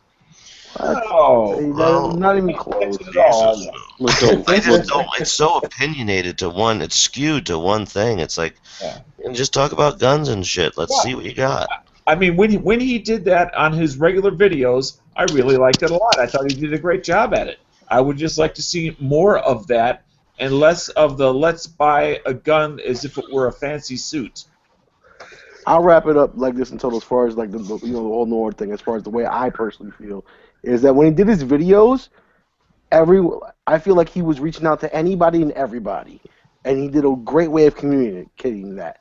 But when you look at his show, like what we've all said, it's a sliver of a sliver of a sliver. And if we're looking for the largest return and not just a sliver of a return, then that's where I feel like he's failing. And I'm going to say something. I don't know if Cork was right about this on a hunch or he read something, but they have a new program or a new campaign called Sharp. Sharp, And yeah. they really are targeting people who take yoga classes, long distance runners, people who jump out of planes, people who go camping, outdoor enthusiasts, because that's a market that would probably really dig firearms if they got into it, but right now they're just doing other extreme kind of like outdoor stuff. They're outdoorsy people, and that's what it kind of looked like. It's like their whole commercials, like they're coming from yoga class. That's everything we see in the Noir show was aimed right at that audience. Mm-hmm. That's why I said that's what it was aimed for. Yeah. So like rock climbers, kayakers, exactly, rock climbers, skydivers. Yeah, people who are doing CrossFit. So in a way, the 25 to 35-year-olds that are out there doing this crap. It's targeting people that might not be into guns, where we're looking for something to be targeted towards us, but we're already into guns. Yeah. That's probably our problem. We don't need to be convinced to be into guns or be a member of the NRA. Yeah, that's why we're so critical of it. Oh, but speaking I think of the NRA, 3-Gun does that on its own. Like 3-Gun as a sport, because I honestly whatever the fucking government thinks of, I think of three gun as a sport. It's a fucking sport. All right. You know, and ironically too, of all the competitions, three guns is the longest matches. Like you get there in the morning, you're there till 4 in the afternoon. Yeah, I mean, but so is it's a sport, but so is like American Gladiators, you know, on NBC. You know what? I mean, think about. I mean, okay. But you know what? You can't even go there because sports got nothing to do with it. No, I think it does. I think it does in the affection of public opinion, because if we could make three gun like an X Games sport, and there's actually like a medal for it, and it gets on national television like that. I don't think it's ever going to happen. I don't think it'll ever going to happen, but I mean, well, I think it will happen, but maybe not on the ESPN level. But I mean, like, why aren't we making a push for three gun national championships to be put on ESPN? That is fucking great. Because they're already licensed to the Outdoor Network and to Sportsman's Channel. I mean, they're already. It's like motorcycle racing. Motorcycle racing's awesome, but you can only watch it on Speed Channel. I want to say this to DB. Look at the Olympics. We've got shooting sports in both Olympics, correct? And they're never on TV. Nope. Wait a second. Well, they are. They just don't have to. Summer, they did not show any on national television. Winter, they showed the biathlon. Conspiracy. I saw the biathlon like once out of like their like 20 events like that they had, and I was looking hard for it. Biathlon got put on during the frickin' middle of the day when. I don't think even all the events got on there because there's like 20 biathlon events. Right, but they were showing a lot of the ones where the U.S. at least placed had a chance. Is what they were doing. Yeah, because I remember when I was watching like it came on air when like when the American was like digging for like a third place bronze. And he was like digging for it, and then the last two laps he like failed out of it. And I put that in gun channels, I think. It's pretty dope. Yeah. Well, that's what it is. It's Americans this year finished the best, in a few events that they've ever finished in that event. That's why they were That's why they were shown. But sit there, Americans in the Summer Olympics, I believe they won gold or medals in a few of the summer shooting sports, but none of it was shown on television. Because these guys and girls were using a special .22 rifle, and the summer they're using a special, I mean, it's hard to. I mean, think about it too. I mean, when I watch it on the Outdoors Network, and it gets boring for me watching it. Yeah, but I'm watching. There's 80 competitors that they're doing 8 stages. It's like, how many of us grew up in the '80s where Saturday night, like Saturday morning was wrestling, and right after wrestling was like Mission in Action, Rambo movies, and straight gun action movies. So why not right Saturday afternoon, right after wrestling? They have a fucking three gun competition. For me, it was Creature Double Feature, man. You need to watch The Pussification of America by Nothing Fancy. Mister. Those days are over, buddy. They are. By the way, I don't have 3 days to watch a Nothing Fancy video. Let me give you the gist. Those days are over. Like, remember when we used to play like football at lunch recess or kickball or whatever? No more dodgeball. No more dodgeball. Dodgeball in the gym. I mean, I love that with that red ball. Those days are off your head socket. If you don't think Saturday morning wore glasses too with them red balls. Saturday morning kung fu and all that shit that was on like Channel 9 and 11 and all that stuff back in the day. That really did make people more violent, because I definitely wanted to kick my cousin's ass after watching that shit. I gotta say, I love Dodgeball. Dodgeball is freaking the best part of sports, but then again, I had good hands, so. We might be the last generation of dodgeball players. Oh God, yeah, we already are. That's dead in the water now, isn't it? If you're under 30, you probably didn't even play it. Yeah. At lunch we played tackle football. Oh yeah, for sure. Or when we could get the dodgeball to play kickball with, we played kickball. We did archery in high school, and it wasn't like a team. It was a couple times a year you shot. I got to go to archery. Yeah. in I summer forget camp, junior and high we only did school. it one day during summer camp. You know how I knew I was living dangerously? Because when I was in school, I could draw like fake Japanese anime with guns in it and not get the police called on me. Yeah, right? What the fuck? Give me a I was break. into like Robotech and all Oh, that yeah. stuff, the Voltron and Transformers. Jeez, in junior high, and we had the the woodworking class. We were Yeah, freaking shut up. making M16s out of wood on the bandsaw. Mine was. we made I handguns, remember too. my project was you took shop for half a year, then home ec for the other half, and you made a little wooden base in shop, and then in home ec you sewed a whale together and you put it on the base. No, I'm saying we got to pick Oh. whatever we wanted to cut It was out of so wood, and cheesy. there were templates. There was a handgun, just a regular semi-auto pistol, and an M16. And of course, me being the idiot took the M16 because I thought it was super duper cool, but super duper hard to cut out. I remember graphics class. That was awesome. We did silk screening T-shirts and stuff. That was awesome. You use the emulsion. So the picture that you made turns into the silk screen. Dude, I took the bare minimum number of classes in high school that I had to take. So by the time I was a senior, I showed up for homeroom, English, and math. And at that, we had a split schedule. So for literally for the whole entire year, I had to show up for 2 classes, like one a day, and then I had the rest of the day off. So when you finished your GED, what was that like? Yeah, I took mine right away. My going to class was don't even go to class. I took 45 days off before Christmas my senior year. And being a latchkey kid and living, from high school, I lived a pretty good, it was barely walkable distance. So, by lunchtime, there were 10 people at my house. And if you think about it now, nobody checks on your high school graduation. My GED is just as good. I graduated high school with a full boat of credits, 28. Now it was 18 credits when I was in school, I should say. You needed 22 to graduate. I had 11 going into my We 42 or 56 or some shit like that. Because I actually could have easily graduated and took a whole half year off. Oh, it was so senior year, I could have just graduated, at midterm. We had this human nature class, and they wanted us to think a certain way, and I was always arguing in there. I'm like, what do you mean we're supposed to react like this? That's not emotion is emotion. What do you mean? What? I used to have some really bad, senile teachers that were really past their prime, in teaching, and at that we had technology, so it was really bad. They were almost senile.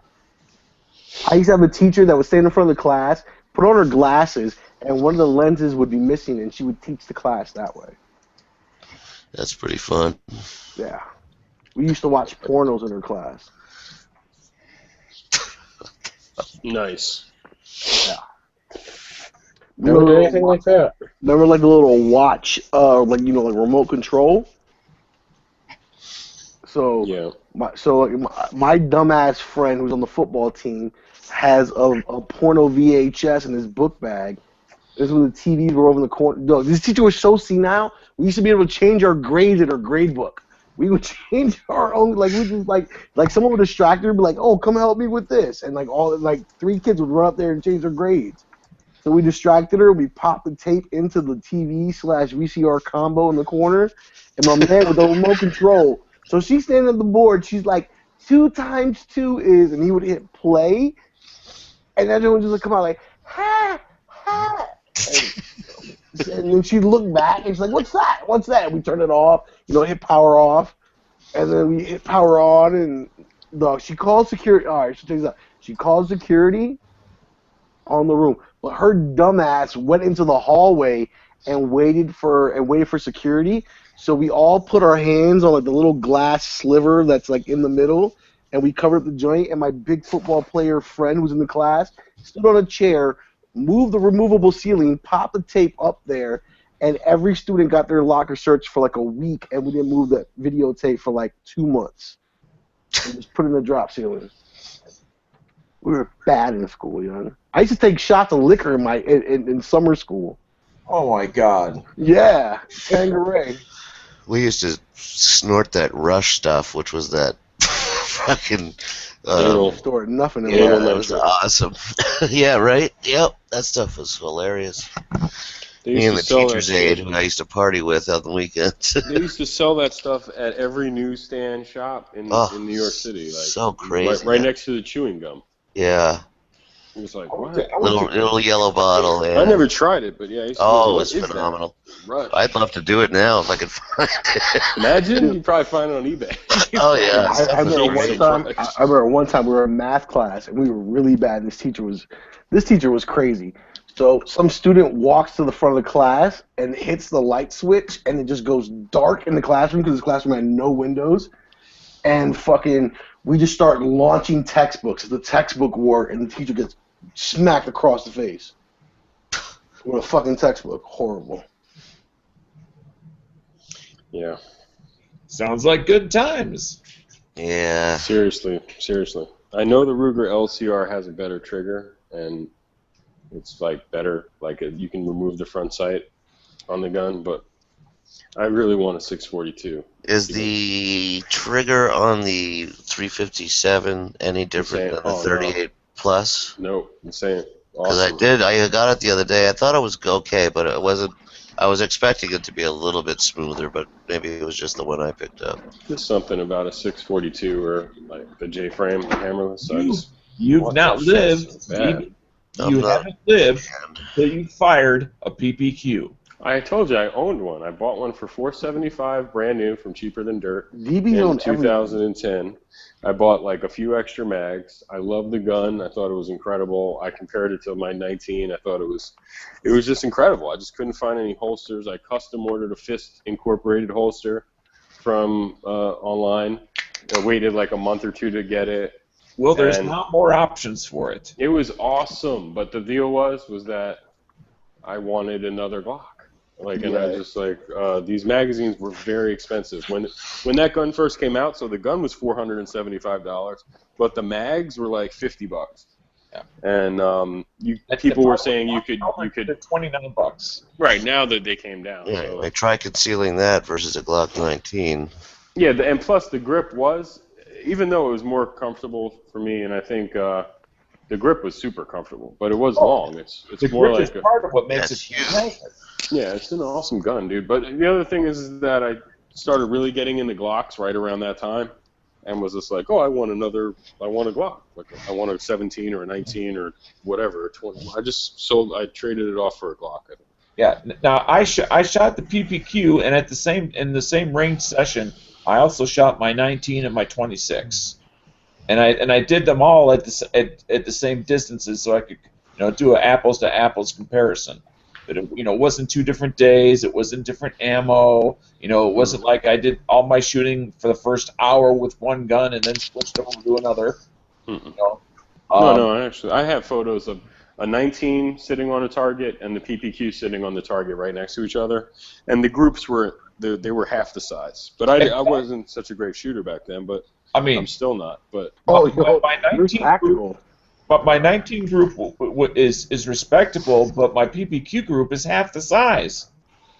Yeah. I find that my XD are very tight, so that's why I'm not blown away. I mean, PPQ is great trigger, you're right, but I shoot other guns as accurately. The PPQ right now, if they would have come out with the magazines earlier as cheaper, like if the prices would have dropped, I probably would have kept it. Well, not only were they expensive, they were impossible to find. Right. Is there some other gun that you would say is in the same price range that is just as good as that PPQ? No. What do you mean, just as good? You already, or like the ergonomics, the trigger, the quality of it. XDMs are awesome guns, and they're $500 now. No, I'm not getting no XD. Yeah, the XDM. This gun is twice as accurate as the same gun that I've been shooting for over 2.5 years, the 19. Yeah, but that's because you don't shoot the XD. I find the XD to be one of the most accurate handguns for someone that hasn't shot it out there. The first magazine out of out of the PPQ was half the size, and it's the first time I ever shot the thing. It's not like I had warm-up time on it. That was my first magazine. Exactly. Well, that's happened to me with the XD. My first mag, I couldn't believe how accurate it was. It was insane. And which is why I repeated it, 3 more times at 3 different distances, and then did, my Glock 19, and then did my Glock 26. Hey, Dano, when did you shoot this PPQ that you were talking about? Like, you own it already, or what? Or did you? This is a friend of mine's. Okay. Who does it? Does he have like a newer one, or does he have one for like a long time?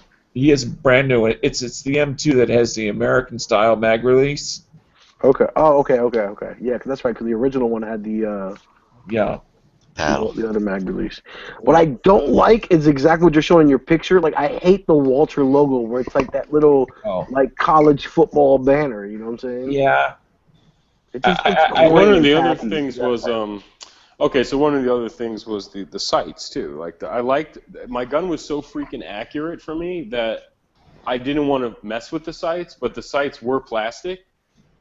And I did want to change the sights out, but there were no real sight options at that point. I think the common things online and in the forums would be like, just get the P99 stuff. Everything will fit. Like the P99 sights will fit.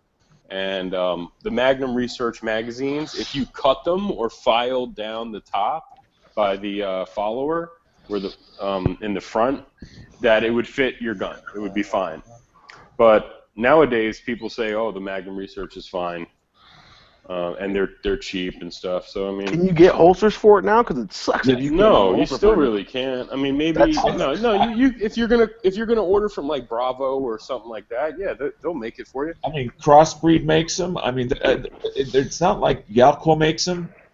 I don't know if Galco makes them like off the shelf. They do. Okay, cool. I saw it.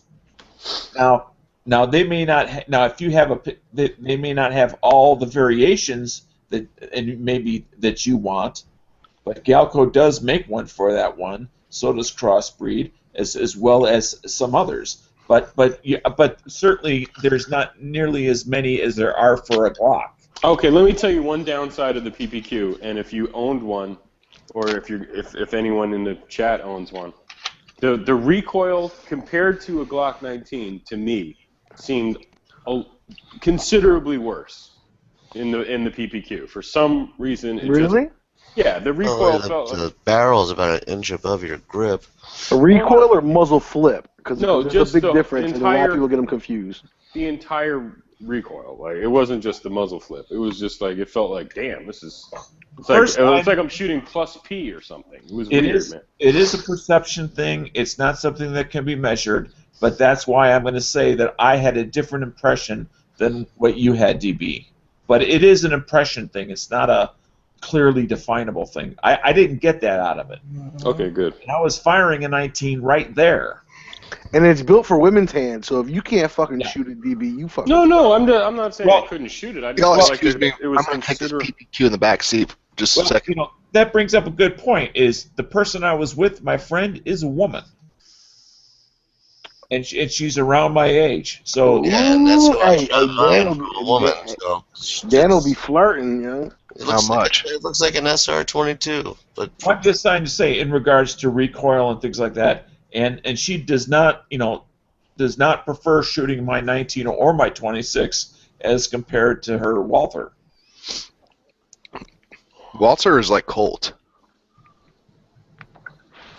Or nah. I just like that. Glock is perfection. Glock is perfection. So how dare you? Yeah, Glock's like spikes. Okay, I mean, if you guys didn't know. But what I will say is what Walther doesn't have is they don't have a what I'll call an ultra high capacity magazine like the 33 rounders that Glock has. The other thing they don't have is you're not able to take a magazine out of one model and put it into another model as long as they're the same caliber, like you can with the Glocks. Glock on top of Glock, it's obvious baby. Glock is an inferior product. Yeah, duh. So it doesn't have. There's some things it clearly doesn't have, but wow. You should probably get one, Dano. How long is the barrel, Dano? You know what the length of the barrel is on it? Is it a 4-inch barrel? It's a 4-inch. What's the trigger weight compared to They the have a brand new one out that does have a 5-inch. Really? What's Yeah. the trigger weight compared Is to it the a hinge trigger? Because it almost looks like a hinge trigger, like the When MP. when I took my local gun shop, I took the Lyman scale to it. It was 5.1 pounds, doing it 3 times in a row. I did get like a 4.7, and then I got a 5.1, and then I got a 5.2. So I figure Your about Glock's probably 6.5. What's that? Your Glock's probably 6.5. I would bet. It's just a hair under 6. Yeah. Be interesting to get an equal size Glock. See how you shoot, where your groups are with that. Yeah. Well, that's why I had my 19 there. The other thing was nice about the PPQ is it had a smooth trigger, and I mean the reset was really pronounced. You know what I mean? It was a crisp click for sure, and you felt Well, it. that's and the heard it. whole thing. I mean, the reset's right there, and it's Is it a hinge breaks. trigger? Because like I said, like it looks kind of like a hinge trigger, like an M&P. It's just like a Glock trigger. Okay. Got the same thing. I would call it a slightly improved Glock trigger. You're slicing it, Dan. I know. No, dude, it's no. Yeah, I mean, perfection. I mean, the function of it is exactly the same. It's a little blade in the middle of the trigger. That's all. Yes. Yes. Today, you know, but does that gun have roll pins in it? I mean, I don't know. Oh yeah, so for the Yeah, attractive. you know, you throw it in dirt and sand. Are you gonna be able to clean it out? Is that trigger gonna No. feel good until you get some lint in it? I mean, Honestly, I hate to say this, but that was because I know I can hear Yankee being like, roll pins, what the fuck? There's nothing. But that was one of the big issues with my was back then was if it has a roll pin in it, for me, it's not like something I want in my collection right now. Yes. Every gun I have in my collection, I want to be 100% able to service it myself without any tools at all. 0 tools. I just want to be able to poke it out with a paper clip and put it back in and push it back in, you know. And a Glock is pretty much, I think a Glock and a 1911 are the only guns you can do that with. You don't really need roll pins. And I agree with everything you said, but any gun where I can take that red dot and completely remove it gives me a woody I cannot describe. What red dot are you talking about? No, he's right. No, the center of the target. Okay. Is that before or after the pills? I mean, if I can shoot that out, I mean, I don't care what name is on it. I mean, that's just a thrill. I get well, you. that kind of Yeah, gets back to the point as far as what do you shoot best? I mean, like, we always ask, you know, like, or give that question out to whatever. It's not about what gun do you like. It's, you know, you should carry the gun that you shoot best.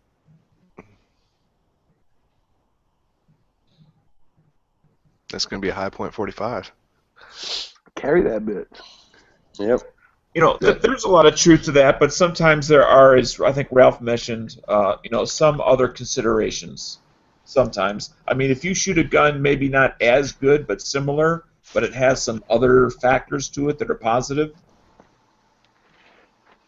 Like cheap mags, you know, because at the time Glock mags were $22, and I can shoot a PPQ Wasser better than mags I can was shoot an 50. Arsenal. oh, you know, war-proven history. I mean, I carry an LCR sometimes, and I don't shoot it as well as my 19, but I'm doing it because. But you're still carrying. I'm lazy, and I don't want to wear like an overshirt or a fisherman's vest, and a bucket hat or something. Why don't you wear a tack vest while you open carry your AR? I don't want to do it. I'm wearing a tight T-shirt to look like a hipster, and I'm wearing my shorts. Hey, Ralph, are you still here? No. Belly shirt. Okay. So check this out. I don't know if you caught the beginning of the chat, but okay. So, like, I kind of have G-Web's stance on this when it comes to the Texas open carry, and I know how you feel. You said, you know, the public attention that we get on this is negative, et cetera, et cetera. Well, my question to you, when people that say that, is not everyone on this panel not pushing for some form of 50-state constitutional carry? Oh, God. No, not this. Only if it's your constitutional Just right. get a high Only- point in their hand, and then No. Are you going for the Now, hold Obama? on. I asked Ralph a Obama question. I asked Ralph a doctrine? question. He's unmuted. Let him answer. So I'm still trying to come around to the actual question. Okay. What should all the states be pushing for concealed carry? Are we not all on this panel encouraging a 50-state constitutional carry? Sure. Yeah. So then why are we mad when we see people open carrying ARs at a restaurant? If constitutional carry is what constitutional carry is, Okay, this is easy. This is pretty easy. Number one, you're talking about a private business. So the litmus test is to put yourself in that business owner's shoes, and you have to respect the rights that they have in order for them to respect the rights that you have. And as a business owner, they can refuse service to pretty much anyone for almost any reason in most scenarios. And if someone's in there and they feel that they're making other people uncomfortable, no matter what they're doing, then they have a reasonable, reason to ask them to leave. So you gave me your business answer. I'm looking for I'm looking for your cultural. I'm not done. All So right. whenever because you brought this up, going into a private business, so whenever an open carrier goes into a private business in order to elicit a response, in order to elicit a negative response, and knowing full well what they're doing, I personally have an issue with that because they know that they're going to go in and evoke a problem. Now, if they stand outside on the public street and open carry and picket and aren't trying to elicit a response or stop traffic or, and obey the laws and everyone's requests, then I will fully support them in whatever they do. So there is a difference there, and it's that private business, in my opinion, and that line right there. Just You cut out, bro. and you wouldn't want to give them your business either. So you move on down the road. So yeah, I support people's right to open carry. I personally don't like whenever they act a donkey with it, and knowing that they're going to do that, because it makes us all look bad, and I don't have to support them just because they're pro-gun. I don't care. Just like I don't have to support someone just because they have the right to free speech doesn't mean I have to like what they say or how they do it. Okay, so then once you have said business said, okay, for example, Home Depot came out and said, hey, you want to know what? You can carry whatever you want, whatever in our stores. And Sonic said, oh no, we prefer that you don't. So at that point, what's the difference between, let's just say I go to your place, DB goes to your place, Stone Guy goes to your place, Cello goes to your place, G-Webs goes to your place, Court goes to your place. It's a YouTube hangout, and we're all open carrying pistols at Home Depot. What is the difference there? What's the difference as far as why the business owners would choose to say yes or no? But at least we expose the business owners for what they do stand for. So either let them get the pro-gun business or let them not. Dude. So, for example... Okay, listen, let's put it this way. If you had people that decided to have a burnout contest in your parking lot every Friday night, do you want to have to support their rights? That's not noise and pollution. We're just... I mean, like that's different, bro. Maybe not to some people. Some people really like that noise, and they maybe like the smell of the rubber, and other people it annoys them. Or maybe you want to listen to your stereos real loud, or maybe you want to do whatever. The point is, a business you got to get away from their business. They're private business, man. They don't have to give service to anybody. Okay, and, so then once it's they don't, offensive versus defensive as well. In a way, I mean, a rifle's looked at as an offensive weapon versus a pistol's looked at as bullshit. That's perception. You can't. Another thing is, what the fuck Lies. does open carry have to do with constitutional carry in every state? I don't Everything. What do you mean everything? What is that? It has nothing to do with it. Oh, I thought you were serious. It has nothing to do with it. Like in Florida, they can't even open carry. I mean, and they're the most. What did they have? 1.4 million concealed carry. They by far outnumber every state in America in terms of their gun laws. They're awesome. You know what I mean? And they don't even have open carry. So I don't even get it. Like I don't get it at all. It serves no purpose to me except They're looking not like you carry. No, they're protesting things. They're not constitutional carry? They're not. Florida's not constitutional carry. Who gives a shit? I mean, I just told you they got 1.4 million concealed carry permit holders. You know what I mean? Who cares? I mean, I don't really care about Constitution. You mean like no, you don't have to pay a permit fee and you don't need to get a permit?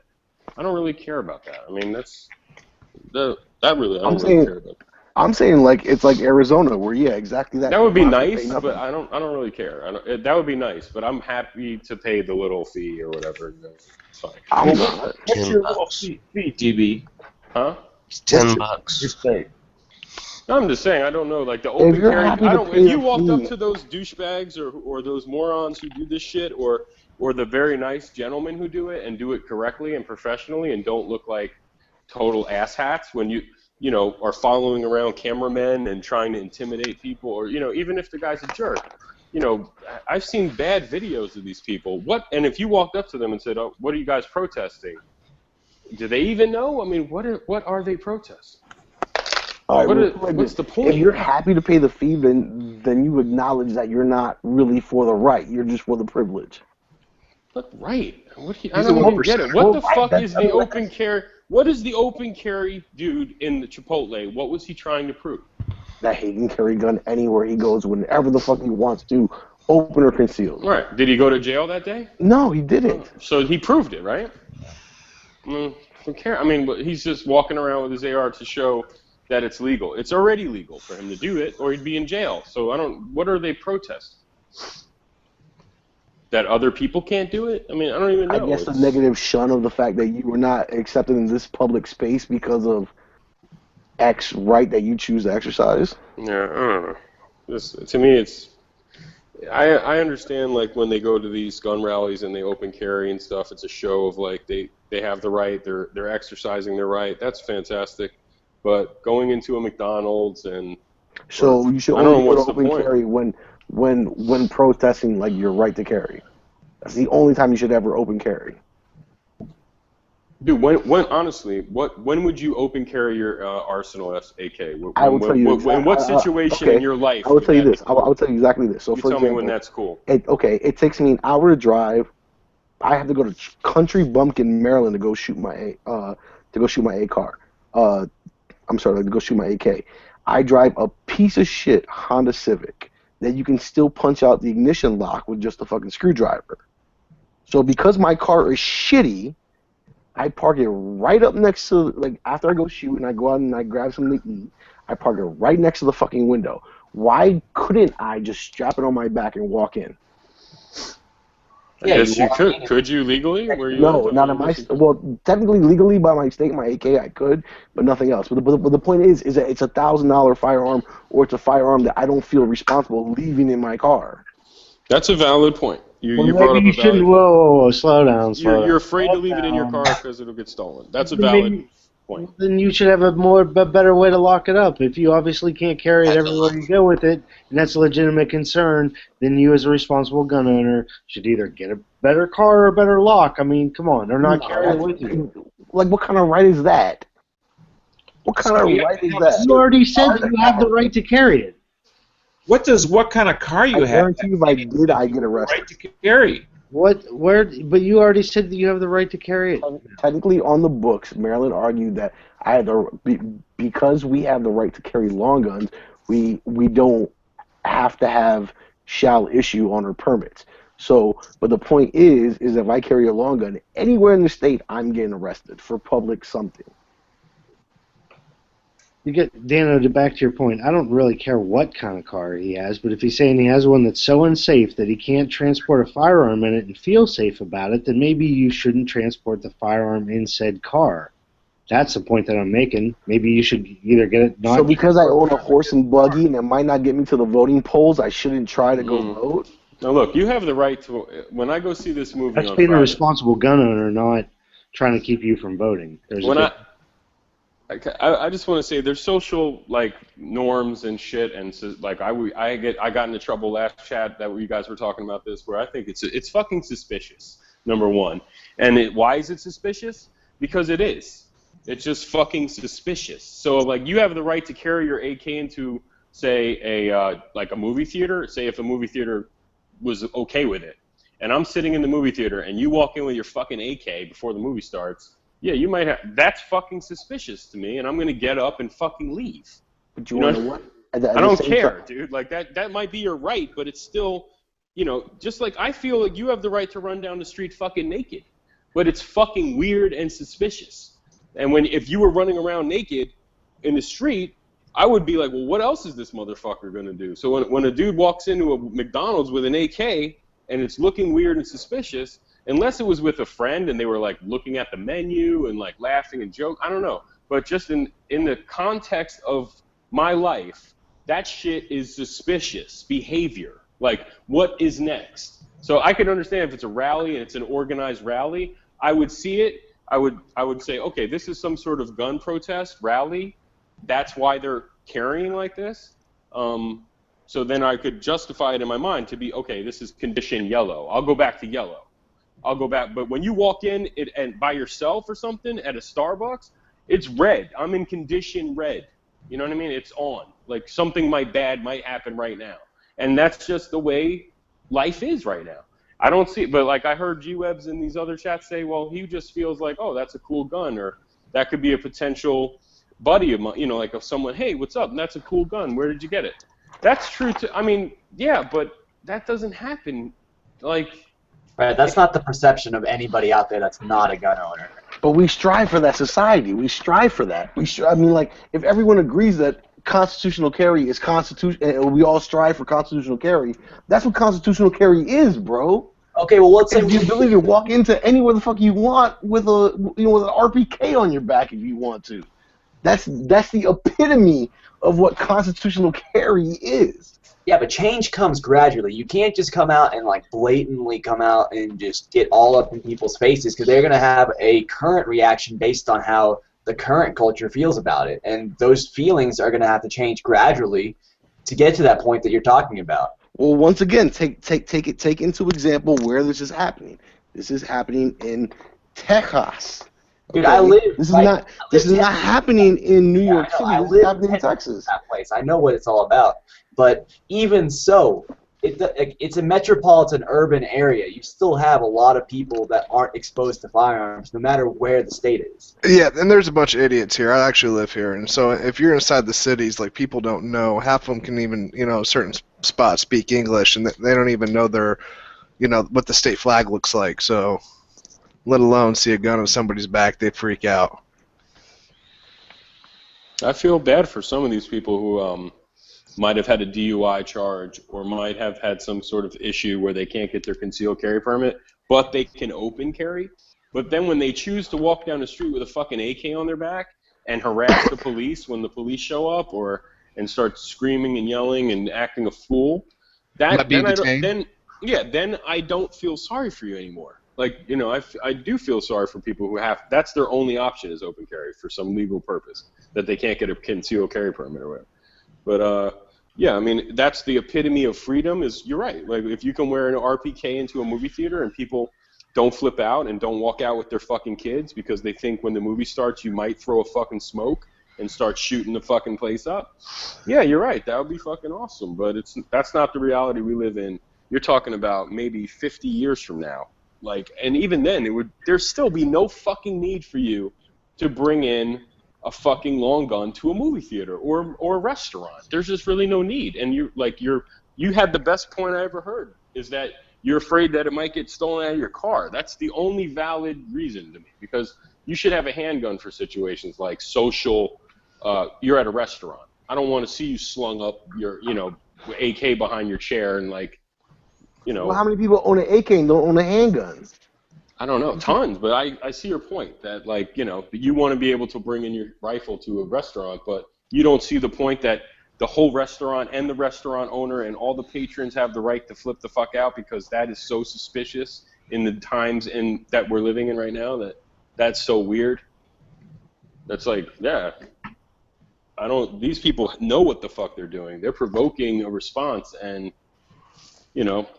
It's just, you gotta look at what their intentions were. Like, when they walked into that restaurant, were they trying to further the gun movement to get to the point where our society is, like, more accepting of more accepting of people just open carrying all the time. I don't think it was. I think they were just like, let's go put some rifles on and go walk around, you know? And Well, put it like this, like, I mean, you know what I'm saying? Like, we don't know if they were handing out bros. I mean, all right, so, like, once again, think about it. Like, the second of the month just passed, and we all participate in Every Second Matters.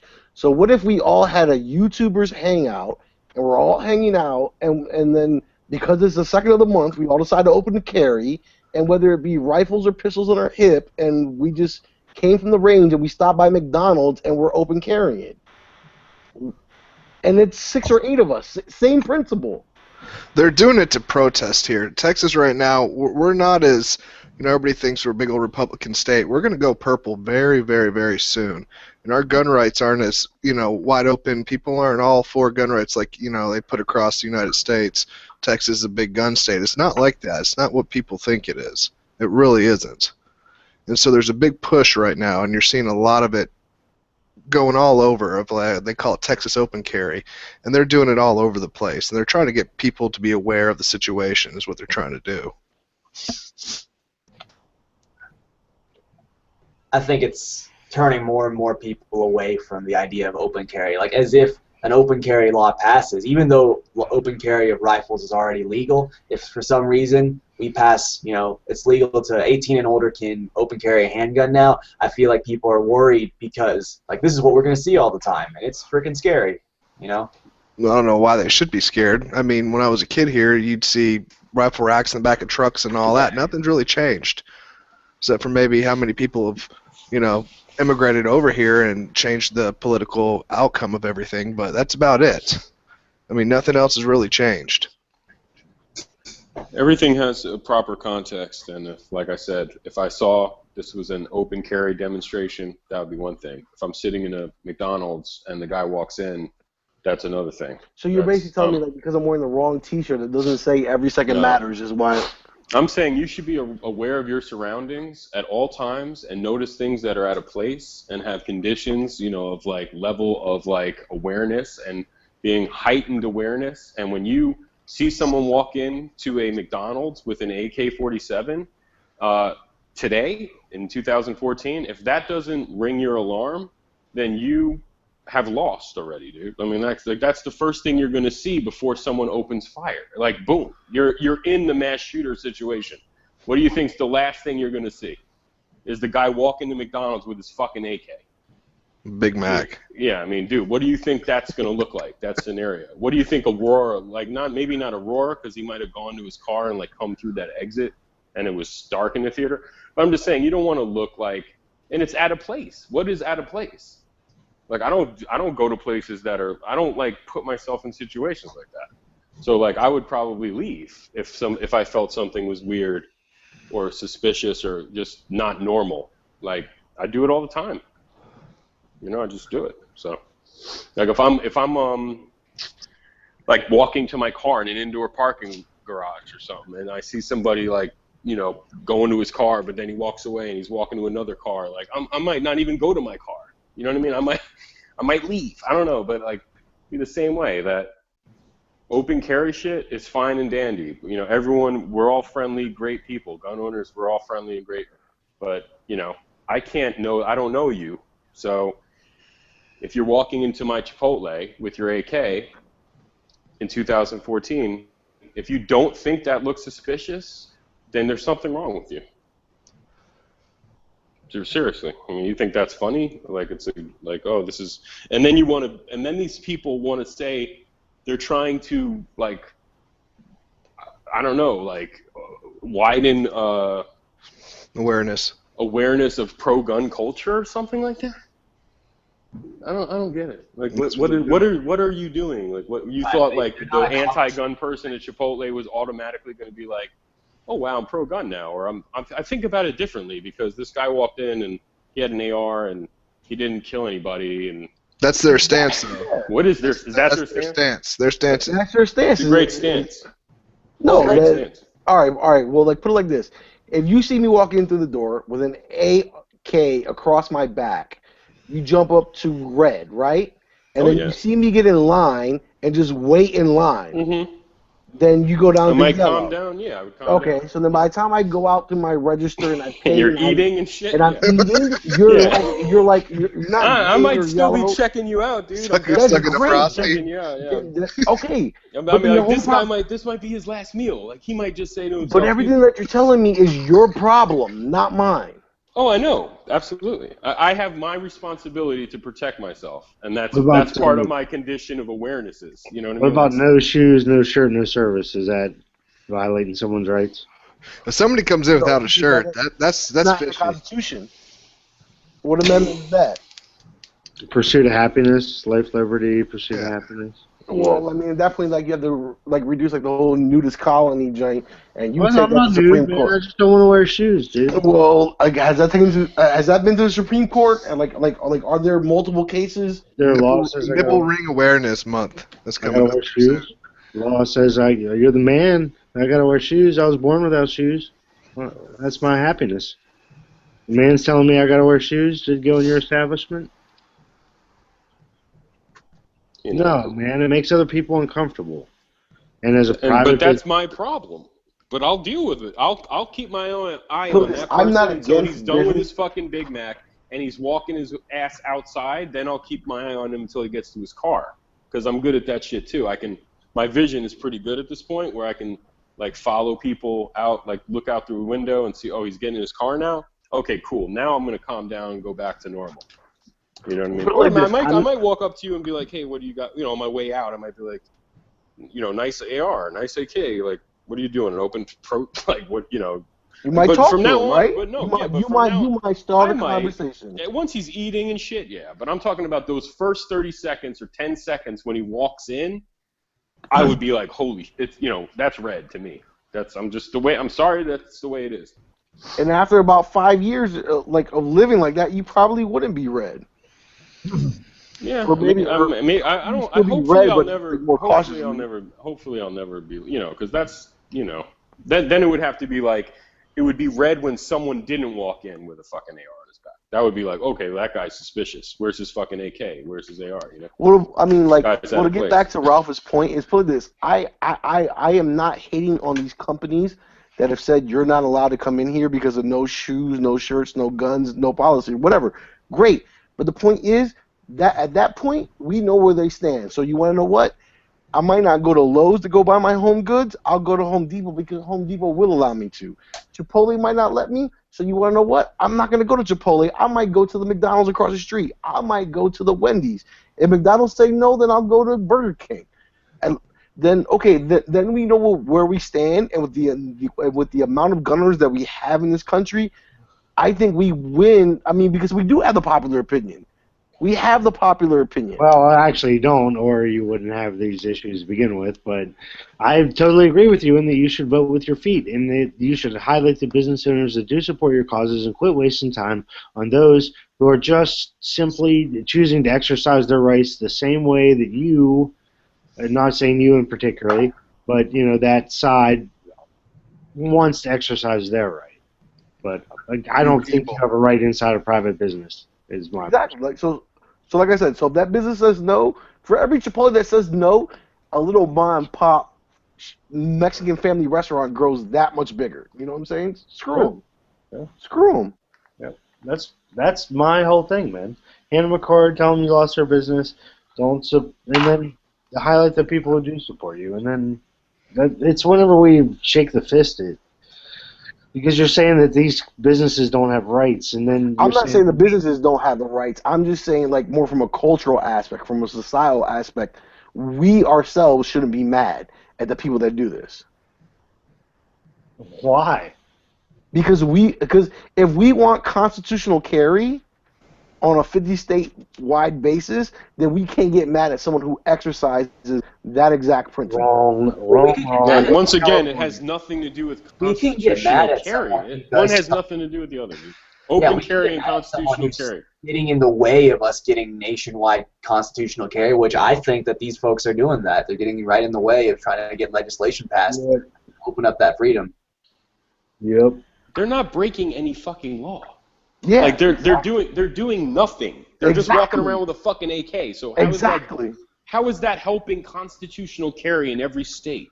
Okay, because well, no, like in this particular level state is that first of all we're doing it in Texas where they can't open carry a pistol. So because it's so dumb, let me shove it in your face and show you how dumb it is. Oh, that's going to get a lot of people over to your side. Is by In Texas, okay, maybe in Illinois and in the way, obviously in Maryland, yes, that makes sense. But in Texas, dude, I Dude, spent. they're like about to like elect a Democratic governor. Over not there. the same Texas is purple, dude. Texas is pretty much purple. By throwing dirt in people's faces, you never win them over to your side. I don't care what the issue is. what dirt are you throwing? You're throwing a right in people's faces, not dirt. Right? So don't downplay what you're actually fighting for. If you I'm have a not conversation, saying anything. I'm just saying that it's the way they did it. They went into once again, private it's business. because they didn't have brochures or because they didn't have Every Second Matters T-shirts. That's why we're hating on. I mean, like get real. If it was 8 of us Trying to sell your shoes, you put your best foot forward and you put out a positive attitude, and in a positive way you try to reflect the product that you're trying to sell or the idea. We do that every second of the month. Don't we do that every second of the month? So hopefully we do it 31 days of the month, not exactly my point. So if it was the second of the month, and 8 of us were together and we all decided to open carry wherever the fuck we went to go decide to go eat lunch afterwards, don't we look just as stupid as them? Yeah, they were being negative, they were not being positive, and they only hurt us. I don't understand how they were being negative. I mean, Marco, do you really think that what these guys did in Texas furthered the movement to get national concealed carry or national constitutional carry, like you're saying? 2 things that they were short of: having brochures and cool T-shirts. Yeah, but do you think that two people things. came Here's away 2 with things the they were general missing. impression, like, that they were going to want to vote for a measure that was going to give people the right to carry all over the country? They're mad they can't conceal handguns, so they concealed their rifles. I mean, no, they can't open carry their handguns, so they open carried their rifles to show how stupid it was. And I really hope it works out for them. Now, you're talking about us, like I can't open carry in my state. That's a no-go. You can't open carry in Florida, period. That's a no-go. That's not legal. So I think like you can only open carry here in certain counties or wherever I live in the city. You can't. It says it on my permit. You just can't do it. I think maybe now you can open carry if you have a permit, whatever it is. You never see anybody doing it. And I was told by GeorgiaCarry.org that in the beginning you could not. Doesn't Stone Guy open carry? I know he goes outside the waistband, but I mean, he might be. I don't know. Like he might be in a different county or something. I don't know. But I was told no, don't do it. Even with a permit, don't do it. Because you'll get the police called on you and stuff. No one does it where I live. No one does it. In Florida, you can't do it. It's not legal in Florida. So now that's another thing is, okay, so if you can legally open carry, this is what I've always thought of, because every time I've always seen like these open carry videos or whatever, and as ignorant as they may be or as well thought as they may be, I don't know if you guys have ever seen Haas's open carry video in Oregon. I think it was in Portland or somewhere city or metro or whatever. I've seen it. Okay, so my biggest problem is if someone calls the police and said, "Oh, this person is open carrying a gun, blah blah blah, please send police." They come out there and they check them out. How come the police never goes back to that particular person and says, "Listen, you just called the police for no reason. This person is doing whatever legally. You know what I'm saying? I just want to let you know this." You know what I'm saying? Well, no, the person had a suspicion or something, right? And then they have to call them and be like, "There's no suspicion." In a state or a place where you can open carry and call the police on someone just because they're open carrying is as stupid as calling someone because it's saying, "Oh, I saw a black person voting." It's stupid. It's stupid. If you have open carry, carry that shit. No. Yeah. How about no? Yes. There's so many reasons that I would never open carry anyway, unless it's at your barbecue or something like that. So, like, yeah, gotcha. So if you have to, you're saying if you can open carry, you should open carry? No, I don't agree with that at all. Not at all.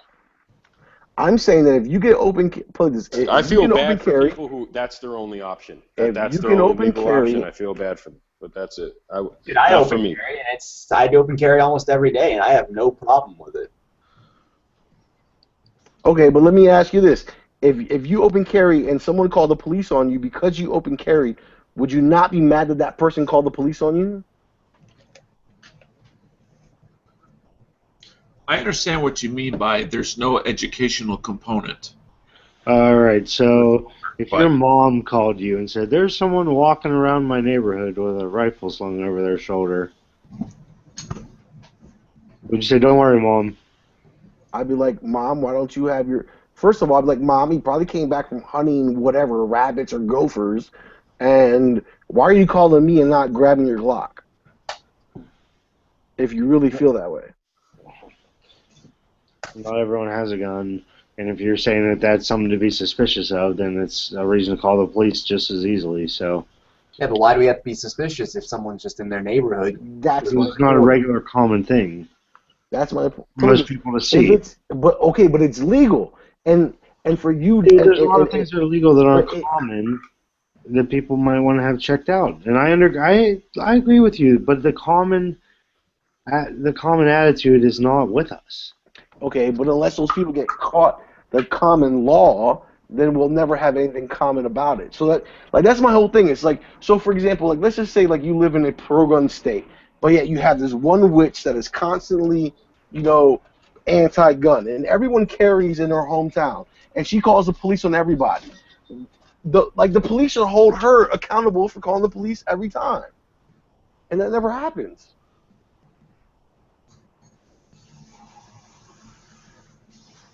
What exactly how would she be held accountable? What's she going to go to jail for? It's literally okay. So man with a gun is a suspicious person. What is the difference? Call out every time. My question to you is, what is the difference in between a person who is anti-gun, who calls the cops on someone who is open carrying in a legal purpose, than a racist person calling the cops on someone who's voting because they're black? What is the difference? Oh man, so different, because the person doesn't know that the other person is a legal open carrier or whatever. He doesn't know if he's just escaped from a mental hospital and stolen a gun. Well, what are the cops going to do, though? The cops can't ask that. Exactly. I want to say, you keep saying voting, like voting because they're black. Ask, are you legal to have that gun? Your point is invalid completely. How about this example? You don't think white people in America call police every time they see a fucking black person in their neighborhood? Yes. I mean, there's certain people out there that might do that. But you keep saying, like, calling the police when a black person votes is ridiculous. Just say it. Like, you don't think there's white people that call the police when they see a black person in their neighborhood. The point is that you want those people, those racists, those prejudiced bigots, to what do you think the cops do? They probably are sick of it, and they know these people are racist and bigots, and they still have to go every fucking time. Because these people don't call and say there's a black person in my neighborhood. And that's a waste. They call and say there's somebody very suspicious. There's somebody looking very suspicious. Did you hear the audio tape? Did you hear the audio tape of like the Marine that called like the 911 and says, "Yeah, I got these guns in Mexico," and the lady's like, "Oh shit, you're in Mexico? I'm sorry, I can't help you." So when you call the police and say, "Excuse me, there's a person open carrying a gun walking down the street," and I'm like, "Okay, ma'am, is he pointing at you?" "No." Do you know if he's a felon?" "I don't know who the fuck this guy is." "Is he still walking by your house?" Like yeah. But the first time something like what you're describing happens, as soon as somebody just went through all those questions that you just said, and that person shoots somebody, they will stop doing that shit. So I mean, I don't know what you're talking about. So it's like, are they pointing the gun at you, sir? No. Okay, are they threatening you in any way, sir? No. And then that guy just automatically opens fire on a car or something like that. The cops are going to be like, oh, shit, let's not do that again. Let's just, as soon as they get the call, just send the fucking duty or the right to protect you. That's already been settled in the Supreme Court. Once they get sued, that police department will get sued or something. You're talking about the individual. Slow down. You're talking about the duty to protect the individual, and they have the duty to protect the public.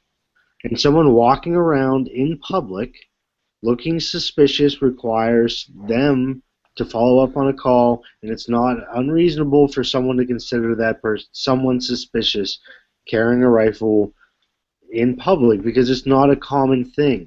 It's not that it doesn't matter whether it's legal or not. If a guy was walking around carrying snow mittens in the middle of summer, mumbling to himself, then he would be suspicious, and it wouldn't be unreasonable for some people to call that in. Just because it's legal doesn't mean that someone isn't calling in whenever it happens. Police have to follow up on it. So, I mean, I don't really see what the even issue is really at this point. The issue is that if we all fight for constitutional carry, then ultimately that is exactly what we're striving for. Start in your state. I think that would be the best No, 'cause I'm message moving. for you. I'm moving. Yeah, I'm moving. exactly. Your state Earlier is again, fucked. it's nice. Yeah. I'm moving. Yeah, you're a poor example up there in Maryland. No, I'm just saying we're all fighting for Spelled constitutional carry on a federal. MUR-A Your next thing is going to LYN, be right? on a federal level. So I mean that's the next point. So we're all fighting for constitutional carry.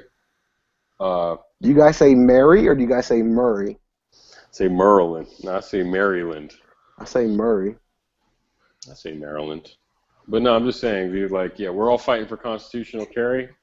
Shit, I never even thought of that. I never even thought of that till today. So thanks for bringing that up. I didn't like. That's something we all should be fighting for, is constitutional carry. Don't we all? I mean, I thought we were all hope for that, right? fighting for like shall issue. I mean, like, well, that's what I issue thought we is- were going to start there. Let's start there first. General and then- process is you have a may issue state, and then you get a shall issue motion passed in there, and then people see, oh look, that's not as bad as we said it would, and then you can move on from there once people see that it's not like what they think it would be. You can't just go from not having any guns ever to just having everyone with ARs on their back in all the restaurants. People are going to be like flipping out all over that. Okay, well that's great if you apply that to my state, but once again, I'm applying this to Texas in Texas, which doesn't really apply to what you just said. You know, But it applies. What are you trying to apply about Texas then? Because I'm in Texas. What are you is pushing? that Texas is a flagship state when it comes to pro-gun rights, except for the fact that they don't have open carry. Not that much longer. You just Not wait. that much longer, but then why not ride it till you ride till you die, homie? Ride that bitch out. I mean, like, if you think it's gonna die out soon, I might as well ride that Bronco till it fucking dies. You know what I'm saying? Because I don't need to carry my AR or AK on my back. I can put my pistol in my pocket, concealed, and go about my business. And how much does that cost you? Oh, what, $300. Exactly. Great. Then what kind of right is $300? You tell me what other right you pay $300. I don't believe in that. I think if you should have a gun, you should be able to carry concealed. That's what I think, personally. And it I should don't think you should have to pay for $300 to do Exactly. about all this shit. To be honest with you, I don't. I still carry half the time. And But yes, it's free. It's $3.99. But by the time you say it's $3.99, then exactly what I get back to, you're fighting for a constitutional right, whether it be in your state or in all 50 states. You're fighting for a constitutional right, or constitutional right to carry, is what I mean to say. I still think there has to be a better way to go about this than going into Chipotle's with, rifles slung across your back or your chest. But what's the difference between rifles and handguns? So I mean, all right, so like I get back to this thing that like did I say, Cork? What if you and me are hanging out 2 days ago and it's the 2nd of the month, and you and me walk into I don't know whatever like McDonald's you have by your area, and we're open carrying a pistol on the hip? It's the same fucking shit. That's why I think everyone should. Right, and the business owner has the right to deny you service. Yep. Then I'm not mad at the business owners. I'm mad at the overall culture, and that's what I'm trying to change. Right, you're better off. And this situation is taking this all the way to the Supreme Court instead of trying to solicit public outcry against the cause. And that's what you're doing in these situations. You're getting negative press all over this country. It's not just a localized thing. Negative press all over this country because of what they did, and it's not helping the cause. Now, if a guy wants to open carry his pistol, get arrested, spend a bunch of money and take it all the way to the Supreme Court and say you have the right to open carry. Marco, I have one follow-on That's the way question. to do it. How is being confrontational, how is that helping the cause right now? Is it helping the cause, or is it hurting the cause? But what makes them confrontational is my question, is the fact that they don't have Every Second Matters T-shirts and brochures to hand out. Like, that's the only part that I see them not being confrontational about. If So someone is went up to them and it said, "Hey, why are you carrying your AK on your back?" and they gave them a pure logical explanation, Dude, then when was the how are last they time you being went into a Chuck E. confrontational? Cheese with your fucking AK? I mean, what does Every Second Matters even have to do with that? Like, who in Every Second Matters is saying go to a Chuck E. Cheese with your AK? But we're talking about But wear a wearing, cool right? T-shirt. Is, I don't is that tactic working, is my question. I mean, that was the original idea. It was an open carry day on the second. I can't open carry. I won't open carry. Actually, I just won't do it. So I'm sorry. It's I thought it actually was more illegal to do so in Wisconsin, but the police officers, and I heard this on the radio today, this is why I'm bringing this up, even the police officers don't know the frickin' law in our own state. They say that they can, even though it's legal, we can still slap you with, Disturbing the peace. Disturbing the peace. That's yes. what they do down here in Texas. That's what Which, get if you you with read that. the state laws, is against the law to issue a disturbing the peace for following the law. If you're not confrontational about it, you can't get disturbing the peace. But he says he issues tickets to every single person that opens carries. And he's pro-gun. But he thinks that's a law. That's what his police chief thinks. And it's crazy. It's not disturbing the peace. Well, listen, if I would have pulled out the internet in like 1886 on a fucking street corner, I pulled out my iPhone, I'm probably disturbing the peace.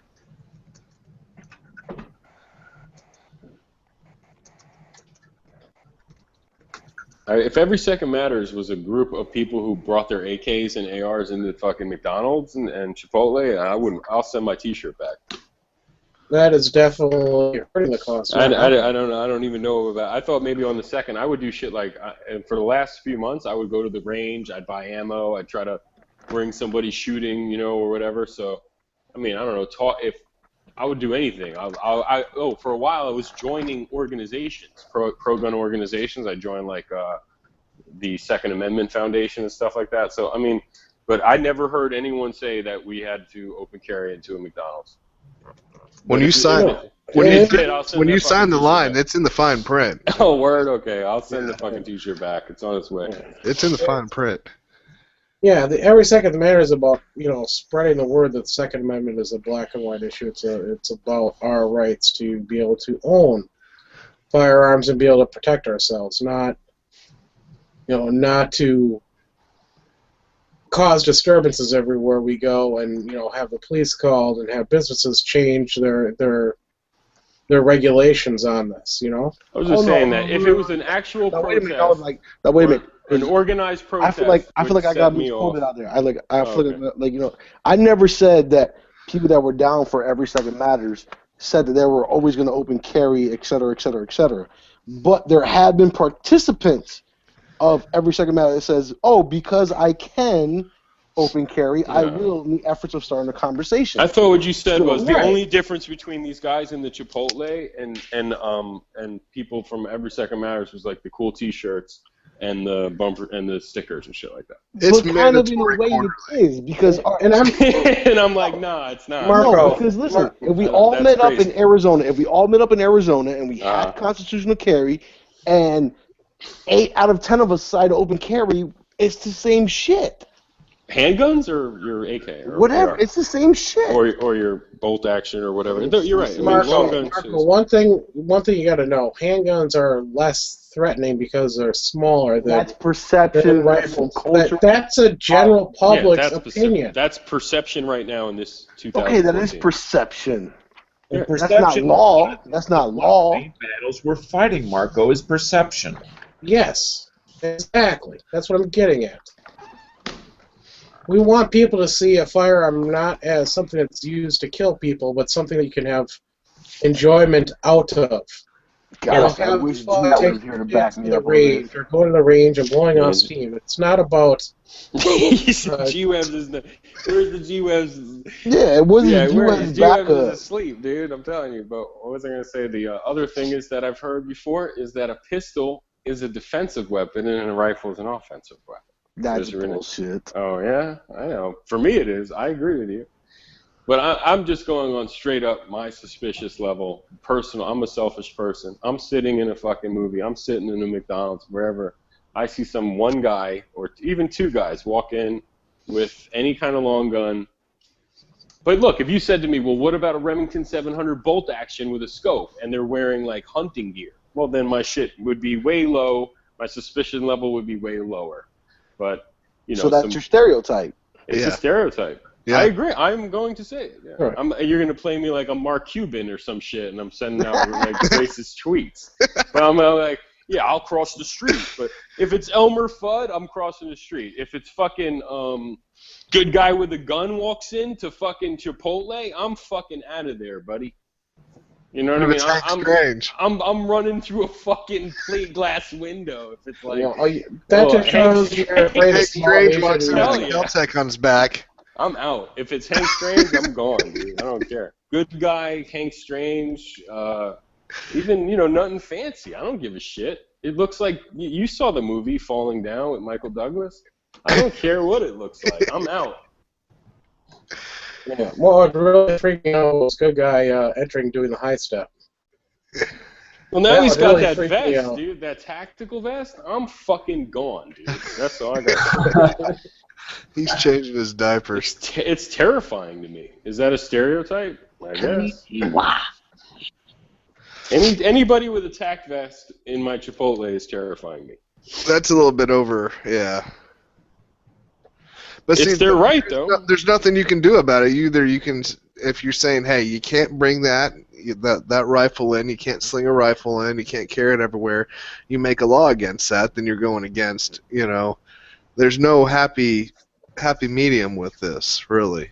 No. And, I think a more polite way of these guys could do it is they could take obvious toy-looking guns and strap them on their hip. Or, that's going to, send a whole different message. It's not going to be threatening if they see this, bright pink, obviously squirt gun in there in a holster. It's going to make them a laughing stock at that point. What is that? What I'm getting at is, it's not a threatening thing, but it will spark conversation. So let me ask you guys this. Because I can't carry my guys firearm openly, I carry a toy gun instead.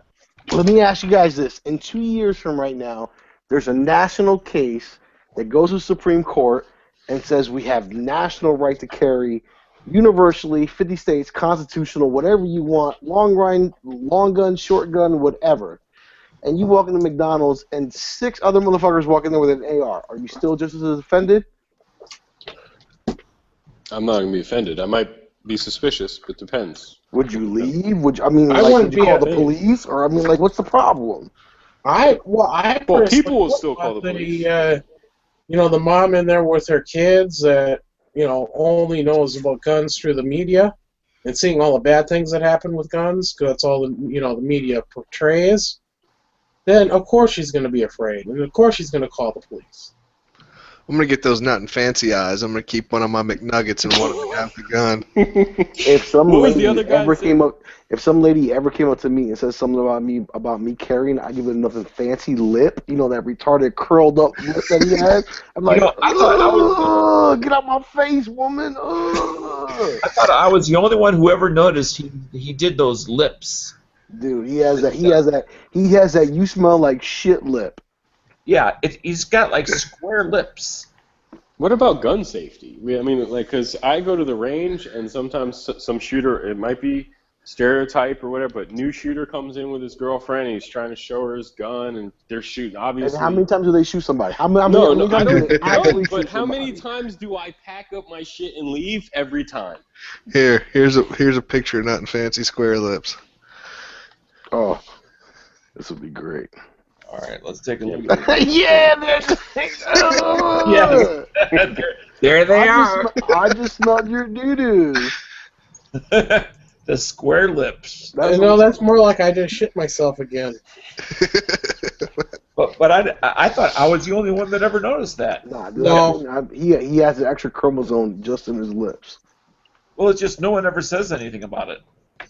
I've been joning on him for a long time. I join on everybody. If I you don't go like nobody, and I will talk shit about image search, a anybody. lot of people notice it. Well, it's just that, usually all you hear about is his videos are an hour and a half long. 3 days. Be honest. I mean, I feel a long video is 5 minutes.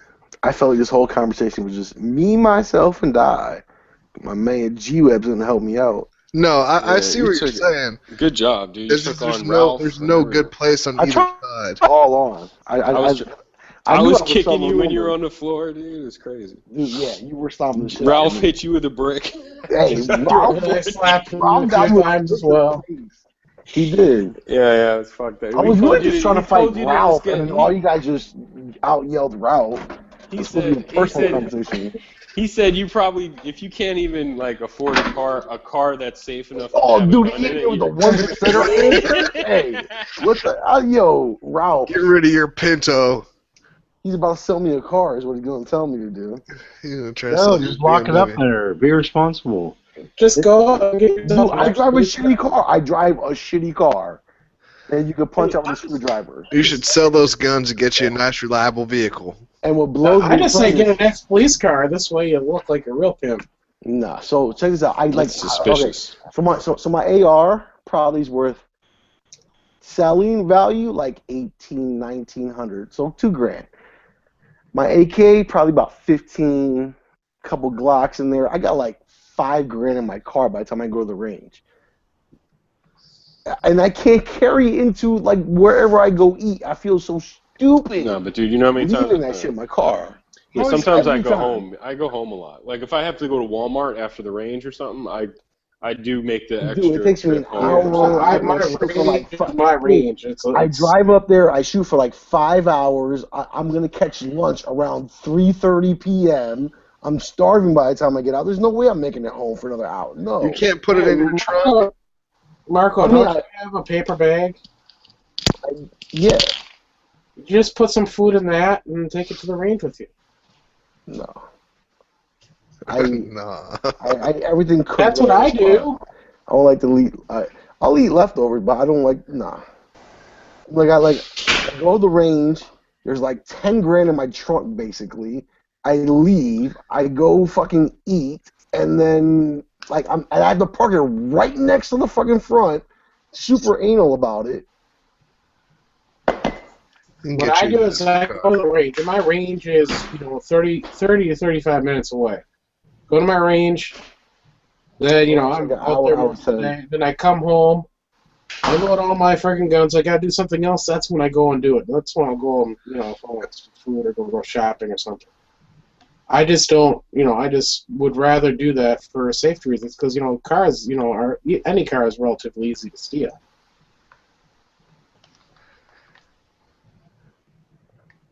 Not really. Not if you have a laser cut key. Because you can't just shove a screwdriver in the ignition and turn that bitch.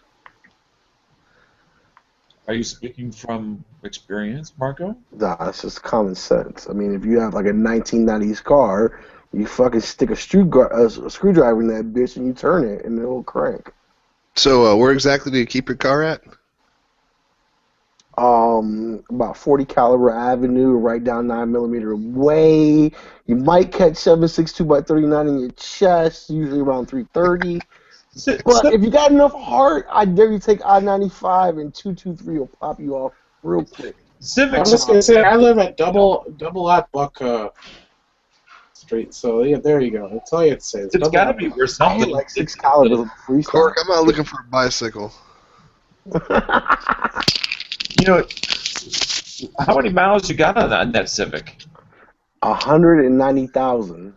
Oh, so it's got to be at least worth, $2,000. Put it this: by the time I stock it with my guns are worth more than the actual car. Sad but true. Well, with 200,000 miles, I guess so, but still, it's not that bad of a piece of crap unless it's rusted. You know what's funny? No, it's mint. I call it my '98 hybrid. And most people are like, damn, we had hybrids in '98. Like, no, we really didn't. But I still get 40 miles to the gallon. So you're using the same skills you use to sell your shoes. No, really, this was my. I had a G35 and I sold to go to college. You had a G35 and you sold it to go to college? Yeah. Well, your college is cheap. No, that's just one of the things I sold to go to college. The Infinity or the Glock? No, I sold my Infiniti G35 to go to college.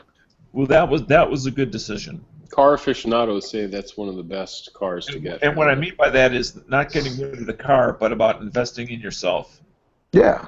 It can never be repossessed. Seriously, the biggest myth is the cooler car you drive, the more tail you get, because that's obviously not true. I rolled up into some shitty situations.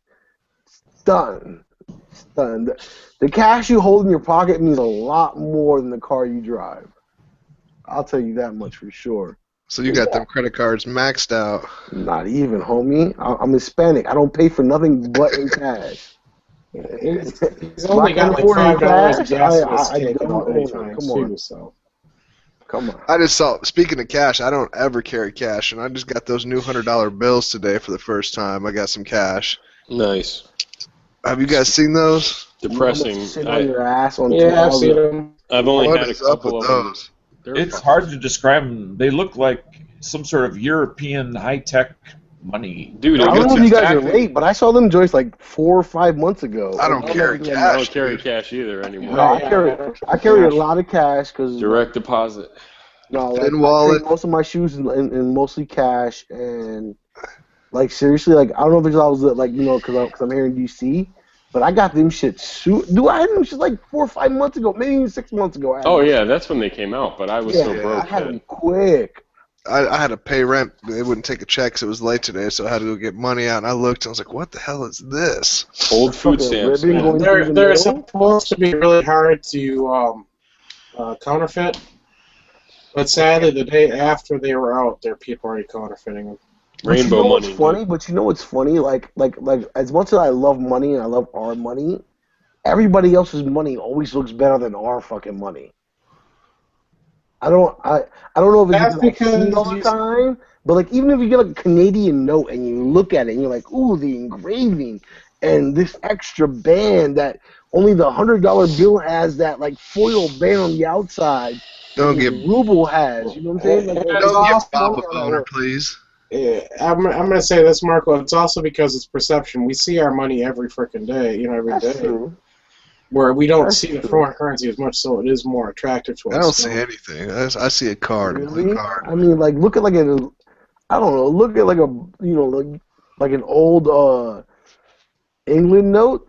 Like them things have good detail in them shits.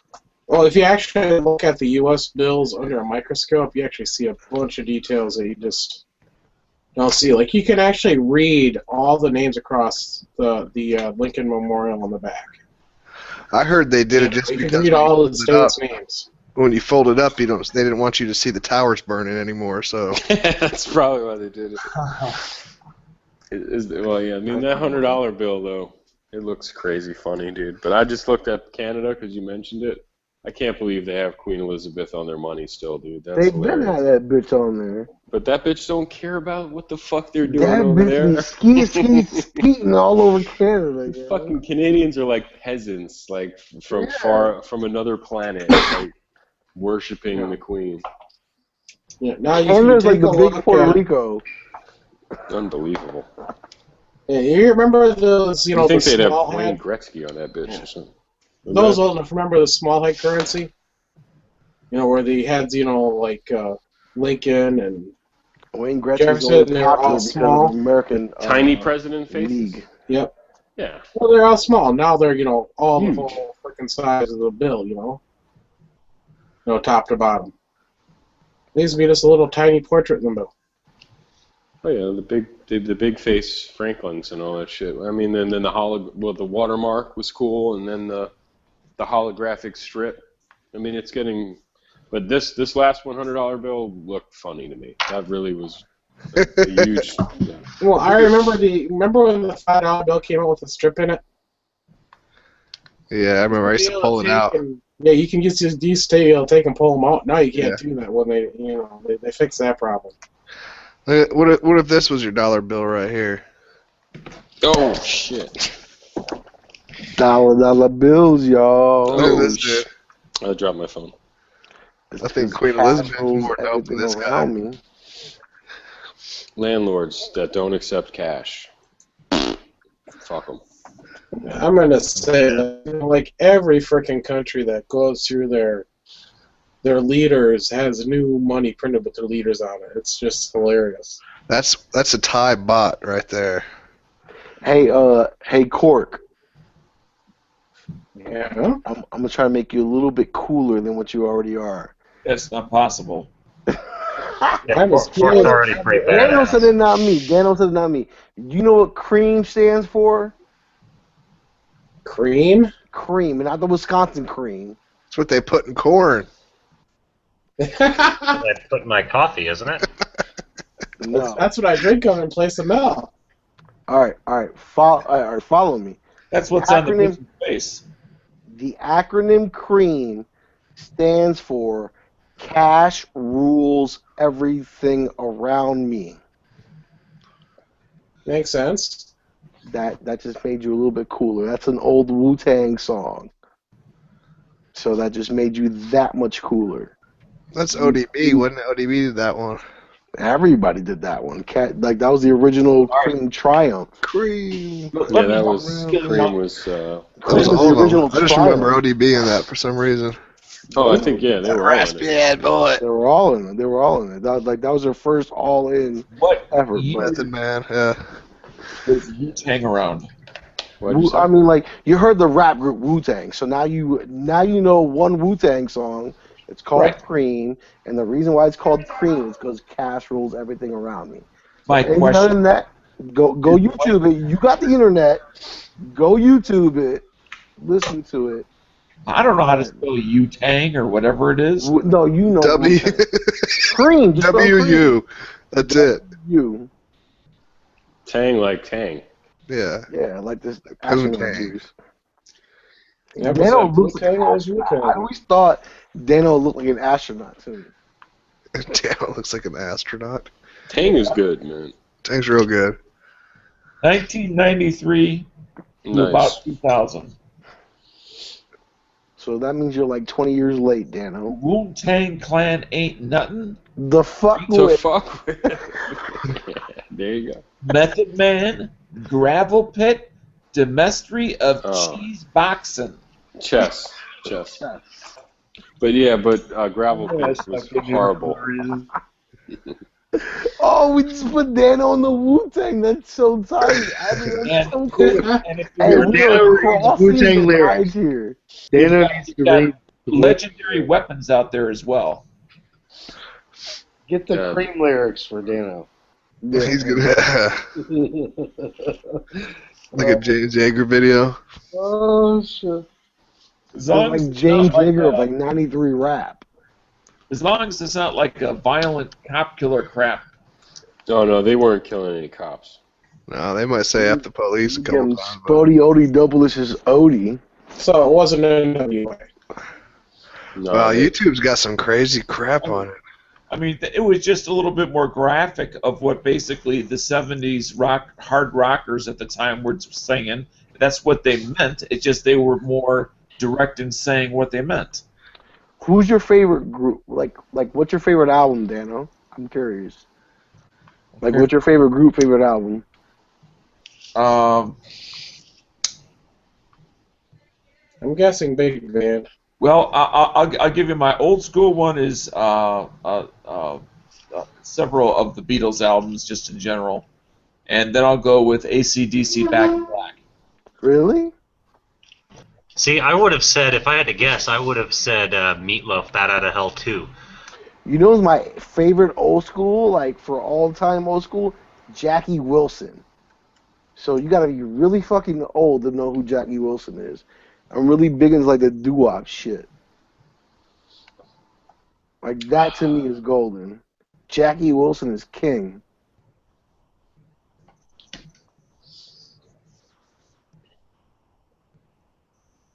So what's your favorite symphony?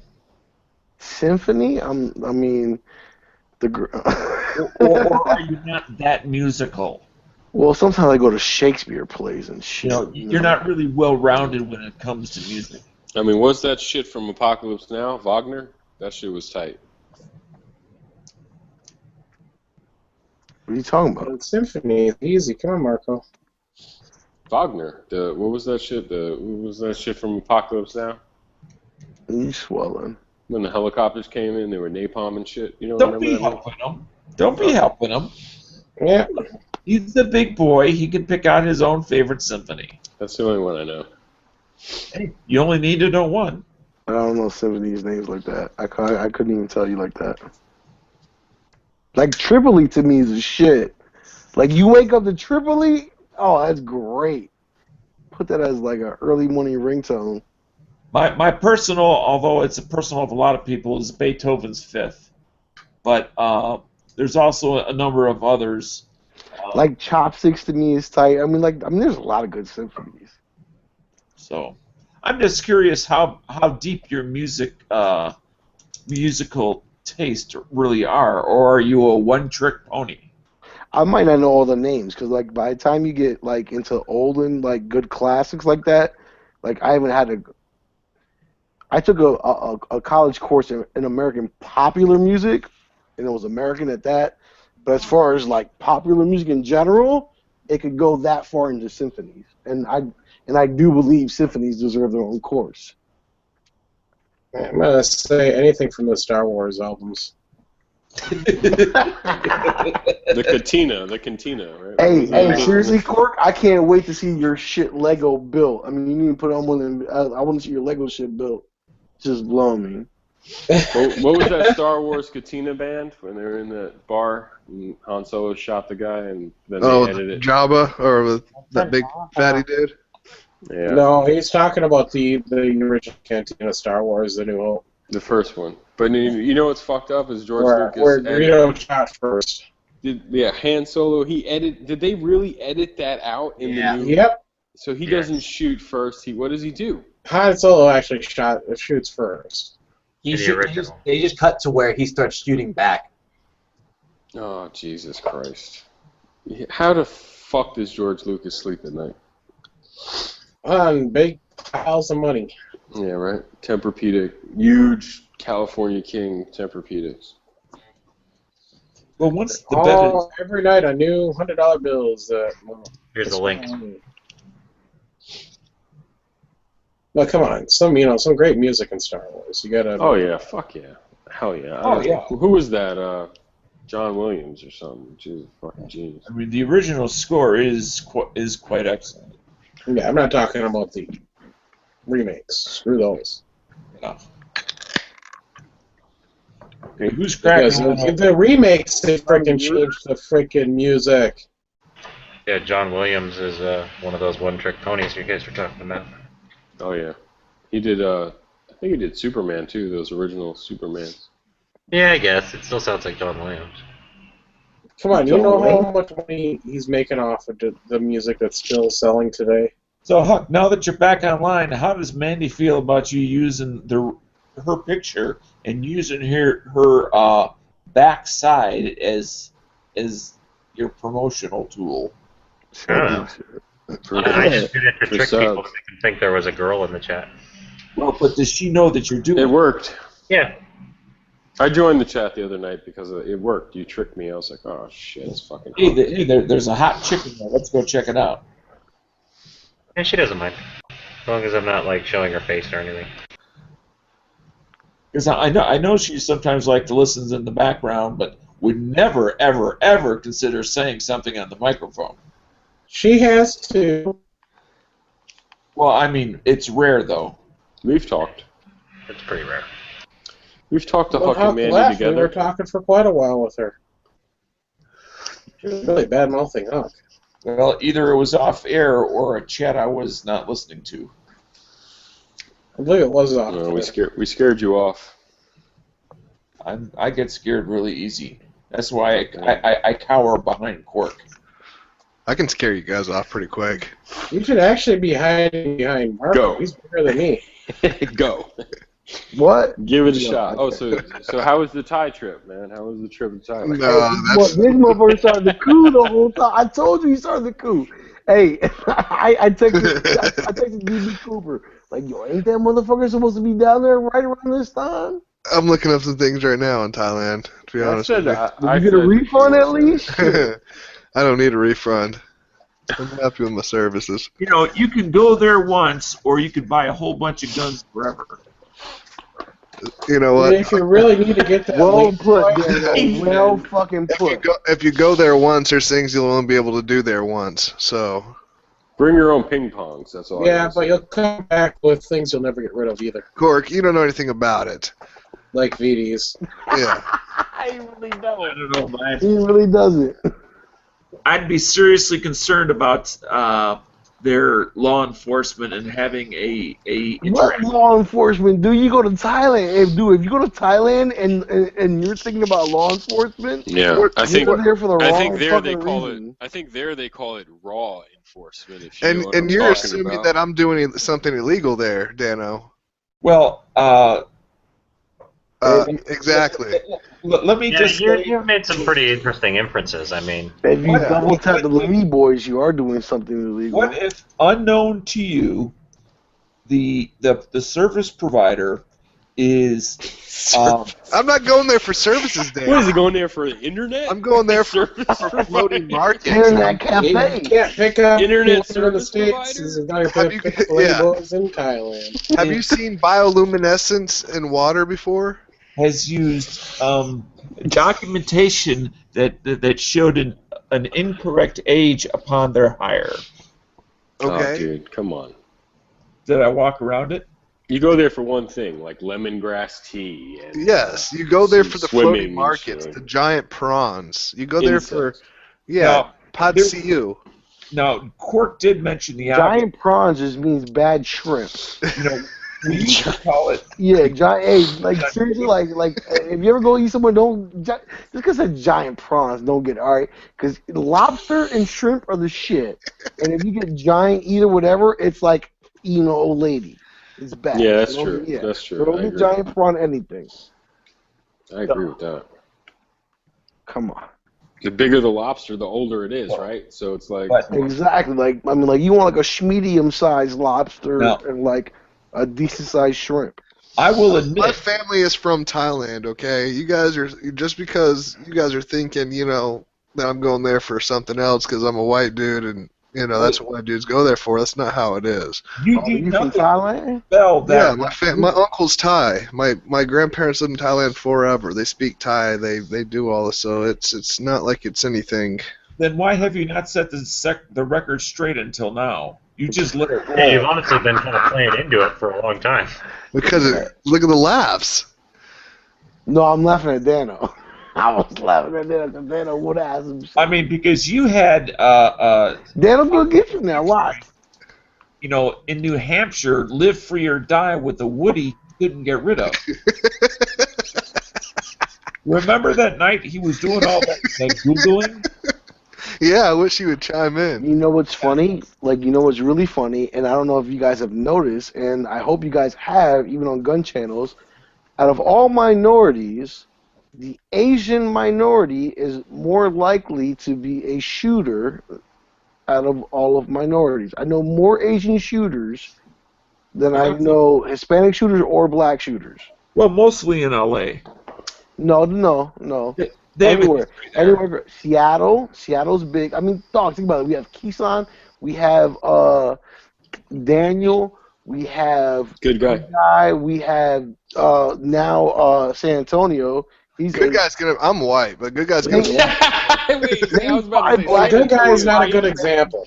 Good guy's gonna Antonio, be you're shooter. Asian, bro? What the fuck? No, like seriously, like Asians are a big shoot. And put this, at the University of Maryland Rifle and Pistol Club, because here in Maryland we have a decent Asian community. It's not as big as out west, but it's decent. It's decent. It's what it really is. And when you talk about college, it's even higher, obviously. But in our college, if there's 10 rifle members, there's like 6 of them are Asian, maybe. 4 to 6 of them are Asian for every 10. Easy. Asians are probably the most participating of all minority communities. Maybe That's because they're compensating for their small organs. Are you really just? I don't care. I'm going to say that's because they have a fucking history of being awesome. And then once they Bob gets do, down, and then there's the Pacific Theater, like those that are like half American. You know what I'm saying? Like those. They're awesome. That's all. Yeah. Like Are you also, really like glad I missed this conversation?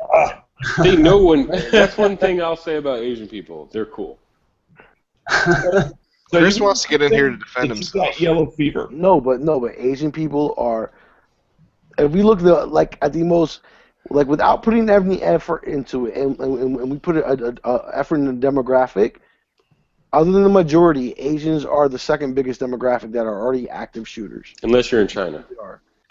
When Bob Hey, gets Ralph, down, I think Cello's asleep. G-string is passed out. when Bob gets I down can't there kick to see nobody. Chris, You call him Chris G-string? has an excuse. G-string. Tactical G-string. Whoop. That took care of the problem. I guess. You got mad power like that. But yes, Yeah, I think some of you guys got yellow fever. Oh, I've been had it. Oh yeah. Yeah, my first girlfriend was Puerto Rican. I'm working on one right now. My second girlfriend was Filipino, and man, that was it. And that's why you go to Thailand, because you can get a shot. Turned out. I got a girlfriend was Mandarin. Uh-oh, here comes Chris. Got to hear this. God. Hey, dude, Quark, what the fuck was that about bad example? Elaborate. I don't know. It's getting awful racial. I'm a fucking Asian. What the fuck, dude? We thought you were a Blasian. We thought you were a Blasian. He is a Blasian. He's a Blasian. I'm really glad I No, but missed because he's Filipino, like that makes him like a quarter Spanish too. So You guys forgot Lee. He's G Lee. He's Asian too. Oh, right. Yep. Damn. Hey, Damn, Chris, why you you guys got taking every over, man? excuse to start shooting at motherfuckers when Bob gets down there and starts to piss you off. I like how you're mad at Quark, but not me when I said if good guy walked into McDonald's, I'm going for my fucking gun and shit. I only Oh, said you if he knew was that, nice. good guy. But Yeah. that's not because he's Asian. That's because we know Chris. I mean, And that was like a half hour ago. I mean, with that new vest, I might shit my pants if he walked into a fucking Is the McDonald's. truck in reverse or what? You guys see all those douchebags? No, it just turned on. Whatever. Their rifles. Did I miss a conversation about that? Douchebags? Yeah, a bunch of douchebags took their rifles, their ARs and stuff into Chili's and caused a big stir. Oh, jeez, you missed that conversation that Marco's having with himself? Hey, Yeah, sorry. we had 2 rounds of this conversation. I'm not up for a third. Yeah, it's their constitutional right.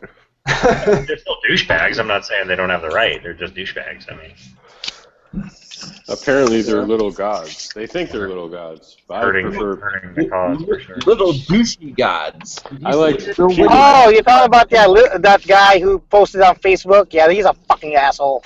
Hey, I'm Oh, still he's a waiting for dick. you to come back and defend me. Yeah, I was about to say, man. Because I took it hard on the chin earlier. Oh, yeah. You know what? I took Hey, some yo. serious brass to the face earlier. Yo. I was getting from y'all. Pause. You know what? You know what? Okay. You know what? Okay. I'm gonna add to his shit, to the bullshit, like with the park and did that shit. Okay. All right. I had wild sex with my girlfriend. No condom. Condoms are Nice. for cowards. That's right. You ain't lying, dude. I'm sorry. What? Hey, oh no, I should have muted. I'm sorry. What just happened? I don't know. Did What you throw the up in fuck your did I mouth? miss? I mean, I enjoy working, but this sounds awesome. Wait a second. What? Where how did you go to having unprotected sex? Chris get a girlfriend. Constitutional carry. I'm Did he giving just an say- example, asshole. Did he I just wanna- say he nutted in his girl or something? I want a constitutional carry in the Philippines right You're now. gonna be a daddy.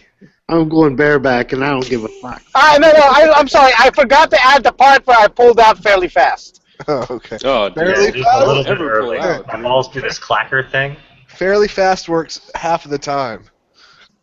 Hey, this I gives mean, me come on, dude. chat. Pulling out is like... Ultimate chat. I can't believe the Pulling out is like not owning a Glock. G-Webs is missing all the epic chat. So, Chris, when did this girlfriend thing happen? I'm giving a freaking hypothetical situation. Don't take it so seriously. Your girlfriend. Bobby already? Bob already? When Korg made it down there to visit. So you've never had a girlfriend, and you really haven't had sex. Guys, Chris has been in here for 5 minutes, and you already have him yelling. Come on. Chill out. It's not a bad day. Bob, not Bob. Sorry, Dano, you're like taking this to another level altogether, like you usually do. It's like, wait a minute, you don't. I was like, dude, can we just end it with what I just said and not make too much of a big deal out of it? Shit. I was a virgin until I was like 19. Yeah, I'm not on a bitch. I don't care. You're the one that said it, and you're the one that took it to that level with your graphic statement. Yeah, remember, Dano's old. I just So how are we gonna turn girls that are like Here, open coming or whatever With roofies. open nutting? I'm into the open nut movement. I'm getting gas. I'm getting some gas. I'll be right back. in my left pocket. Here's some shit though. This is something I heard that really caught my attention.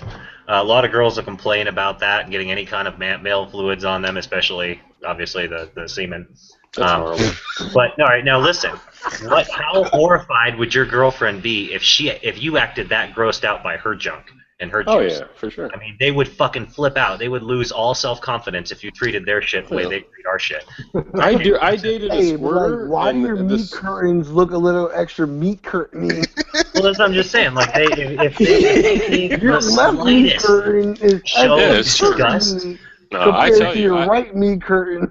I dated a girl for years, and the first time she squirted, she was like gonna cry or something Yeah. like that, and I was like, That oh, shit like, freaks wow, you this out. is. I was That happy shit as hell. freaks you out. When a girl's about to squirt, like she really freaks you out. I was happy. I felt proud. Like I made How her about do that. I felt proud after the fact. I was like, oh yeah. Yeah, but she was like I was terrified. like, okay, the first thing on my mind was you gonna wash these sheets.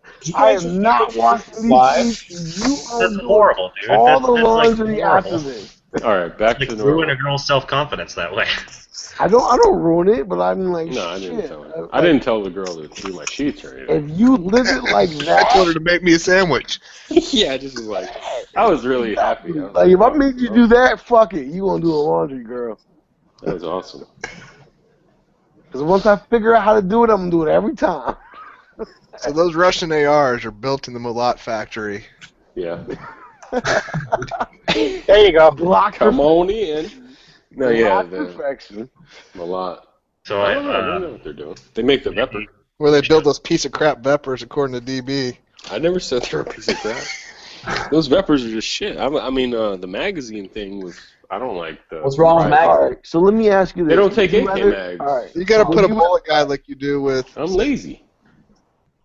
Let And me cheap. ask this. Would you rather get an 8-shot magazine to 12 gauge or an 8-shot magazine or tube?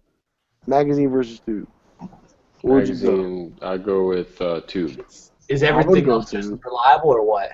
No, but you're pumping, and on top of that too, you're probably pumping. Back to that. Probably, maybe not. Like that could probably like increase your price rail. Whether by the time you decide to go that, then your price increases obviously. I like that. I like that. You know, I was gonna say real quick. I don't know if it's off topic or not, but when I had my, I bought the Remington extended tube to extend my tube out to like I think it. What is it like It's a 4-shot tube, and then that extension made it maybe a 5 or a 6. I think it might have been a 6. Either way, I put it on. I was like, man, I took it off and I didn't like it. I'd rather have less rounds and have a more like the gun just felt better with the 2 less rounds. I don't know why. Yeah, you talking about in a tube? Those magazine tube Yeah, extensions. the weight is further away from your center of mass, so the end, like the front, it feels front heavy. So it's like it's harder to point and it just swings Yeah, around. it felt exactly. It's exactly. What gun are you talking about? Front heavy. Like Right if back. you buy like a pump shotgun and you put one of those tube extensions, it just felt wrong. I just. Well, what about, all right. So what would you say about like the M90 No, I'm sorry about The 598 Yeah, the 598 I one. just got a 598 one like last week I actually. want to get one. I want to get one of those because at that point, like I can do anything I ever want to do with them. That's I my can- next shotgun if I ever buy Because another one. honestly, like when we take it out to the range, like I'm not gonna take it out to the range to really go shoot. And if I really want to go shoot it, if I shoot anything, I'm gonna shoot like a clay game. So I need like more than 18, and I want to really keep it under 20 max and get the most shots out of it. My I got 590 is the best option. I didn't like the front heaviness of the 20-inch because the 18.5 is 5+1, and the 20 is 7+1. No, but the problem with the other one I saw, like the magazine tubes go all the way to the end, which is fine, but you got the heavy wall barrel, and I don't know, it just felt weird, you know. It wasn't as handy as the 18-inch, and for a defensive shotgun that I was gonna want to use inside, I went with the 18-inch. I'm gonna get one of those rotating mags.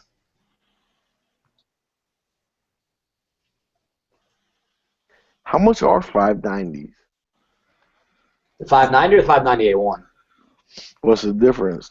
Well, the 590A1 has it's got a heavy wall barrel, so it's a thick barrel, and then it has a metal trigger guard and a metal safety button lever thing. And other than that, it's pretty much the same.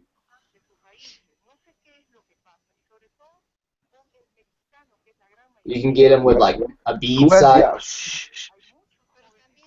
Who has the operator in the background? This is your operator speaking. No, can you hear that? Sounds like Spanish. I'm watching. Yeah, it is Spanish. Type It is of King Spanish. models, Hold on. okay? You guys leave me Hold on, alone. Hold on. I'll tell you what it is.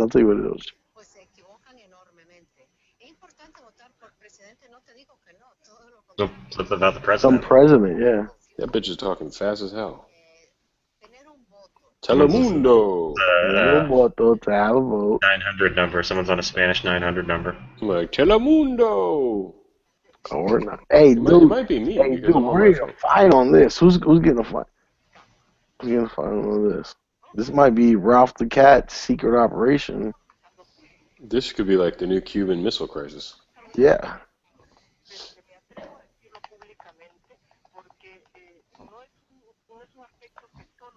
The plane. Cork, that's funny as all fucking hell. Hold on. I was peeved when I read that. Everybody be quiet and see who this comes through.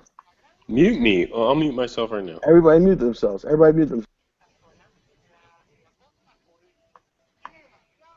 think it's coming from Marco.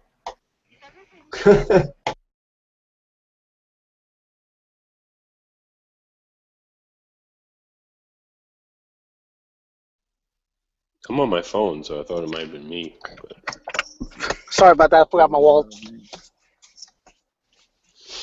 forgot your wallet. I like girls with big, thick ankles. I like big butts. I like And girls. I cannot lie. I like girls that wear big fucking daddy shoes like that girl from Calling Noir. Oh, that's lame. Yeah, sorry, I was fucking back, but I was too fucking quiet trying to figure out who that was. What But, the hell is a daddy shoe? Splash, girl. Don't give it too much. I'm typing in daddy shoes right now and I can't find anything. Daddy You're shoes. gonna actually find daddy's shoes, like Hush Puppies or something. Yeah. There's a bunch of loafers. stripper heels. Clear heels? Stripper heels. Yeah, clear heels. They look like they're all high tops. If you type in daddy shoes, they're all like leopard print high tops. The No, shoes but- with the fish in the. I'm not talking about daddy shoes. I'm talking about fuck me daddy Fabulous. shoes. I have to take them home. Have you seen like them hooker shoes that girl wears? That girl is What are you talking hooker about? shoe addiction. That's funny. No one will ever know that girl's name, dude. Who? That's Where's the fucking hooker sad. shoe? The Noir co-host. Yeah, the Noir Well, I Cole. haven't seen it. I don't sub to him. Oh, okay. That's your fault. She does wear Her name's Amy. Her name's Amy? Yeah. Oh, well, so one person knows Forgot the her last is name. fuck- her name is Fuck Me Daddy. But geez, how do you ever, how would you ever walk in those things? It's basically walking on your tiptoes. This is what I found when I typed in daddy shoes. Oh jeez. Odd URL.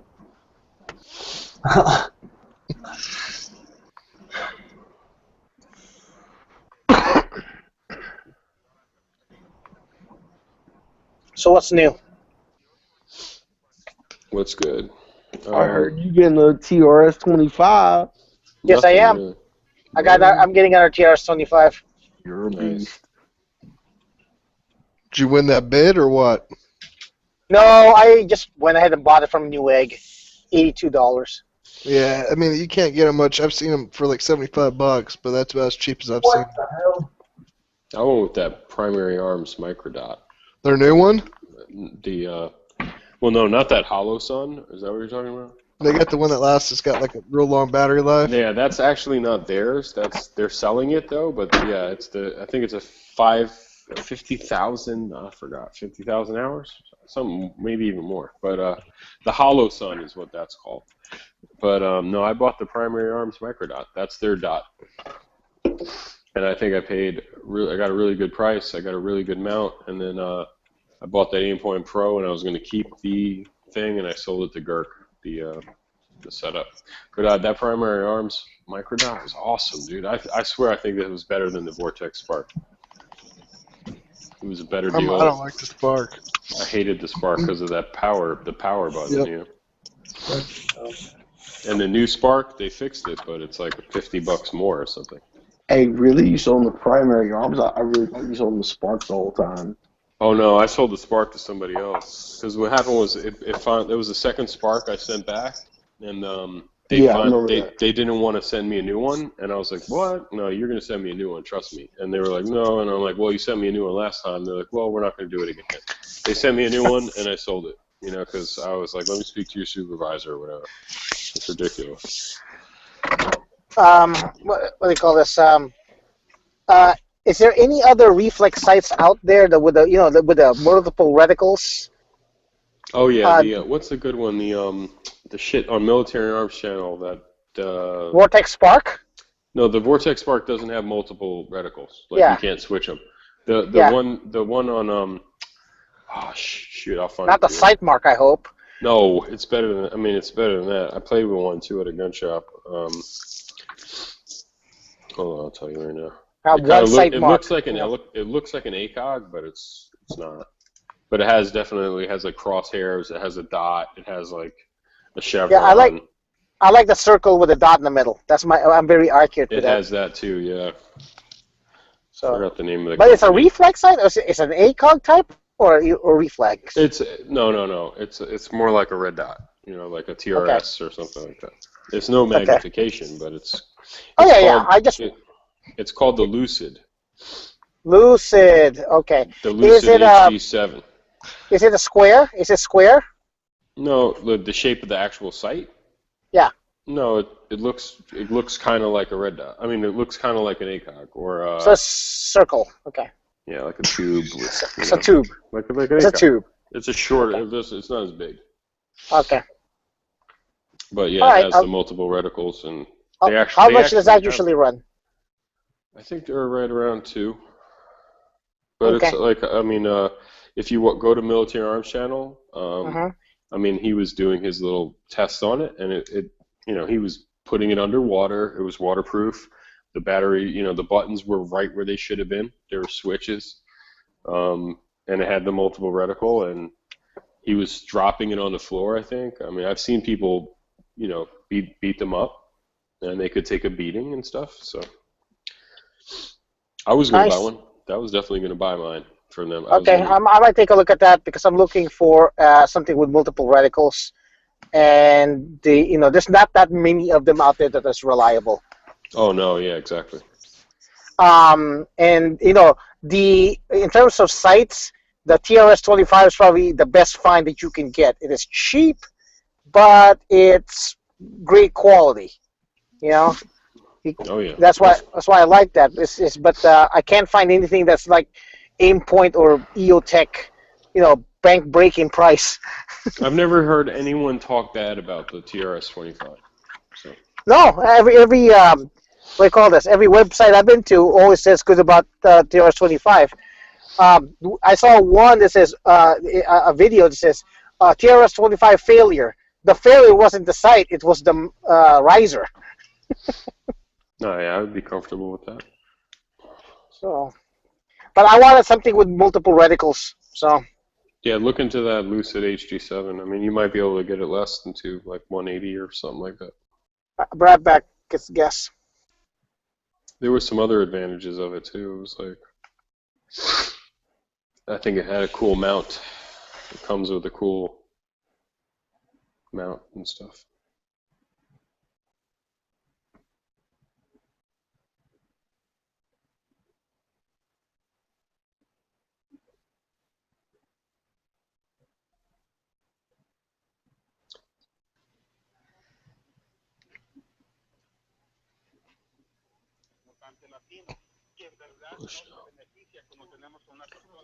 Was this like super dead air? Who the fuck was the NSA back in the NSA? I'm watching a little mouse in the corner of my shop. It's like super dead air. Back Like, in the zone. dead air. I'm watching the breastfeeding video. Oh, share the freaking link. Nice, dude.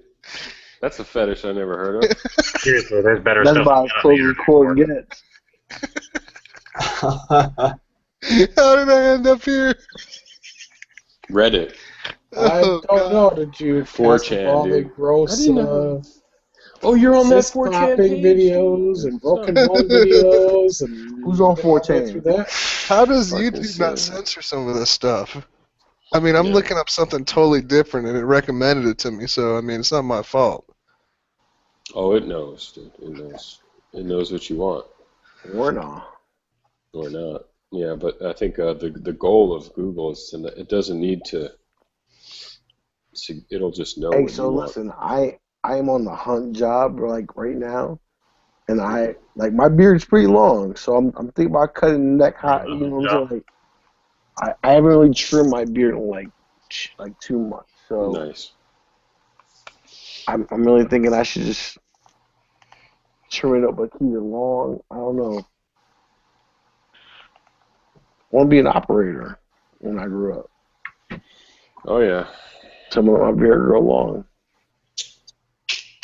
Do it now before it's gray, because you won't want that. So I can look like Resist a Tyranny with a ponytail. You don't want gray. If you're young enough to rock a beard with no gray Could I in be it, as cool as Resist a Tyranny if I rock the ponytail and Oh, my dude. government? It's funny is that I had a girlfriend whose mother said it was like always like if a guy has a ponytail, he's a scumbag. Like Yeah. she said that like so many, and it was like funny. She was like, seriously, and I was thinking back in my life, like all the boyfriends my mom might have had that had a ponytail, or people I met, like, and I'm like, wow, you know what? It's crazy that she might be right. She might be onto something. Ponytail, Yeah, I don't think so. No, cool people with ponytails. You know what's really funny? You guys My know dad what had a I'm saying? ponytail. All right, my there you go. cousin, Well, that's different. so my older cousin who I really looked up to, who grew up in the worse hood than I did, in like straight immigrant town, Hispanic USA or whatever. He had a ponytail? And like he had the shaved sides and the ponytail coming off the top, like the straight gangster joint, right? He had that joint forever, still has it, and now he just grows a goatee to be extra tactical. And I hadn't seen him in like 6 years, and I saw him now, and now he just grows the ponytail to cover up his bald spot that he has crucially that I can see leaking through the background. It's so funny. I tried to hide it. I had a rat tail when I was a kid, like the white trash rat tail. Nice. I had the Fresh Prince of Bel-Air flat top, but like guy's straight hair didn't look like his. No. Anybody know anything about SKS stripper clips? Yeah, what about them? Silence. I ordered a whole bunch, and the ammo's like so loose that it pops out of the sides and stuff. You get the Norinkos, or which ones did you get? I think I just ordered some cheap ones, and I must have gotten Chinese ones. Like not Chinese, like I'm thinking like NC Star or something. Okay, You should I've open Carry and see if Australia can give you advice on it. It's your right. Carry it. So you mean like if you just like pick one up, then all the rounds will fall out of the sides? Yeah, it doesn't hold them very well at all, and it won't work with the little feeder thing. Okay, yeah. The ones I had were I got them from the local gun shop, but they were marked Norinco, and I had no problems with them. Okay, so Norinco? Yeah. That's what I figured. Is I know these aren't military surplus of any kind. They've got to be something. Let me go grab one and see if they're marked it with anything. Norinco, is Bob here already? Oh my God, YouTube has just gone down the gutter. What happened? I'm on one of those missions, you know. It's just taking me to a place that You need to get on WorldStar, bro. Like, you not WorldStar? WorldStar occasionally, but I think this is more. Yeah, WorldStar like 3 times a day, 3 to 4 times a day. I need a I almost said a bunch of nasty things just now. This is called hand expressions. WorldStar's a plague. Nah, if you don't WorldStar, you're not up on hip culture. WorldStar is 10 times hipper than YouTube could ever pray to be. I think they're both rotten. If they're showing what I'm seeing now, then I don't want to go on WorldStar. Well, WorldStar puts up a video. You can have a video for like 30 minutes and get like 160,000 views.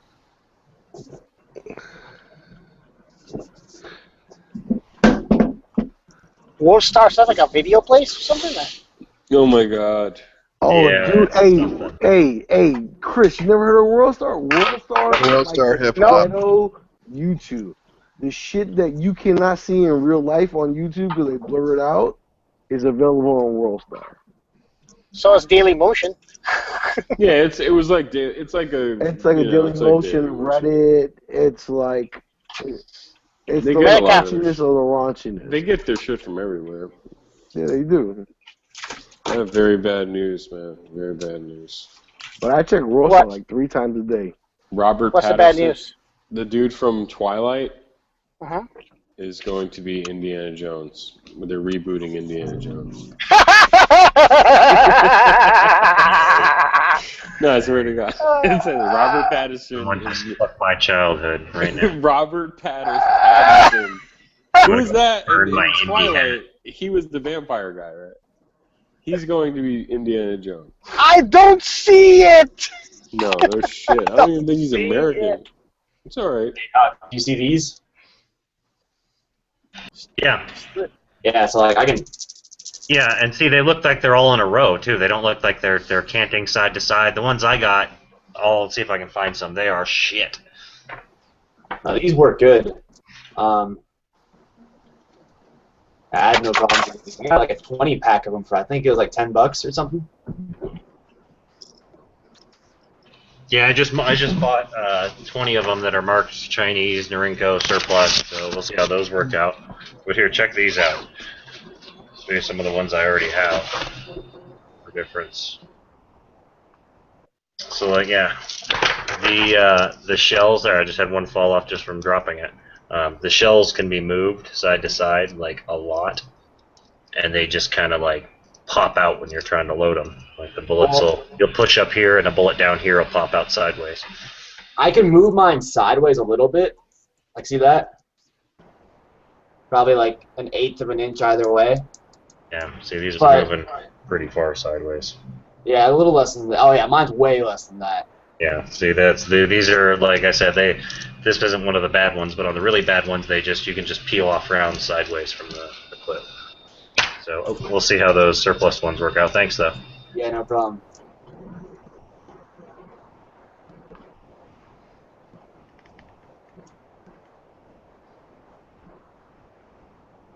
Do anything else to that, Pap? No, not really. I'm getting ready to inlace hobo nickels in it. Oh, nice. Yeah, were you in here when I was showing that off earlier? No. I got it from that chick I was sharing her profile. She hand carves the little skulls. Oh, nice. Into the Indian head, and she does like Aztec ones, and she took a Hitler coin, like an old German coin, and carved the Nazi's head into a skull, or the Nazi's face into a skull. Oh, nice. Very, very cool work, and she gets a good price for them too. But yeah, I'm gonna inlay one of these on either side of the front foreguard where it's got that big flat spot. So you basically cut out her own. So like you would basically cut out her own like design then. No, I'm just gonna inlay the whole coin. I'm just gonna Yeah, cut but a that's what I'm circle. saying. Like you're cutting it out from her original design. I'm not cutting anything. I'm just gonna take it as it is. Cut a little hole into the side of my wood stock. Okay. That's exactly this shape and depth. That's cool.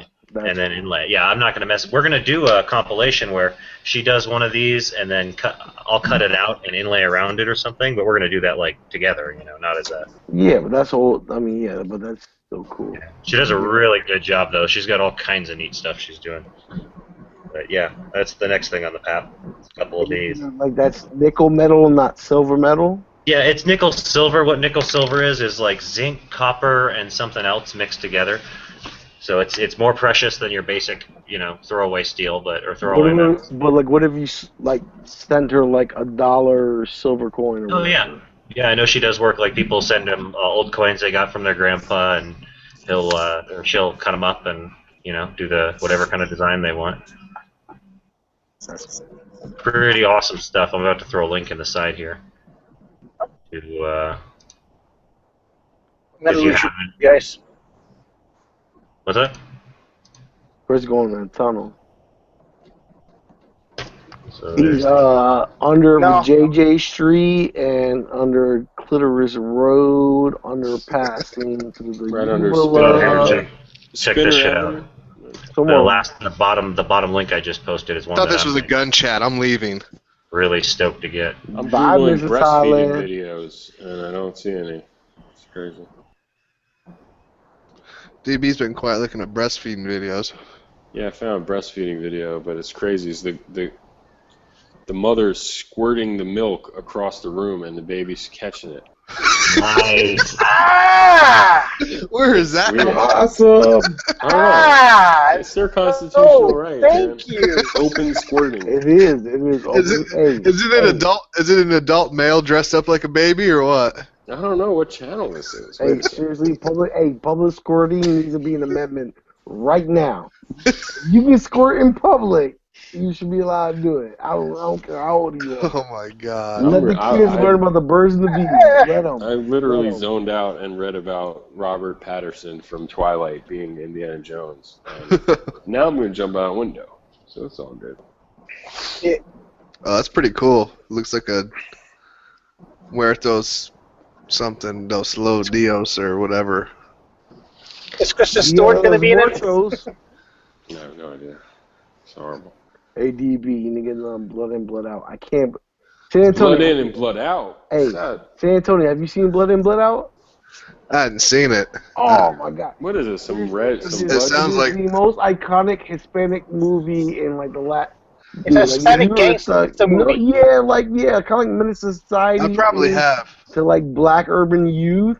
Blood in, Blood out is to like Hispanic urban youth. It's really Are there bad. some hot chicks in there? Probably, right? Not even. It's a prison movie. It's a prison movie. Whoa. So like, all right. They play that for on example, Telemundo down here. They play it all the time on Telemundo down here. check this out. So you know when Goodfellas goes to prison for like 4 years. Yeah, they're you know, cooking and and the fresh garlic. It's like 12 years of that, and that's most of the movie, like what it's about. But like in an Hispanic sort of way. Yeah. I'll check it out. I mean, All right. I'll try it. Blood in, Blood out. Netflix? And another one you could check out towards that is American Me, which had Edward James Olmos in it. No, that I saw a long time ago. You saw that? Okay, so Blood in, Blood out is like that, but like a little bit cooler. You could make it cooler, but never worse. Like American Me was the worst version of Blood in, Blood out. Well, that chick's a dime. Whoever's making these quarters or whatever Huck put up. Really? Yeah, she's a dime piece. I might have to order one then.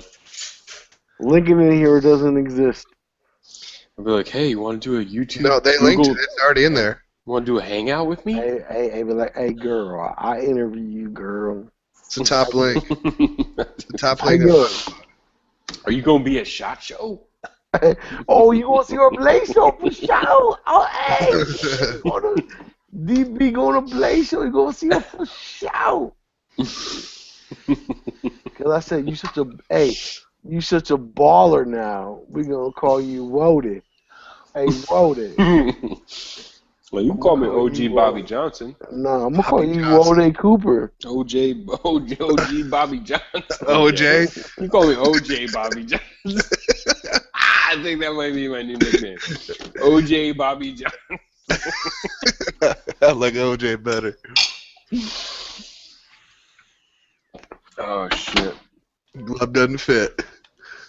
If the glove don't fit, you must have quit. So did you guys get Chris off?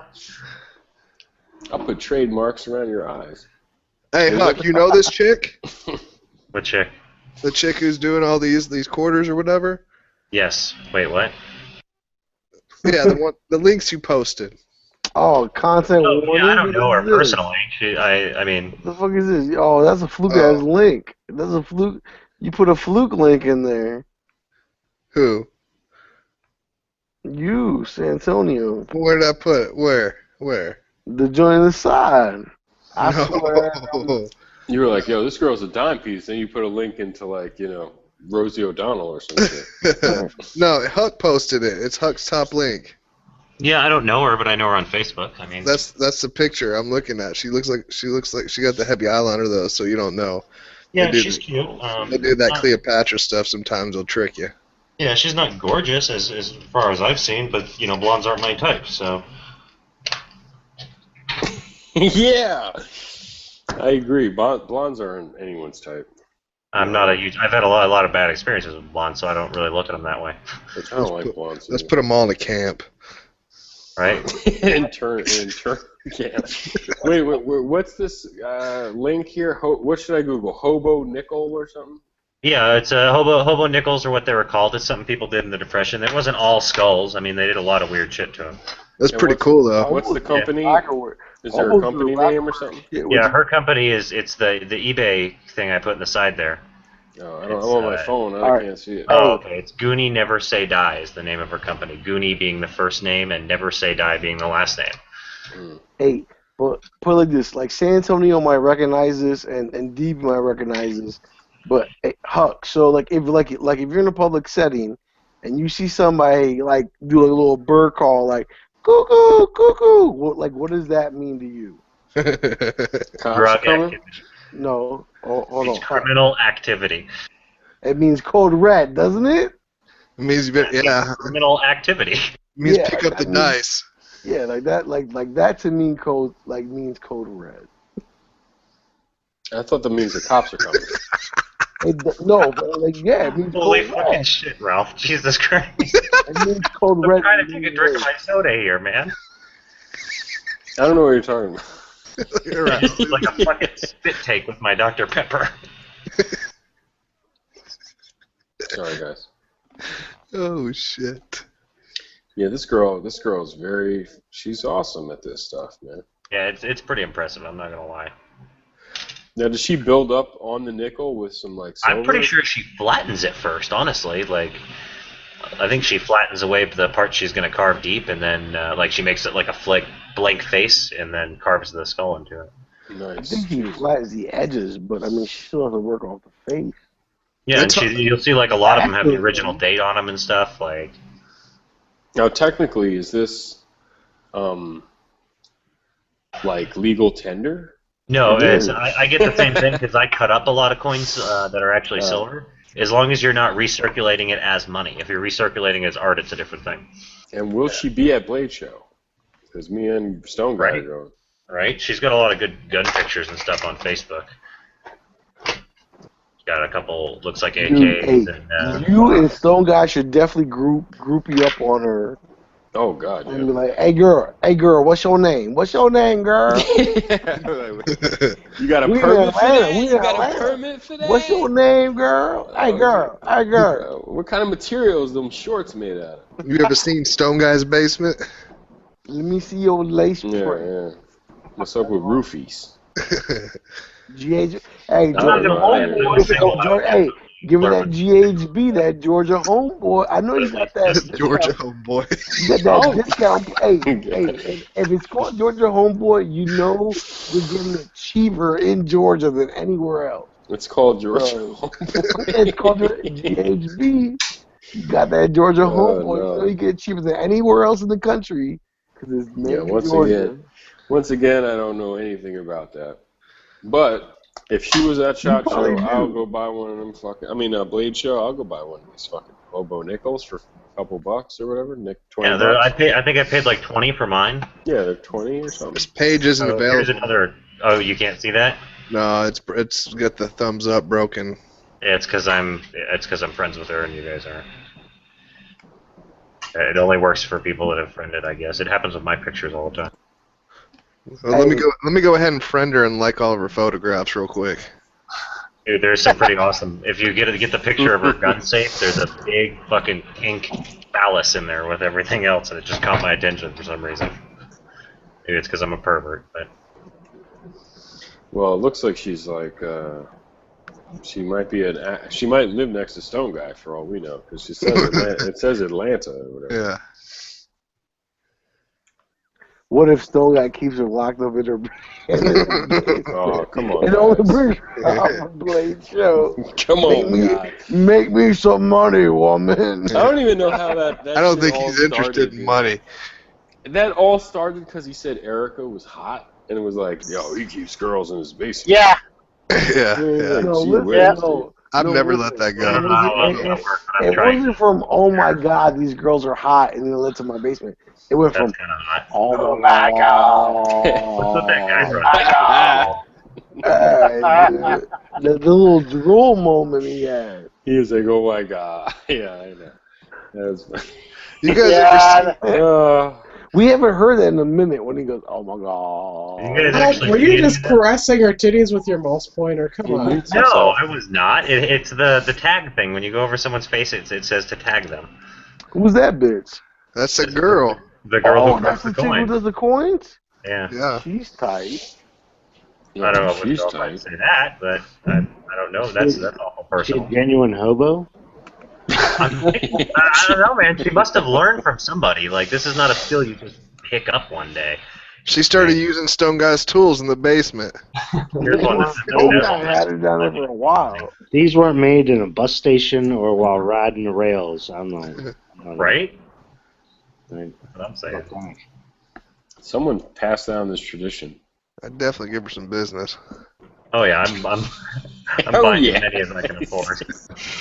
Oh, we're I know you probably meant to. Oh, you guys are bad. Yeah, we're going to hell. It's cool. There we I'm go. just fucking around, but yeah, these nickels are cool as shit. Hey, San Antonio, you know, there's a rap group in DC called SB. You need to look up what that is. Because you deserve to be in that club group. Snitch Boys, I think it's What is that? I am a snitch. Snitch I mean, Boys. You snitching on yourself, man. No, Slutty Boys. I know that's an AK. Slutty. whoa. Oh, whoa, did you get an AK? Whoa, Scar. whoa. An AK. Wait, Oh, there's that only is a two. Scar. Go back to Scar. Yeah, see, that Cleopatra shit I will don't know, fucking but wait a trick you. minute, that's an extra long muzzle. That's like a Canadian muzzle brake. Hold on, okay. Yeah, she's That's kind of block. it's kind of a trick. Excuse me. Go back. She's no, prettier than hold some on. girls. Go back. Yeah. back. Why am I going back? I don't want to go back. I want to go back. No, because that was a gun I've never seen before. What gun is that? That's the Glock carbine thing. Okay, so she has an SBR? No, it's just a standard Glock with like a rail attachment. No, it's not a rail attachment. Because it has Sure. a stock in the back. Because it has a stock in the back. It doesn't have a stock in the back. It has a place for the slide to go. So how much is that? I don't know. I think they're like $200 or $300. No paperwork? I have no idea. I've never looked into them. I've looked at them. I've just never really looked into getting one because I'd rather. Ralph, just buy a did you carbine. see that? Ralph, wait a minute. I think that's like the least desirable of all the ones available, though. I'm not like not here. downing it, but that looks like bad. She's bad, you know. She's bad. Yeah. All right, so hey, Let's get her on these chats. Lot so of we eye can- makeup really bad.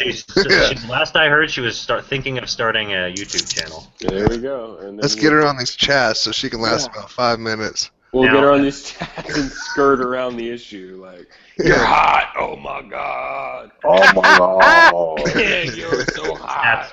This one is one of my favorites. That's fucking Oh, that's pretty tight. Yeah. Boobies never say die. That is sweet. She does some. There's a Boba Fett helmet on one of them. Booby Fett. There's a Jurassic Park T-Rex skull right there. I want to see the Boba Fett helmet. I'm looking for it. There's some pretty epic shit in here. Like, I'm coming up. That's a jigsaw. Oh, actually, a bunch of skulls. I'm cracking myself up now. Freddy Krueger. Frankenstein. Pretty awesome stuff, though. I definitely do not have this kind of artistic talent. It's a totally different thing. It's like, this is the kind of people that can draw. I can't draw to save my life. I wonder what her sign is. Oh, that's really sweet. This guy's got a pilot's cap on. Awesome. I'm going for the Star Wars stuff. Her sign looks like F-U. The big middle finger. Anyway, definitely go out there and follow her or like it on Facebook. It's Goonie Never Say Die. Awesome fucking work. I'll be sure to do that.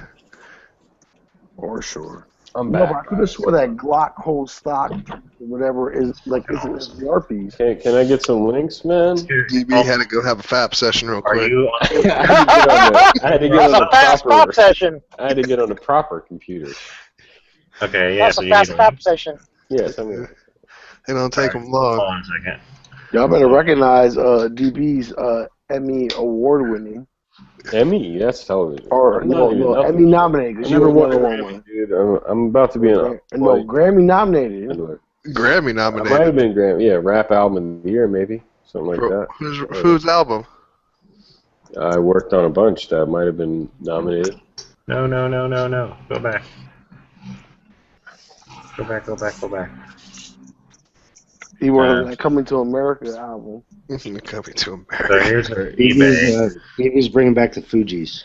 If you I'm want bringing back the Fugees. Oh, I'd punch Lauren Hill in her mouth. Oh, Ralph, you're here. Great. Okay. Oh, Ralph. Ralph. God, get off his shit. No, because I want to know. Because he's a Glock guru, so he has to know. This is a Glock question. Shut up, DB. This is a Glock question. Is that Glock chassis that chick had that gun in an SBR or no? What would make it an SBR? I could have swore there was a shoulder piece to the ending piece up there. If he says there wasn't a shoulder piece on it, then there wasn't a shoulder piece on it. Here, I'm pulling it up right now. But you've seen that chassis before, right? I don't think they all have a shoulder stock on them.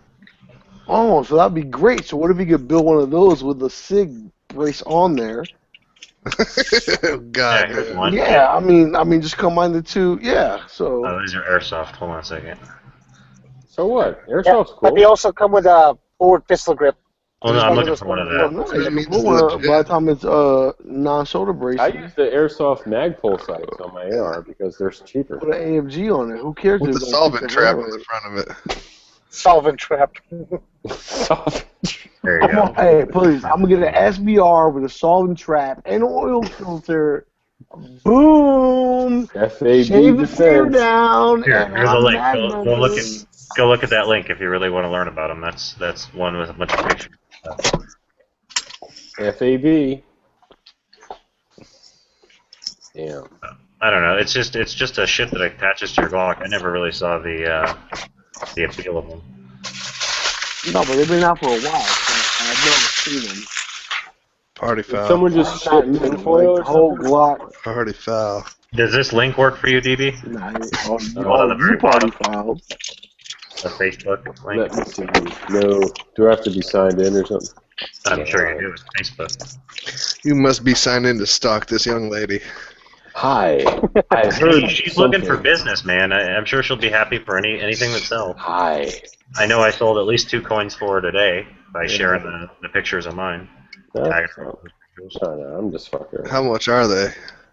Mine were like $20. The ones I bought, or the one I bought. And that was just a standard buffalo head nickel with a skull instead of an Indian face. Damn, this one's cool. There's the Transformers. That's There's pretty a lot of cool joints on there. Yeah. Zombie. Damn, Jason Voorhees? Come on, dude. Yep. Yeah. I'm still looking for the Boba Fett. Those Ghostbusters, that's pretty sweet. Looks like that was carved with That's cool. Dremel or something. How to measure your, oh my god. And you can go on YouTube and just look up hobo nickels, and there's lots of videos like how to make them and stuff like that. It's a neat little thing. There's a stormtrooper. Oh, cool. I'm still screen sharing, right? Yep. Yeah, yeah. Alright, but... Do you guys see my sweet background? Tiger Stripe. Tactical wallpaper.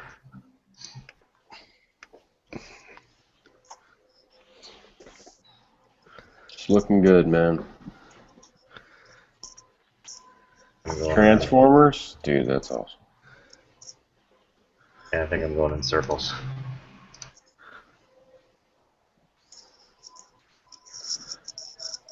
In Man. Jesus. Help us, Jeebus. Hey, was that Biker Bob? Switching to computer. Switch, like Houseburn. Biker Bob's going to Good Guy's house. Switch. I can't wait for that show to come on. Seriously, fuck Ammo Nation. I can't wait Don't for you the dare say Bob and Good Guys show. That is gonna be so great. And I usually hate it when two like YouTube channels have like the same footage. That's badass. Yeah, but I can't wait. You getting slapped the snot out of them. Holy cow, that's crazy. There's so much detail in that coin. That's pretty amazing stuff. What about the one that you just passed up the coins that I'm looking at? Right there in the gray shirt. Oh yeah, that one. Yeah, to the left. Oh, that one worked too. I'm looking for actual coins. That's the funny part. Yeah, so was I. No, I'm not looking for actual points anymore. This is still one of my very, very favorites out of all of them. I don't know why I like this one, but it really stood out to me. I think it's the spirals, maybe. What do they call those candy skulls or whatever? Yeah, exactly. It's Day of the Dead or whatever. That's racist. That's how Boba Fett. Oh yeah, it's definitely racist. They need to change the name of that. See, this kind of worried me. This really freaked me out. I'm not gonna lie. Whoa. What does she have with a bullet? I saw something with a bullet. What's freaking you out about having? Oh, they're ripped. miniatures? R.I.P. Oh, okay. By the okay, yeah, those are the rest of pieces. So, is there anything wrong with this picture for public posting? Except she's not in it. No, looks. But did she really get a box of RIP? There's an actual like hot pink nightstick in that bitch. Yeah, it's a collapsible baton, self-defense. Yeah, you passed the Boba Fett. Well, that was up there. It was 2 coins. Oops. Was that a real collapsible nightstick or was it a collapsible nightstick? It looked like a collapsible get right stick. Get right. I got videos of some of those. Yeah, I don't know about that. In Thailand. Yeah, get right. There's an Air Force. Oh, okay. Oh, yeah, it is. Okay. What is that? That's a What do you mean, strap-on in the but, like, does she stack-on, really dude? stamp it or what? I mean, like, I don't. Yeah, you use a Dremel, basically, or a carving, little carver tool. So she used like the basic structure and just elaborates off of it. I think I'd marry that girl right now. Oh, I'd give her 50. I'd give her I'm sure she's already married. Dude, I will kill my chihuahua for that girl. Damn, I'll, dude. I'll just give her 50% of my stuff. Could you just send it to us? Because we've been trying to buy one. I'm just kidding, dude. I'm not killing my chihuahua. Chihuahua. I was Maybe. What DB is Hey, with how his DB, girlfriend was? you like you weren't on mute and you were like, "Oh, shut up!" Like whatever. You sounded super homo. You're like, "Oh, shut up!" Oh. You said like, you thought you were on mute, but you sounded super homo. Oh yeah, when I was talking to my dog. Super. No, that was my girlfriend, I think. No, it Yeah. was definitely a dog. Early tonight, right? Was it earlier tonight? Yeah. Yeah, it wasn't me. I was watching her talk to the dog, and I was like, what the fuck? My mic was on. You're not that cool. Go ahead. That's all right, bro. Bro, but you should be able to carry anywhere you want to go. I do, and I go to Chipotle, and I don't give a fuck what they say. The other night I was in the movie theater. I was going to AMC to see the X-Men, and they had a giant sign in the door that said, like, no concealed firearms. And I laughed at it. So, I don't give a fuck. Y'all, they y'all can say do that is if you carry in there, they can ask you to leave and then it's trespassing, or what's the... But what's it like when it says, like, oh, drive 35 miles an hour, and yet No, you're it said- doing 45? It's only trespassing if they ask you to leave and you don't. And you don't, yeah. It said Regal Cinemas. and that's state by state law too. You know, trespassing is a state by state law. Like in Wisconsin, if they ask you to leave, you have to leave. If you don't leave, that's when it becomes trespassing, and the police are called. Blah blah blah. I was disappointed because I like Regal a lot as a cinema. They're like my favorite place to go see movies. And yeah, I never saw that sign before. I don't know if it's new, but it had a picture of a gun with a circle and a line through it, and like Ghostbusters. And it had a whole bunch of things. It said concealed or unconcealed. It didn't matter. It was like no firearms. And it even said something about concealed firearms. Like they know that means you're licensed to do so. Yeah, the gas station I used to go to just had a little small see-through sign on the door that you really couldn't see unless you're really looking for it, you know, for no firearms. And now they have this big, huge thing that covers, you know, almost the whole freaking bottom of the doors. But let me ask you this, DB. Hey, DB. So what? All right. So like when you go and you get your tickets to your Regal Cinemax or whatever, Regal Cinemas, yeah. you usually have to sign for them, right? Unless you're paying cash. Unless you're paying. No. Now I actually nowadays in the last like couple of years I do Fandango at home, and I show like the tickets are sent to your text message. Like they text message you a barcode. So when you get to the ticket taker, you just show them your phone, and they scan your phone. You walk off. Okay, so whatever. So let's just say before you accept those tickets on your phone or whatever the fuck you have, it says click here, click here, click here, check this, check this, check this. Boom. But somewhere where you check the cross said that you will not bring a firearm into this movie theater. Like, I mean, like, you really read all that fine print? Is it okay for them to say that to you? Or like, are you then I guess so. offended? 'Cause no, yeah, I just follow the law. So it's just like, is it legal for me to carry in there? Then I will carry in there. But if it's store policy, then I guess I will think about it. Because I mean, if they ask me to leave, I'll leave definitely. But I mean, I don't think it's the law. It's not against the law to walk into a Chipotle, if they have the sign posted. It's just like I'm following the law, and if they ask me to leave, I'll leave. They don't even have the sign posted. Like I drove by one the other day, and there's So no what sign. if your favorite movie theater had that sign posted, though? is what I I'm feel saying. bad. Like I'm disappointed in that company that they had that sign posted, but I'm gonna go there this Friday. You know what I mean, or whatever. Cork. It's So like, you're saying so you're saying that even that company had that sign posted, would you still carry it or would you boycott the company? oh no. See, it's like I have no choice because they're the only movie company. I guess there's maybe one other cinema, but yeah, they're a huge cinema. I can't believe you don't have them. Yeah. There's No, only like at this we point have in life, Regals there's- around. We have Regals there's around Regal, here, but and there's Regal, AMC, Showtime, and Cinemark. we only a have like few. 3 or 4. Yeah, there's only a few, and they all have the same shit. It's all a little sign. See, we had that Magic Johnson movie theater. We have. Well, you don't want that. You don't want that shit. Some amazing stuff. Is that chocolate? No, they're wax, but it'll be cast in silver and bronze and stuff. It's for like lanyards for knives and so on. Wow. There's like a little tiki man and a Spartan helmet and skulls. He does all kinds of really beautiful stuff. Nice. Yeah, Spartan helmet. Whoa, that's what I need right there, Spartan helmet. Also a very, very, very good artist. Somebody I've been following for a while. Hey DB, so let me ask you this: so what's the music scene down in Anti-gun all the way. Really? Oh yeah, anti-gun. So as for so if you went Shorty Low, T.I., Young Jeezy, the Migos, and wait. All right. So let's just say like you went to a big stadium music event. Can you carry your gun in there? No. Okay. If you go It's illegal. That's illegal. Like not just policy. What if you go to a downtown Atlanta basement bar that has 50 people are going to go watch a rap? I think as of this year, I can go to a bar because before that it was like 49%.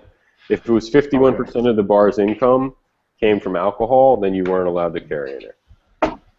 But I think the new law, I'd have to double check, and I would. I think you can go to a bar now.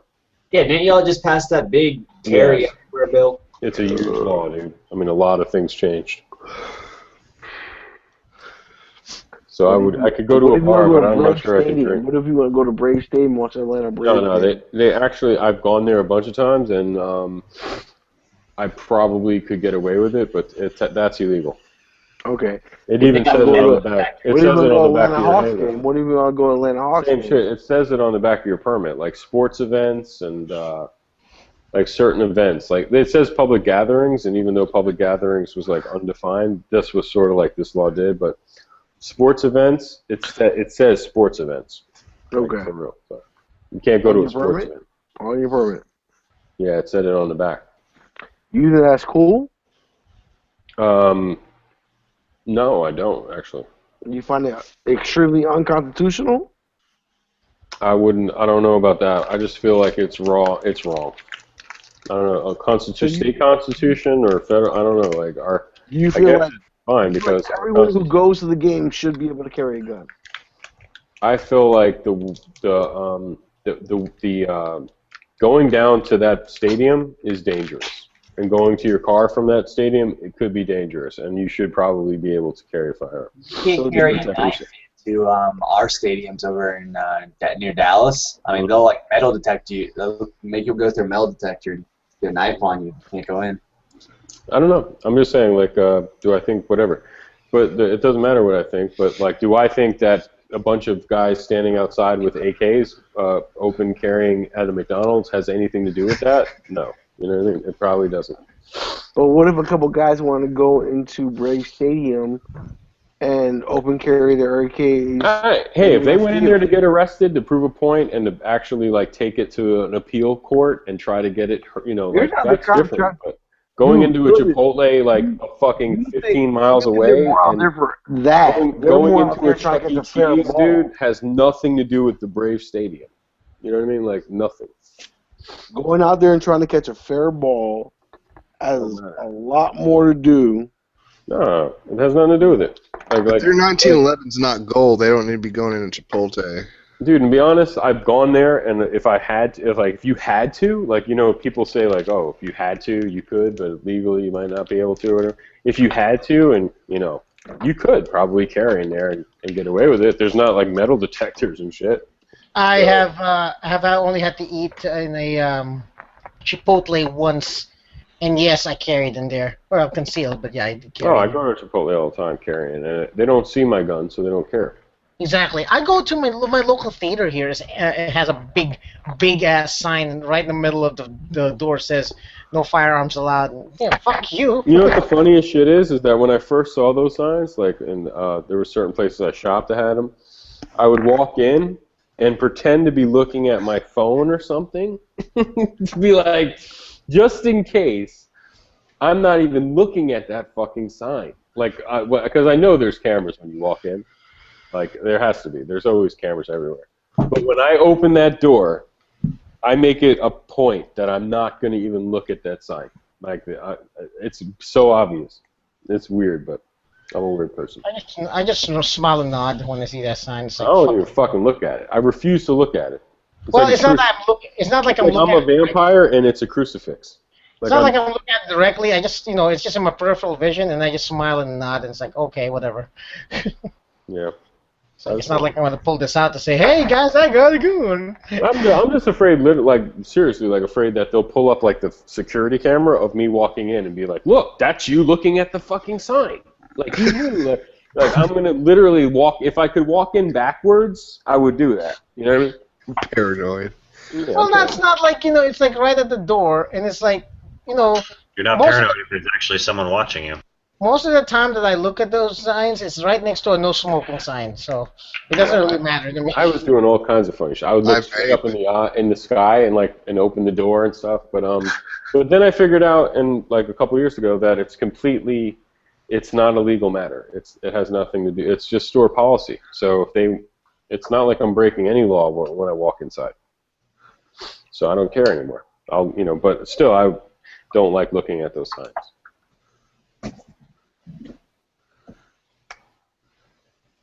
I'm not trying to give advice out here and tell everyone, please don't look at those signs. I think it's funny how you guys say, well, I walk in there, I don't care, like, if they say anything to me. But as soon as they say, yo, get the fuck out. Then I'll leave. Like, you know what? If you don't leave, you're criminally trespassing with a fire.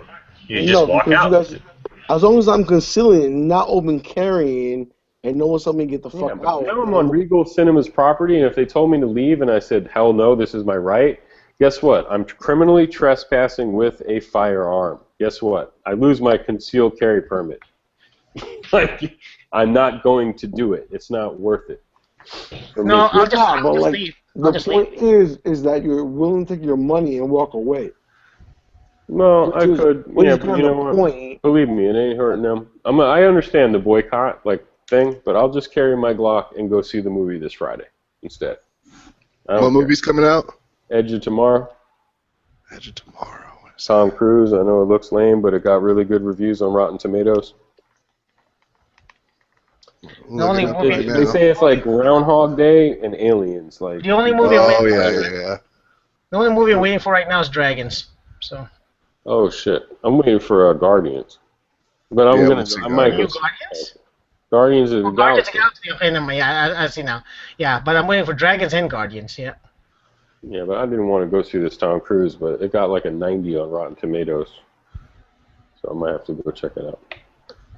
But no, I understand the boycott shit. Yeah, because every theater here has the sign, so I just would have to stop going to the movies, which is cool. One of our theaters actually has a security guard in the middle. They have like security guards. You know what? Post that sign. I don't care. It's not like I'm gonna brandish the damn thing. It's like if shit hits the fan, and I happen to pull it out, what are you gonna do? Say, hey, you're not allowed in there. Thank you, but really, you're not allowed. You shouldn't have done that. You should have just let the cops, let them kill the guys and let the cops handle it. You should have saved us. I don't know. That's what you should have done. Yeah, the sign shit. I don't know if it's where I live, but everywhere I go, like a movie, like where the ticket guy is, there's a cop in a uniform. He's like, he might be off duty, but he's in his uniform. He stands right next to the ticket guy when you walk up when you're coming up the escalator to give him the ticket. There's a police officer, a uniformed police officer. Most bars have uniformed police officers if they're big enough. Most supermarkets have a uniformed police officer. Banks have armed security. So every place I go to, most of these businesses here, big businesses, they'll all have either an off-duty cop in his uniform or an armed security guard out front. So when they have that sign, they'll also be like, well, look, we have a cop here. Don't you feel safe with the cop? So that's their argument, I guess. Yeah, because cops are endowed with magical powers by God. They have super senses, and their guns, when they shoot, the bullets automatically hit the criminal. They're all marksmen. They're all marksmen. According to the anti-gunners, all cops are marksmen. And, even though they shoot twice a year, we shoot more than cops.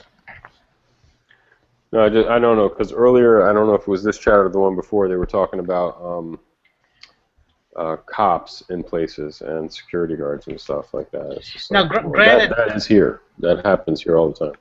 Now, granted, some cops actually, some departments actually takes time shooting. Like our DPS over here shoots a lot and they train, but that's but still the average cop, not that much.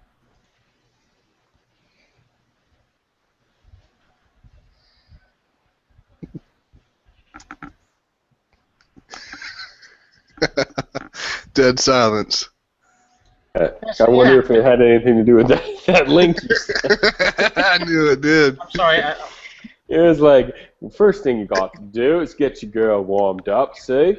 Then you just plop your finger in here like this, see? What the hell? I doubt this guy ever made a girl fucking do anything. This video, nice find. You should see some of this. I never even knew. Like, I really have not looked up some of the stuff on YouTube ever, but like, this is taking me on the fantasy world of like things I never thought I'd ever see. Okay, that video is a little too much from that. So if you get caught, it's not weird. You're just a guy that likes to have sex with his flashlight. Yeah. Yeah, exactly. If you own one of those things, you're suspect, dude. That's all I gotta say. Yeah. You walk around with that on your back, people are gonna look at you. You walk into a McDonald's Bring up that with flashlight for me, sir. If you walk into a McDonald's with that thing, dude, and some fucking bum doesn't start humping you, you're in trouble, dude. Very suspicious. You're in Key West. Fleshlight. It's a pocket. Yeah, I'll take a fleshlight. That led me to a 1942 Navy training video of how to clean yourself. Oh, Jesus Christ. Shave all your pubes. You know that humankind has almost got rid of crabs because humankind doesn't have as many pubes as it used to have. The 70s are coming back, though. Like in the style. Yeah. The muff is back. That's never gonna be back in my life. I heard the muff is back, dude. Yeah. Don't spread that around. Because remember, it went from like bare to like then there was a landing strip, and now I think that I'm reading like the trends are like girls. I've always preferred the shape up. I'm like the shape up is a classic. Yeah, I like the little like Batman logo or the I arrow. don't like logos. I just I just like a shape up. The Batman. I always like the little tattoo of the monkey with the lawnmower, and then like there's a shave spot behind the lawnmower. I want like a temple fade. Temple fade. Yeah, I knew the temple fade. I like the girls with the gun tattoos that are like kind of like cowboy style. You ever see these girls with the two guns that are like, what the fuck? And they're That's like, how I like my white girls. They gotta have the heavy liner and they gotta be all tatted up. with the guns, right? Yep, and then I might date her. The guns go in the panty line. Yep. Like covers the massive drapes. It's some wild shit. Because the guns are, I would be like, what kind of gun is that? Or you just went to a tattoo shop and was like, I want two guns pointing at my thing. I need to see if that's loaded. Yeah, I want to be like, that's not a Browning high power. Get out of my bed, whore. Is that a Your Glock? whole CZ design is fucked up. Yeah, who did that? Is that a fucking Zastava? You couldn't even afford a SIG? She got a high point tattooed on her. You put a Wasser on your crotch? Sorry for you. Sorry for you. Yeah, a Wasser. Rihanna has that. I saw Rihanna was naked the other night. I almost Naked got online. a tattooed on me one time. I was real drunk though. Oh boy. It was gonna be from my knee up to my hip bone. The dude was gonna do it for $50 because I knew him. Was it gonna look like an AK, or you'd be like? It was just gonna be the outline of an AK. Then I walked away. Thank God. The ultimate trust. Yeah. Is giving somebody that power to tat you up. Some guy named AK Purist just added me as follow in Google Plus now. Call the I cops. think I'm gonna be disappointing him because if you guys know, you know what I do to guns. Oh yeah, Black Queso. There's nothing more pure than what you do to the AK. There's nothing pure with what I do to any You gun. skull fuck them, so it's cool. I'll buy a Mosin hex note Mosin and skull fuck it. I call it guerrilla modifications, not Bubba's. Guerrilla modifications are actually the most traditional thing you can possibly do to a gun. Have you guys seen those new bayonets that are inside the grip? They're like a forward grip, but you pull them out and it's a bayonet. No. What? What? Yeah, I just saw they just came out. Let me see if I can find them. Something I've noticed about, like, one of the first things soldiers do when they get into combat, like, after their first firefight, is mod their guns exactly how they need to be. They start covering them in tape and, you know, cutting away stuff that doesn't work or whatever, as well as their knives and their gear and everything else. You streamline it. Make it fit yourself. Yep. That's what I do with my guns. So just, Yeah, that's what I do. I'm not. That being said, you should buy a Glock, Chris. that being said, you know what I think about that. Yeah, I finally got mine working. See, that doesn't encourage me at all. I finally got mine working. They did hundreds of thousands of other stories of not having to work on them ever. You should buy a Taurus, Chris. I'm definitely going to pick up a Taurus. You know what, though? Thanks to Nothing Fancy, I'm going to be buying me a Canic. Nice. Well, I wanted to ask, like, Huck, how the fuck did that ejector get so bent, do you think? When I hammered the slide off, because I had a round blow up in the chamber that was overcharged or something, and it fire formed to the inside of the chamber. And when I hammered the slide back, I had to, when I finally got the slide unlocked, I had to like tap the barrel down, you know, the lock up. And Chris, once I tapped it out of battery, I had to tap the round out. And I'm thinking, while the slide was locked back and I tapped the round out, when I tapped the round out, I nailed the ejector, because the ejector is exposed when the slide is locked back. Somebody also gotta realize he bought that gun used and does not have many rounds yet. Like regardless, like whether he's like sprung the springs out of it, you don't know how many rounds were used out of it. The Glock on top of that, so you know what I'm saying. And then he did what he did. You know what I'm saying? You don't know how many times, like on Glock Talk, like years ago, that would be their first post, would be like, my ejector is bent. Is this normal? And then I can imagine so many people would be like, my ejector shouldn't be bent. And then they would like straighten it out. Or they would, you know what I mean? So, yeah, my brother did that too. Oh, my ejector's bent. Let me take this wheel to it and just you didn't know smooth it out. And your it never ejector's goes supposed to be bent. And every time. Then again, my brother also didn't clean his Glock for 15 years or so. Yeah. Dude, I took down did a full takedown of my Glock after about 1,200 rounds, and that fire and pin channel was disgusting. I take my fire and pin channel down about every 500 or 600 rounds. Other than that, I won't give a shit about it, because I got another 500 rounds through it. What the fuck do I care? Yeah, the only thing I want to adapt to that vertical grip is brass knuckles, and maybe a retractable garrote wire.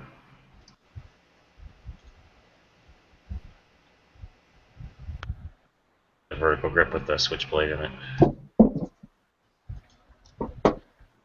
I was going to say real quick was I'm out of ammo! I'm out of ammo! when I first figured out like how to take a Glock fully apart with the tool, I was doing it like every range visit, like every couple hundred rounds, like taking it. And I took that fucking the armorers class, and they were like, "Don't do that because the fucking plastic pins, you know, they'll wear out, and you know, so don't do it." They were like, "It's only necessary." Like I forgot what they said, like maybe once every 1,000 rounds, maybe. I forgot. Yeah, I would say that for sure. Once 1,000. I wouldn't even say that. But dude, that might even be too little. But I was over-lubing, I guess. You don't have to. Not necessary. Yeah, exactly my point. Not necessary. The Caesar love machine. Hey, Huck. What's up? Speaking of knuckle dusters, check that out. That was on the same page. I don't know if you saw that. The same page. It's a link. Yeah, see, that's what originally gave me the idea, is I want that with a switchblade inside. Okay. But, like, just basically that combined with the other one. And then add a little, the OSS garrote wire to it. To the mount or something. Hey, San Antonio, the CZ99, I'm checking out right now. That's the Zastava. That's the Zastava SIG. Yeah, what caliber is it? 9 and 40. 9 and 40. Okay, because I can't find a 9. Everything I'm looking around, it keeps saying 40. Yeah. Okay. They're solid guns. I mean, it's a little bit bigger from my hand. I mean, it's like a SIG, but I mean, I can shoot it no problem. But it's not a bad little gun, and it's the same price. I don't see why. For a lot of times, I don't see why the Canic. A lot of people pick the Canic over this gun. It's a pretty solid pistol. I just like it because the Canic has that little the angle of the grip that feels like it's a Walther. When I first held it, it was nice. It was like that angle makes it really grippable. That's why I like it. Almost like a CZ, isn't it? Like it's got that weird angle to it. Yeah. A little butt hump thing to it. Yeah. No, it's like a complete. Just Google Walther P99. It's a Walther P99 clone, like down here. The one Nut and Fancy just did a video Yeah, about. yeah. That's why everything except for the black ones are sold out now. I'm gonna get the CZ99 and 40 here soon. That's my next gun. I'm gonna try to get. I mean, the CZ99 is a SIG clone, like that. Yeah, I mean it's real close. I mean it is very. My uncle's got a 226 and 40, so. How about the CZ999? I don't know the 999. One's probably a 40, one's probably the 9. So. No, there's a 9mm CZ999. I don't know. Here's one. I know it's cheaper than bullshit, but it's a link. So here, check that out. Yeah, they should have been sued by SIG. The way I'm looking at this gun, like, holy shit. So it's like a P226? Yeah, or a P22. They have two different sizes, I think. It is. I mean, it's CZ. It's like a. One's probably a full size. I think they do a full size and they do a smaller size, Chris. This looks like a smaller size. Yeah, I think one's a full. It is DB. It is. When you pick it up, you feel like you got a big old hunk of steel in your hand, just like a SIG. Yep. Or aluminum or they steel. And it was in the Matrix, so there you go. Looking at IMDb. Well, that I should have gotten when I had the chance. Man, motherfucker, I was stupid. I should have gotten that Canic when I had the chance. They've been out for a while. I looked at them. They've been out for a What while. does alloy frame mean? Aluminum. Aluminum. Oh. But no, don't worry about the Canic, dude. I mean, you know what's funny is that he did the video and his son did the video right after. I don't know if I'm subscribed to him too. Yeah, Tactical Doodle, and he's like, "Oh, that Canic." My dad, he was like, "Yeah, I fucking didn't like it at all." Like he's like, "My dad's just, you know what?" He was just like, "My dad's bugging out." My dad's smoking. Yeah, he's like, "The trigger fucking sucked and the gun sucked or whatever." So I don't know, like. His dad definitely gave, Nut and Fancy definitely gave it a decent review, but I don't know. For it's $320. If you have to get a gun, but the P99 grip, if you like that, I mean, damn, there's no other gun like it. Like the PPQ, the PPQ is kind of better than that, but it's $550. Yeah. Hey, DV, why'd you get rid of your car? I needed money to buy an LCR. Well, I mean, why'd you want to switch? What was the reason? Well, Moonfood78 did a video where he put it in a freezer and the fucking gun didn't work. You ever seen that video? Really? Yeah. And then when I saw it and he told me about it, I fucking Googled it, and there's tons of people like, hey, when my gun is cold, it doesn't work. Holy cow. Like really cold though, like 20 below zero, not 20 below zero, but like freezing, like damn near when. And then I don't live in a cold area per se, but that kind of bugged me out, man. It really bugged me out. Yeah, 32 degrees is freezing, and that's not bad. It really bugged me out, there. Moonfood, freezes in Georgia. Oh yeah, it does. Hell yeah. But I'm saying Moonfood78. He put the fucking gun in his freezer. He pulled. And I guess he might have saw the same thing on the internet. He put the gun in his freezer. He did a video. The gun did not shoot, dude. Holy cow. Okay. Yeah. Hey, I want to shout out to part my of it. man Moonfood. Moonfood is the shit. Holla at Moonfood. So then he was like, did my video have anything to do with it? And I'm like, yeah, just a little bit. Yeah, just a little bit. Just a little bit. I love that fucking gun, dude. I had like 500 rounds through it. It didn't ever have a failure. It was accurate. It was very small for a 9mm. And only certain like cars had that issue with the cold. But I don't know. But I wanted an LCR badly, dude. Like because I like 5 shots, 38 plus P, in my pocket. It's all that car was for me was a pocket gun, and I think it was 5 shots and 9mm.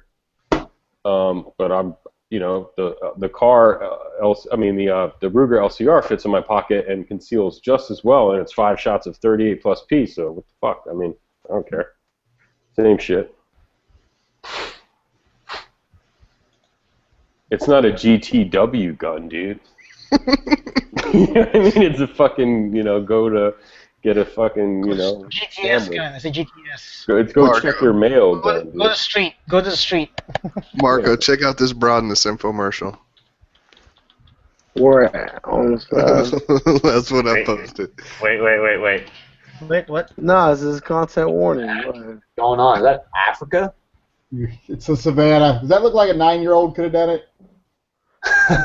Dude, you be cheating. Yeah, you could.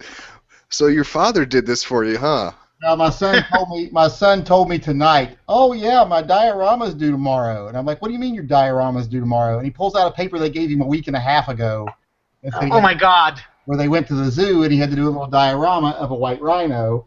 So I had to make a diorama tonight with what we had on hand. Dude, you're busted. Yeah. Yeah, there's you better no way. make some of that unsymmetrical and make some of those jagged lines a little bit more jagged. You better hope for like a D.5.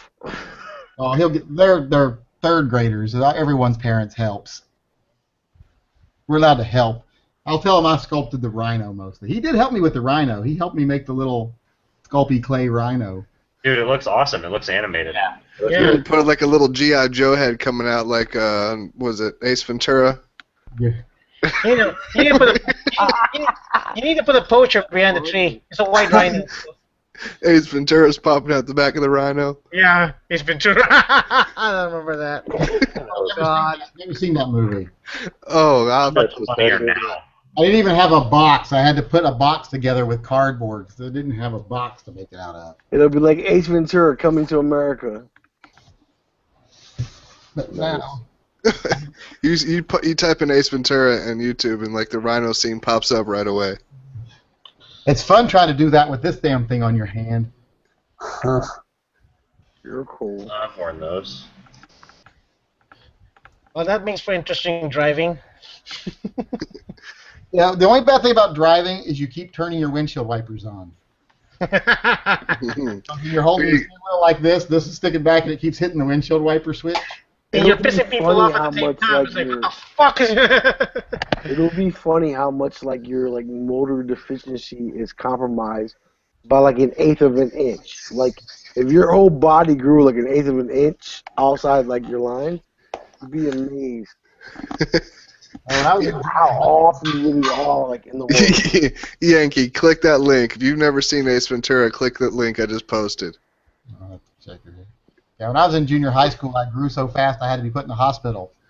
And after I grew, I was bumping into everything, tripping over shit, everything. So would you have like a I forgot he starts with a finger. early growth spurt? The best part is just the one finger sticking out. This is a classic movie scene.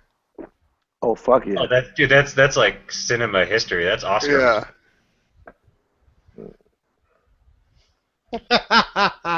Does not get classier than Ace Ventura. Can I ask you a question? Well, let me ask you a few questions. I got about 15 seconds into it while he's making the faces and sticking his tongue out as he comes out of the rhino. I'm just like, nope, that's what's his face, and I can't stand him, Jim Carrey. Yeah, he's not mature enough for Yankee. In like 1998, I got suspended for like 2 days because I spoke through my ass to a teacher. There's one point where he wears a bra in that one, so. He's halfway out the rhino screaming. The dad starts to puke. That starts to puke. No, his ear almost coming out was when you knew it was real. Yeah, and I think the proper situation. What was he like undercover in a fake rhino, like on a stakeout or something like that? The AC went out, the fan stopped going. Mm-hmm. What Yeah. the hell is That's this? funny though. What the hell is a Caesar? What the hell? He's like, oh my God, this is the Caesar. the girl, it's the best infomercial. She's really selling it. I think it's real. No, it is real. Mommy. $470. It's funny that we're looking at Jim Carrey. I was trying to explain to Mandy, who's seen all kinds of In Living Color. She's never seen Fire Marshal Bill. And I'm trying to explain it, and I'm like doing the face and shit. It was terrible. It was a good conversation though. She's never seen In Living Color. She's never seen Fire Marshal. No, she's seen In Living Color. She's just never somehow Does never. she know who Head Detective is? I don't know. If she doesn't know who Head Detective is or Fire Marshal Bill, she's never seen In Living Color. She knew who Homie the Clown was. Yeah. Those were the most popular ones. Yeah, but that was the most typical. But Mr. Head Detective? Yeah. Hey, kick me over there. He's like, kick me over there. Hey, DB, is that what you're talking about? Like, yo, kick me over there. I'll go get it. Hold on. They make a smaller one, Chris. That's the one, yeah. No, they do. They definitely do make a smaller one, but I don't know if the smaller one has the 4 or 5 different reticles. But no, watch the Military Arms Channel review of it. It kind of sold me on it. Then I actually called the dudes at Lucid and talked to them for like 10 minutes. They're like, oh, bro, trying to really find out if it was Not as expensive as an EOTech, so I may look at that. Does that take a AA or what does that take? That's a good question. It looks like a lithium. That's a good question. I don't know. Because it's in the battery is in the front. I might have taken a CR123. I have no idea. That's what I run on my 308 SOCOM. They love. What's his name? Loved it, dude.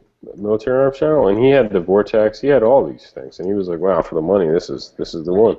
And the Burst Fastfire. That's this Tasco on my Barrett. Wow, they have it for 160 at the site. Gun holsters, whatever it's called. It's 160, 165 at Gun Holsters Unlimited. I got a red dot on my scope that I can actually run it. The illumination is only just a single dot instead of lighting up the whole reticle, and it will work just like a little red dot. Oh shit, dude! It's 161 with free shipping at Amazon. Okay. That's pretty decent. Well, I have an account with Newegg, so I'll just wait until I pay enough in there and. Okay, so it has the circle with the dot in the middle. It has the chevron like an ACOG kind of thing. It's got just a plain dot, and then it has like a dot with. Just click the link on the Amazon. I'm an idiot. Okay. What was I gonna say? What kind of battery does this fucker take? It says a AAA battery. Huh. That's pretty cool. 1,000 hours. It says. 1,000 hours on a AAA. Oh, and they have a sunblock. Yeah, I mean, dude, I was gonna buy it before I got the primary arms. I just put the sunblock in the bottle on mine. I should put that on my 308 Huck and see how long it lasts. I'm gonna put one on my AK. I thought you don't like the sights on your AK. I'm just kidding. I'm just being a troll. It's a $9 electronic sight. I doubt it's gonna last long. Brand, at least it's got a name brand. I mean.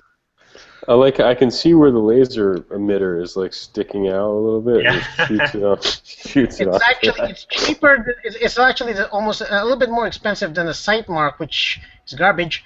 But it's cheaper than the EOTech, so I'll probably do that over an EOTech. And you can put like a magnifier on it. You can get a magnifier for it. If I had a long enough rail, I'd put a magnifier for it. I mean, if you're just looking for like a short, like a TR, you just bought a TR25 or whatever, but if you're looking for an alternative to that primary arms microdot is pretty damn cool. Really cool. And at one point I had I had my aim point and I had the microdot and I looked through the glass and looked at the dot and, I'm not saying they're anywhere close to each other, but I'm saying, damn, they both looked very good. The primary arms looks very good. A magnifier. And I think it's like $60 or $70, but it doesn't come with a mount. So if you get the whole mount set up, you can get a quick detach, like a quality quick detach with the primary arms microdot. The total would be like $150. The dot alone, just like the TRS. $80. The dot by itself is like like $70 on eBay, $69 or It's something. about the same one as the SIG, except in the SIG one, the knob is on the right side. Oh So well, no, it- it's way higher quality than the SIG one. Nice. Yeah, for sure. It's all over you. It's all over YouTube. It's all over like AR15.com. All those forums. People kicking them across parking lots, throwing them as hard as they can, and doing all kinds of wild shit to them. And they're pretty awesome. That one's for you, Great Laker. Or not Great Laker, San Antonio, sorry. Yeah, I'm about to. I knew I had to wake up early. I said I was gonna be. Oh, geez. Well, okay. So what's the history between that fucking creature thing, right? Oh my god. It's like Brazier. I forgot.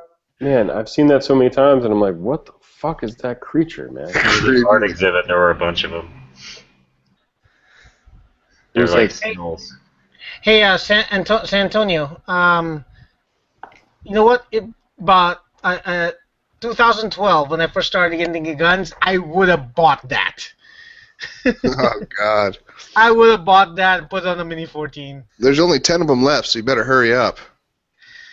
$10 though. Nice.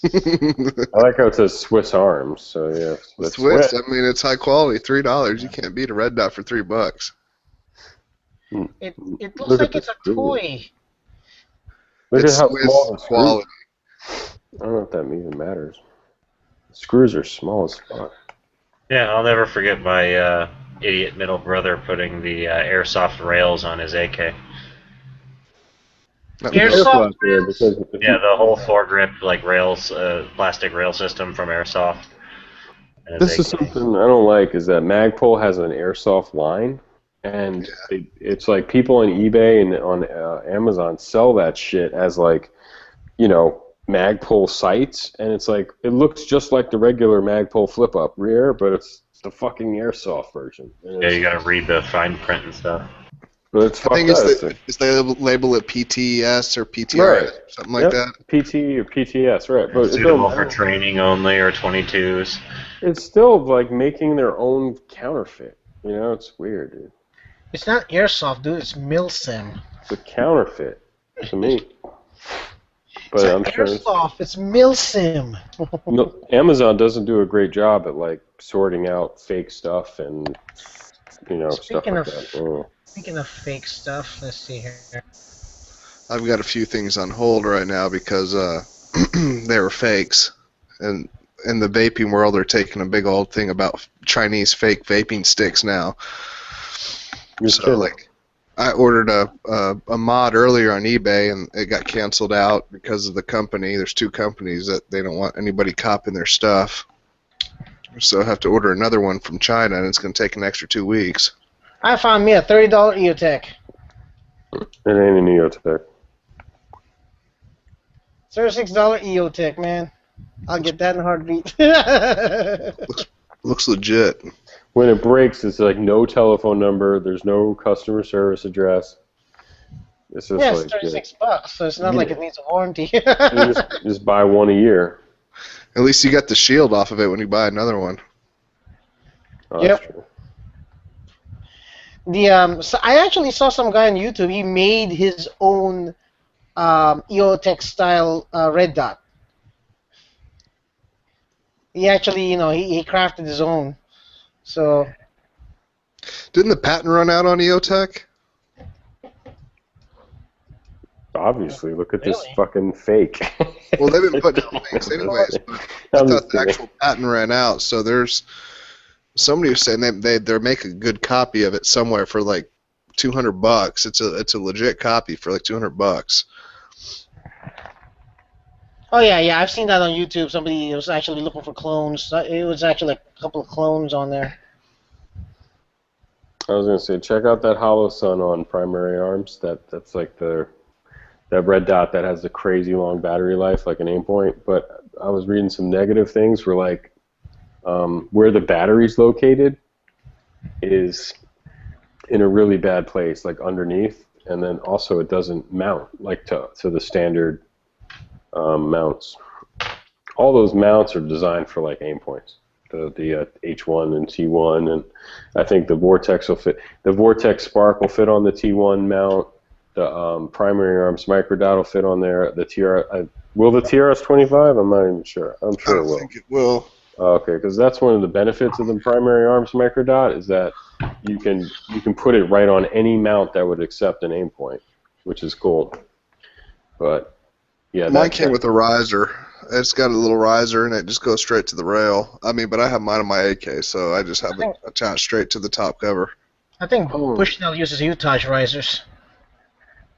I gotta get good with my AK. Like I'm pretty decent with irons on my AR, but like I'm not used to shooting irons. It's definitely more difficult, I'll tell you that. Yeah, so I gotta get used to that first before I even think about it. But I'm definitely gonna get an Ultimac rail at some point, and then just put a TRS on there or a microdot. I'll probably just go primary arms microdot.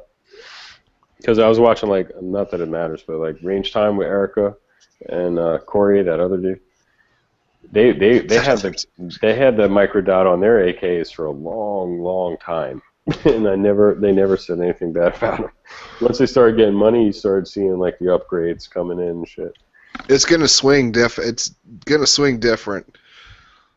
It makes a noticeable difference, especially if you have any type of rail up front. Even just having the plastic is gonna make a difference in swing. That sucks. So you can always get the dust cover, a good dust cover rail system, and if you're not putting anything heavy on it, it will hold 0. Yeah, like the Krebs or something. No, the Krebs has got one. That for sure holds 0. I'm talking about the dust cover rails. I thought they had their own dust covers. No, the way they have theirs, they got one they just pin the rear sight. They actually put it on the dust cover. But I'm talking about an actual rail system. Oh, okay. And they have the one that attaches to the rear tank. And then to the rear sight base. What about one of those rail attachments? Because I have a rail on my AK, so I could throw one of those like KVAR. Rail scope. You can use that. Yeah. But if it's neutral weight, you don't add any weight with what is it?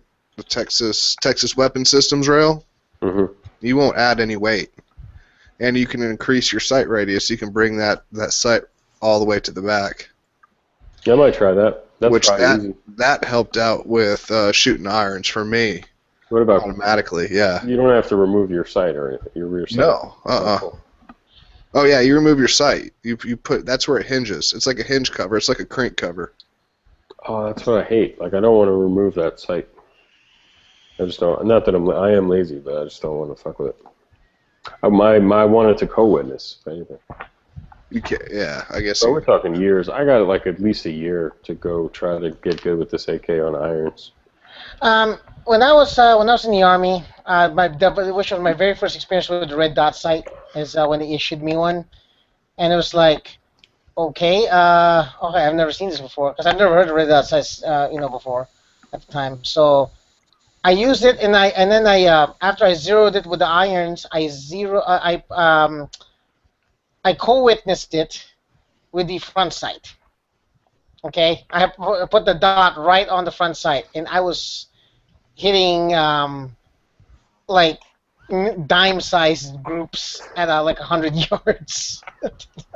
Yeah. But they told me you're not supposed to do that. It's like, oh, okay, I didn't know. So it's just the front sight was just right there in front of it. So you can do it. Obviously, you can do it if you did it. That makes it easier if you ever have to lose a sight or pop one on real quick. If your irons are set up right, that's a good thing about that. Yeah, the thing is they didn't issue me on my M4. They did not give me a flip up iron rear sight. They just give me the carry handle. They told me once you're zero, take the carry handle off and put the red dot on. Yeah. I couldn't stand that dude's voice. Oh yeah, I have a link at the bottom here. It's this guy is like describing EOTech clones. Yeah. What do you guys think of TrueGo stuff?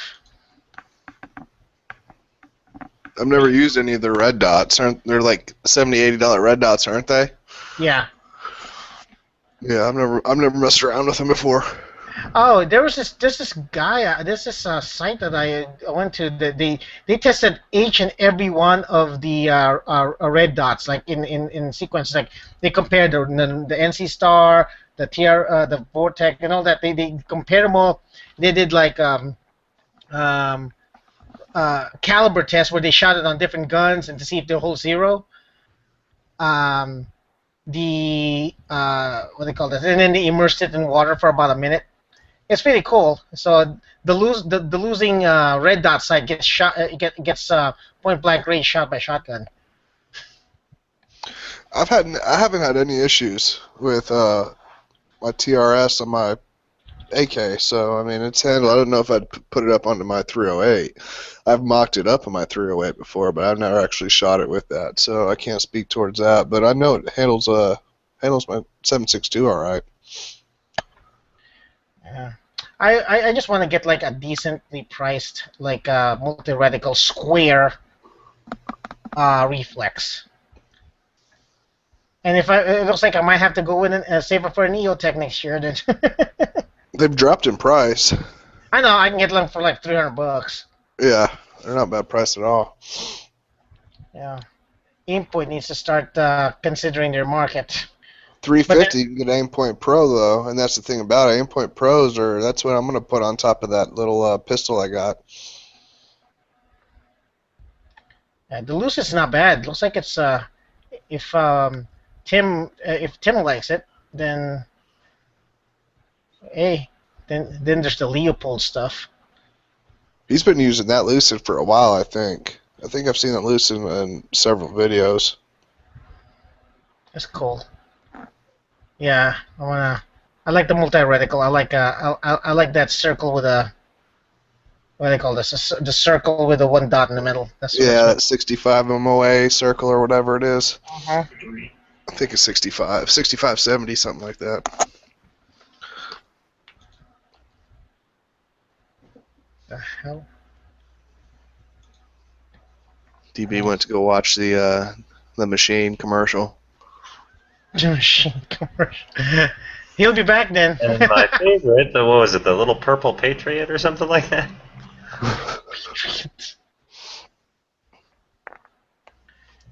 Okay.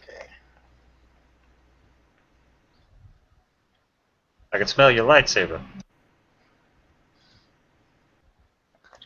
Hey, have you done anything with my Tonto yet? Yeah, I got it apart right Okay. here. It's actually one of the last few knives on the table before summer. Okay. I've got like it's in a queue. oh yeah, dude. I've got probably 4 or 5 knives to make right now, and that's it. Okay. Cool. Hey. I just picked this guy up. This is interesting. It's a knockoff of a Cold Steel Desert Dagger. Oh, nice. So it's a nice looking little blade. It's cheap. I mean, it's cheap steel, but it's got a full tang. There's no like welds on it or anything. So I got that, and it came with all the furniture for a regular Cold Steel. Here, let me throw it together real quick. I think that's what you said. You bought that for the furniture. Yeah, I got this guy, and it's got all the rubber handle and all that stuff on it. Oh. So I'm going to make a file knife that's fitted to that. That'll be exciting. Nice tactical knife with a handmade blade. Nice. Let's see if I can find this one knife. You know the Kershaw, or what do they call them? Not Kershaw. The 551s. I don't know. They're the copies of the. They're the ones that the 3D machines. I can't think of a name. They're the copy of the real expensive knives. Let me see if I can find it. I found a Elan, which they make copies quite a bit. I found it's $12 knife of a $200 copy. Nice. Yeah, it's a way to own something that you covet that you can't quite get. Just finished a sheath for a guy. Well, just simple, single stitch. I light suck in here these days. See if I can find it. It's on Fast Tech. Had a guy bring this into the shop. This thing's fucking insane. Brazilian Cobra brand, like 14-inch Bowie. I guess they're like $15 on eBay. Nice. It's a really nice, like 1/4-inch thick blade. Decent temper on it. It's a thick steel. Oh yeah, oh yeah. It's very, very wide. This is another copy of it right here. This is the copy. This is Sandman Rue. They make copies too of all the bunch of knives. This guy actually kind of reminded me of those swords you have, Chris. Those the ones you've been working on, making the sheaths for and stuff. Yeah. Because it's nice steel, you know. It's not a super high price, but it just happens to be a good chunk of steel. Those blades were nice. Whatever the ones you. Oh, my homemade katanas, my homemade ninja swords. Yeah, I don't know what those blades were in, but you know, whatever it was, whoever put them together did a pretty good job. When I got those, right, they were perfectly square. Like they were like the blade part was that, and then there's like the rest is like bar stock. The only reason why I really liked them, and they were the last ones on Amazon. They were like $30 for both, and you know what was holding them was like some cheap rope was the handle. Yeah. On them. And I decided I'm gonna cut this up. I'm gonna make tangs out of these, and I made like two different two different ones. One without handguard, one with. So I just used the what do you call it, the angle grinder to get rid of that. Yeah, they came out pretty good, man. And it's nice chunks of steel. Problem is they're not really sharp. I tried chopping water bottles with them, and I can't get them to really, you know. And I ran them through, polishing stone, sharpening stone after sharpening stone, and I cannot get them to properly chop a water bottle. Yeah, maybe they need to be re-angled a little bit. That's basically what I did with this guy. This the big Cobra Bowie knife I was just showing. I just ran a new secondary bevel on it, you know, redid the factory edge. And this thing's, I mean, razor sharp. So here's a, nice. Very, very, very sharp. So it takes about 10 minutes on the belt sander, 5 minutes on the belt sander. Oh. Maybe we could run one on it next time you're up here. Or maybe experiment with it or something. Oh. Just got a new belt sander, so I'm stoked to use it. Oh, nice. Yeah. It's a $12 copy of a Zero Tolerance 551. Nice. Is that the tension? Yeah, the last two. Well, there's two of them. They got a 550 and I think 551. The Sandman Rue for $30. They're decent knives. I've never heard of the $12 copy, but I know Sandman Rue. They make good copies. They make decent knives.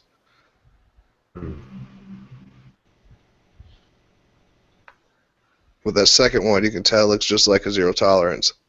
Yeah, have you seen the actual copy of the Zero Tolerance, the tension? The one they got for like $80 or something like that? No, it's like 15, 20. Uh-uh. And it's Kershaw, but it's one of their Chinese-made ones. The only thing it doesn't have the flipper on it. It's got yeah. They're sweet little knives. But these are cool. Looks like they're decently made. Couldn't tell you without handling one, but. Yeah, I couldn't either. I haven't. I trust Sandman Rue. I don't know about this other company. The Sandman Rue make the Sebenza copies that are the real nice Sebenza copies.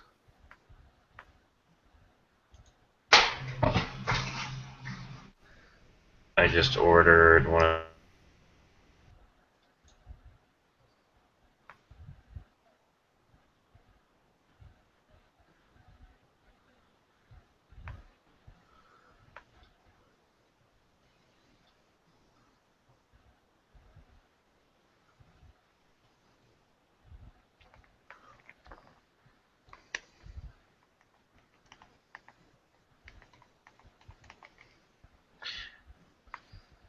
Oh, we lost Huck. Lost Huck? Looks like it. Huh. Interesting. I can't wait to get this knife right here. Where is it at? I am. I only carry one knife, and that's my what do you call this? Kershaw Brawler. That it's been sharp. I never had to really sharpen it. It's still sharp as hell. It'll still shave my arm. So that's my I got, getting into a fight knife. Yeah. I posted the next one. Mike, you never heard of Mike Snowdy? No. He makes knives down here in Texas, and he does a knife like this, but it's one of his custom knives, and he'll do a paracord wrap with resin. They're like 100, 200, 150 bucks, something like this. But he teamed up with K-Bar, and this is one of the knives he came out with, and that's like nice. That could be a thrower too.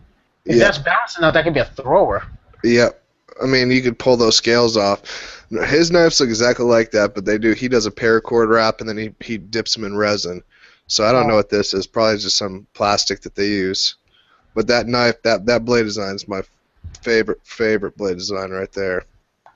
Almost like a spear point, slight spear point, drop point. Yep. I know. I judge my knives on how best I can wield them. Reverse grip. Yeah. Too much fight knives, and that's S35. That's S35V, and I think it's a cheap price. I think you can get that for like $80. I think. Nice. Yeah, that's crazy. It's S35, and you can get it for $83.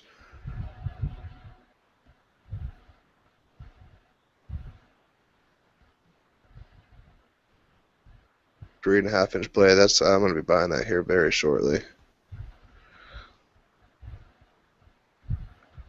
I need to buy ammo. Snowdy Boss. Buy me another 500 pack.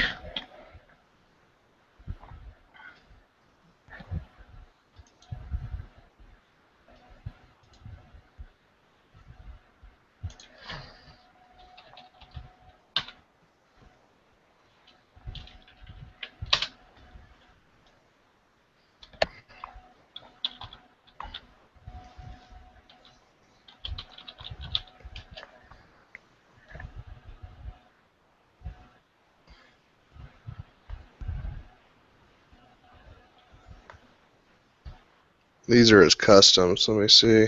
Cut. Paste. They look very similar to his custom knives. But you can see here on his wraps that he does. I like his little. I like the wrap, yeah. Yeah, that little Asian looking, that katana wrap type deal. Yeah. That's sick looking. Yep.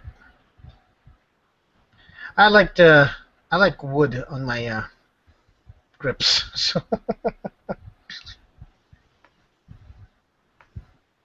or rubber. I can probably take those off and get some oak around it. Yeah, you could easily do that. I mean, it's pretty much. It looks almost similar to his. It's probably a V-Grind. I need to look up. I actually just found this knife. I got out of knives for a while. I mean, I was into them big, but I was like, I jump around guns, knives, vaping gear. A lot of people in our group are into vaping. Yeah, it's getting huge, man. It's getting big, and we're fighting. We're fighting like gun rights fighting. We're fighting because the FDA is trying to take over everything. Are they doing tax vaping like they do cigarettes? Tax it to where you can't even buy. I mean, people started originally just taking flashlights, and then they modded them out to where you could start vaping with them. Just taking flashlight body tubes and using a flashlight, and you hit the switch and it would work. Vape. And they're trying to regulate that. They're trying to make it to where if you want to get a device, you want to get anything to do with it, they want to be in control of it all. Yeah. Yeah. Well, pretty soon we're gonna have the BATVFE. Yeah. Beer of alcohol, tobacco, vaping, and firearms and explosives. Yeah. And they want to put it. They want to put it in with. They want to put it as a tobacco product, and it's not a tobacco product. So, is it straight nicotine? It's nicotine. It's propylene glycol, vegetable glycerin, and nicotine. That's all it is. And then whatever flavoring. There's only, and you can either get, if you don't want propylene glycol, you can just get vegetable glycerin and nicotine. Oh. So it's nothing. It's 3 ingredients. Yep. That's like regulating saying that, soda's coffee because it's got caffeine in it. Yeah.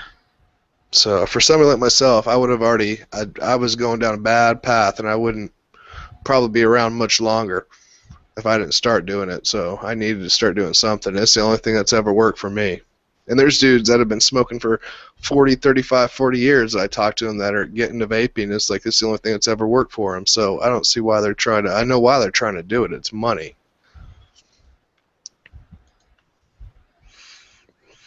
It always is.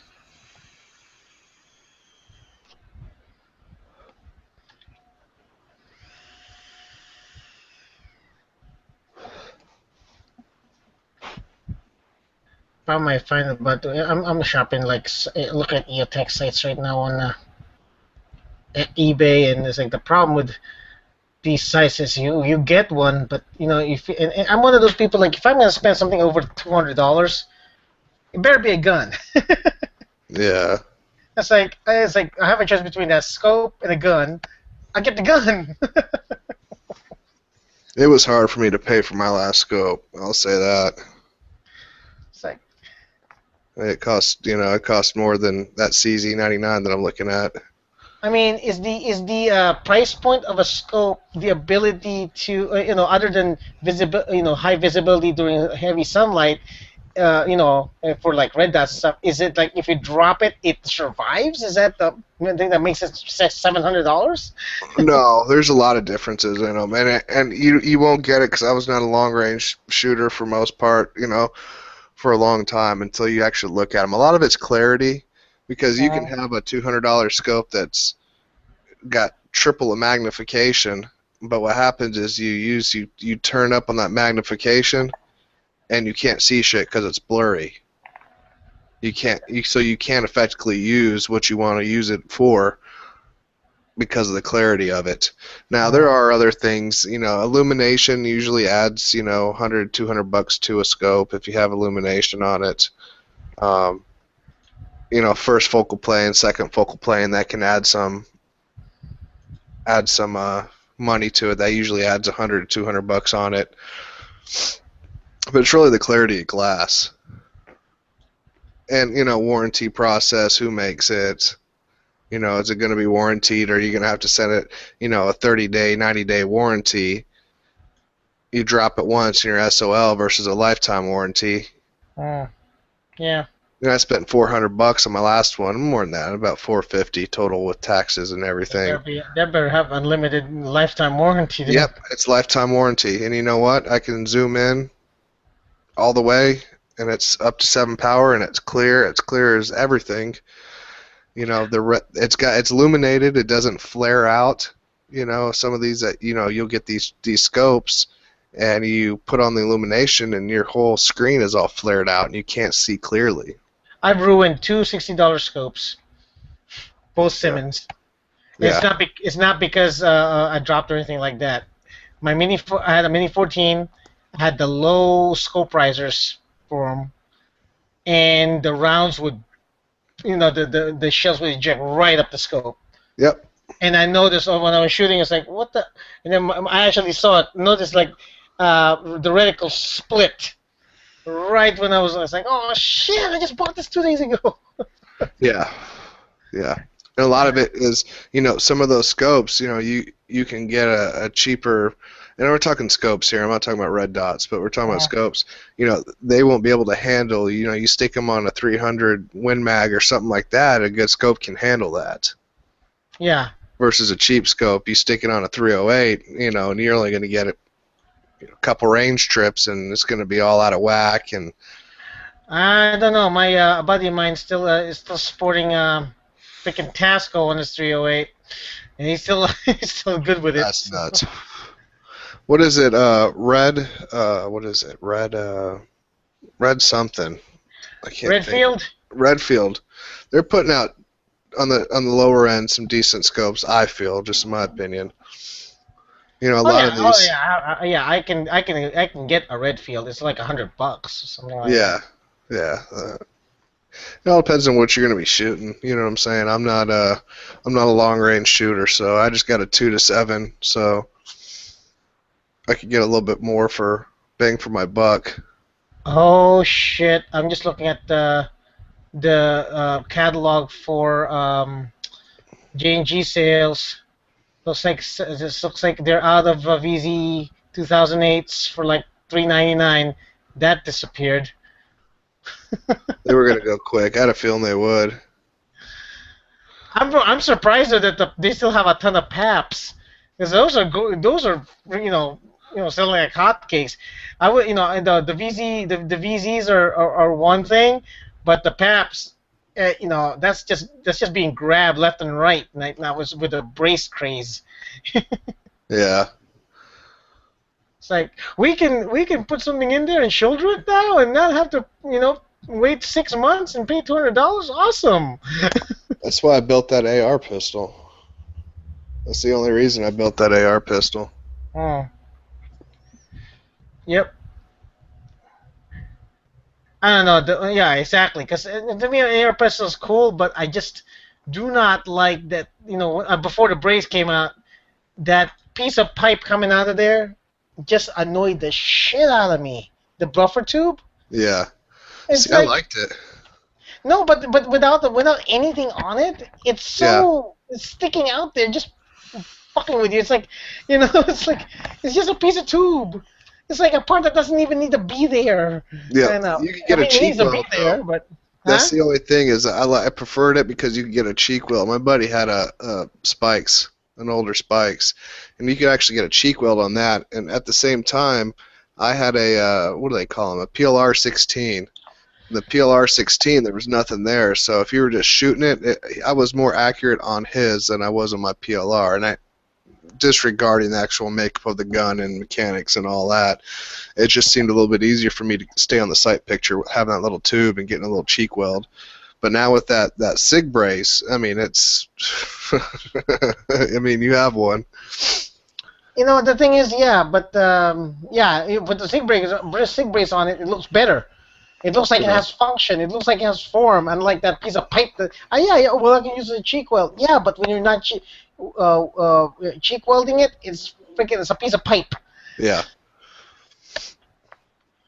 I took it over to my mom's because I kind of built it for her to something she could swing around, something lightweight, something she could have. And her neighbor came out and was like, "How are you getting away with that? You got a tax stamp?" And I was like, "Nope." And I showed him. I was like, "No, it's a brace." And he thought it was actual just a weird stock. He had no idea what the SIG braces were. And I was like, "No, it's a SIG brace. It's not a stock." And his eyes lit up all big. And he's like, "Oh, looks like I need to get it now." Yeah. Hey, my eyes lit up the minute I realized it. It's like, oh, PAP pistol? No, first of all, the brace was cool. And then when I saw $3.99, I was like, holy shit. Yeah, I like them. Especially like that tube on there to bring it back a little bit. That's what made it all complete for me. Yeah, and that's the thing, though, is, I bring it back a little bit. And then, that's what I did to mine, is I brought it back a little bit just to give it more pull. Yep. It feels better. You can shoot better. For me, it's a little bit better. Yeah. That's what I used. Did you see my box drill video? No. I haven't been on. I haven't been on YouTube or much on anything lately. I don't know if you've noticed. I've only been on probably a couple times in the past 3 weeks. Okay, no, I understand. I'm just saying. But I did a box drill shooting, and is that the first time you took it out? No, that's not the first time I took it out. I took it out a long time ago. I've shot that gun about 3 times in range now. No, but is that the first video where you took it out? No. Because I saw that video. I saw a video. I did a video of me shooting it without the brace, just as as is. Then the second one was with the brace. That's the one I saw. Yeah, we just doing some basic stuff with it. The third one shooting is box drill. That's my most recent one, and where I did a shoot and move like in a box pattern. Now with a rifle or with a long gun, or in this particular case a what do I call this, a AR, AK, pistol in a pistol, anything that's like a, I don't know, it's calling it pistol is one thing. Maybe I should call it like a two-handed pistol or something like that. Yeah, I know what it is. That's legal. That's as legal as possible you can say without calling it a rifle. Yeah. But yeah, it's like a two-handed pistol.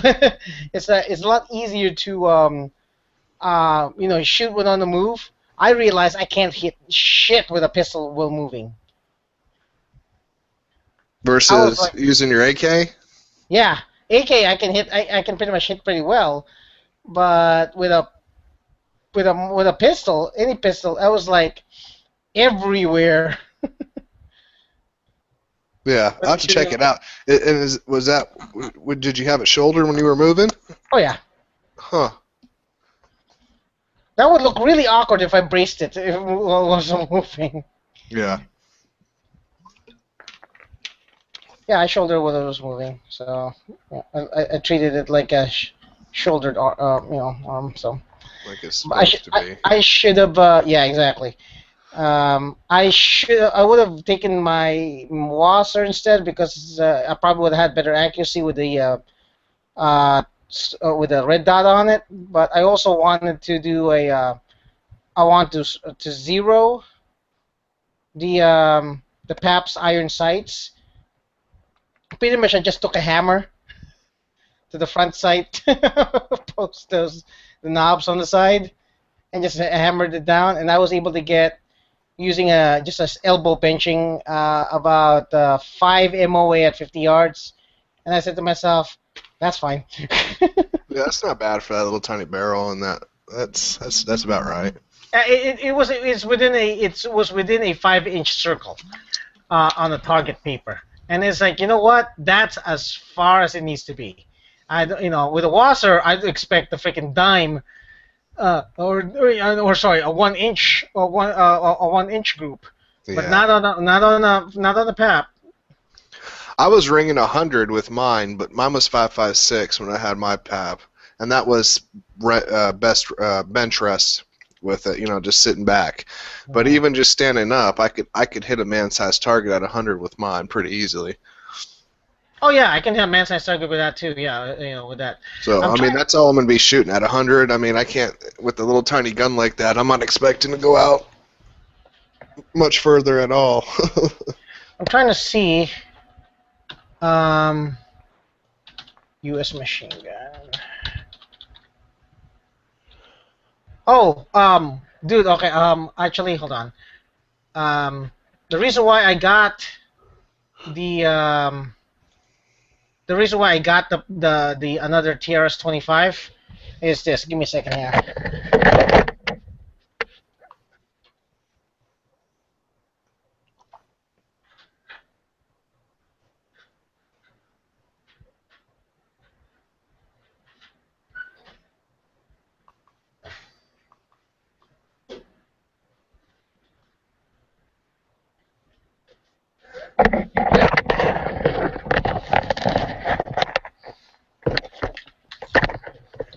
Alright, give me a second. I do the camera up. Excuse me. There we go. Alright, because of that. That's just a cheapy red dot sitting in its place right now, but I got a rail on there. And is that that's the PAP, yeah. Yeah. Oh yeah, that's gonna be nice. Yeah, I just got a what do you call this? I think it was a 5-inch Magpul rail. I chopped it up a little bit and super glued the shit out of it. Are you what's the MOA on that dot? Is it a pretty big dot or? This dot, it's a junk. It's like 5 MOA. Yeah, that TRS is going to be smaller, so you should be able to get better groups with that TRS, no doubt. Oh yeah, it's gonna be ways down. Yeah, smaller. Already have it on the Wasser. It was good with the Wasser. The thing that really impressed me with the TRS is that the capability of shooting at I don't know. I'm in the desert. With any other red dot, that dot disappears on the desert ground on the floor. Yep. I can't see anything. With a TRS-25, I can see it, even at like number 5. Yeah. And I can it's like that out here too. Yeah, I can see it on snow, on white, basically, where other dots would just disappear.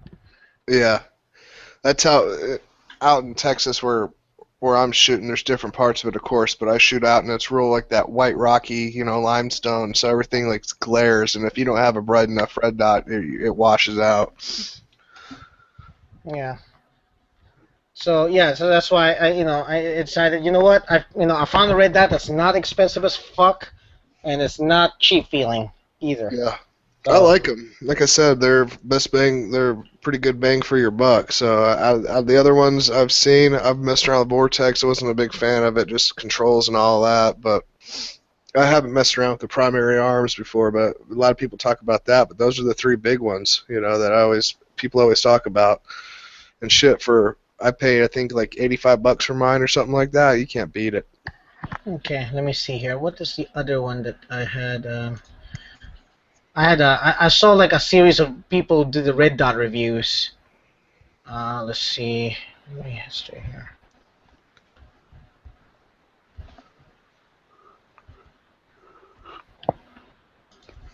History.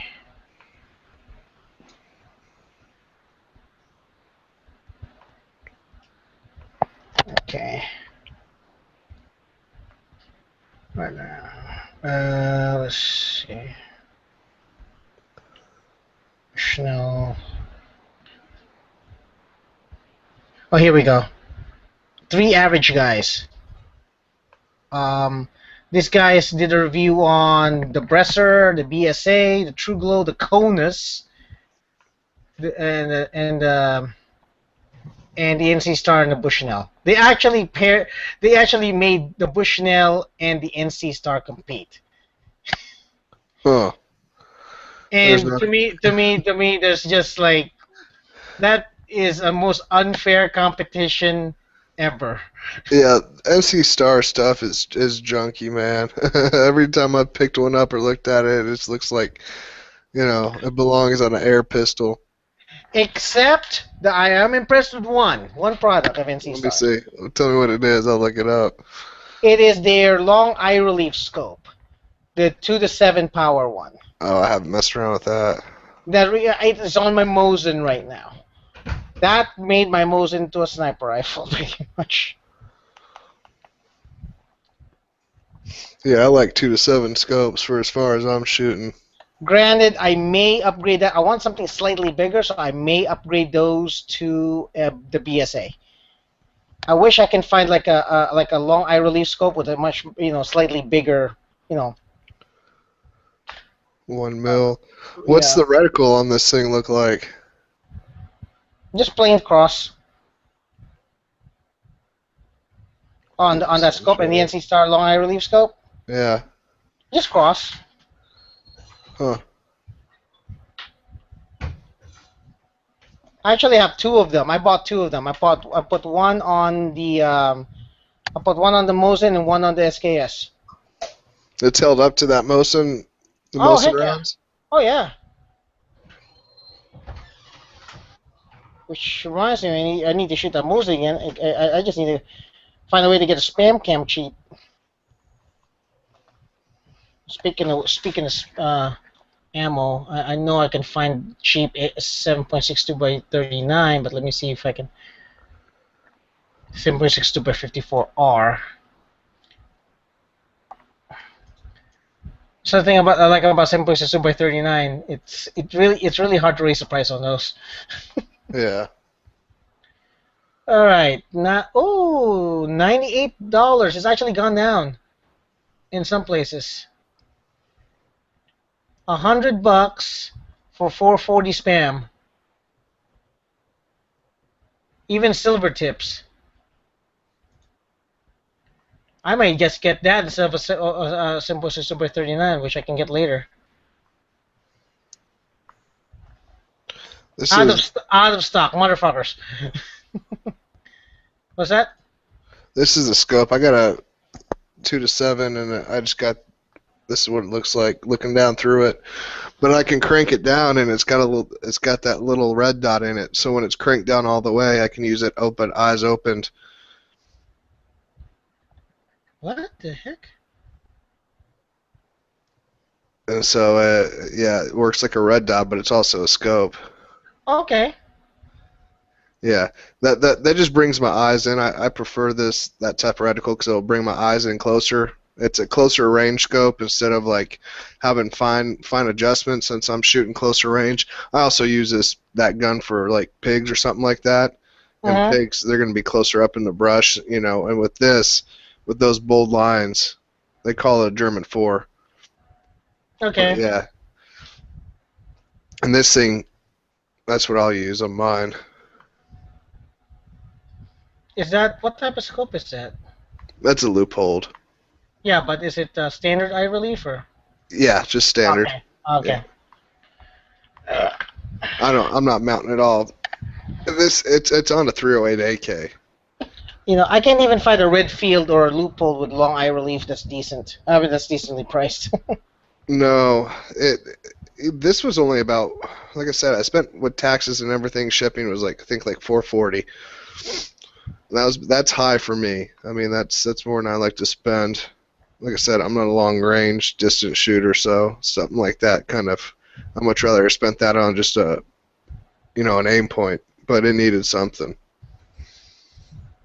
But boy, I'm telling you, with the right rounds out of that gun, it is more than accurate enough for the distances I'll ever be shooting it at. Let's see if I get a better picture of it. And it's lightweight. That's the thing about it. It's a very lightweight scope. And with that gun being the weight it is,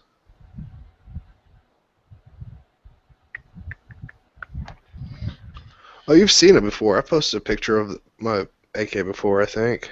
Remind me. What's that, 308? Let me see.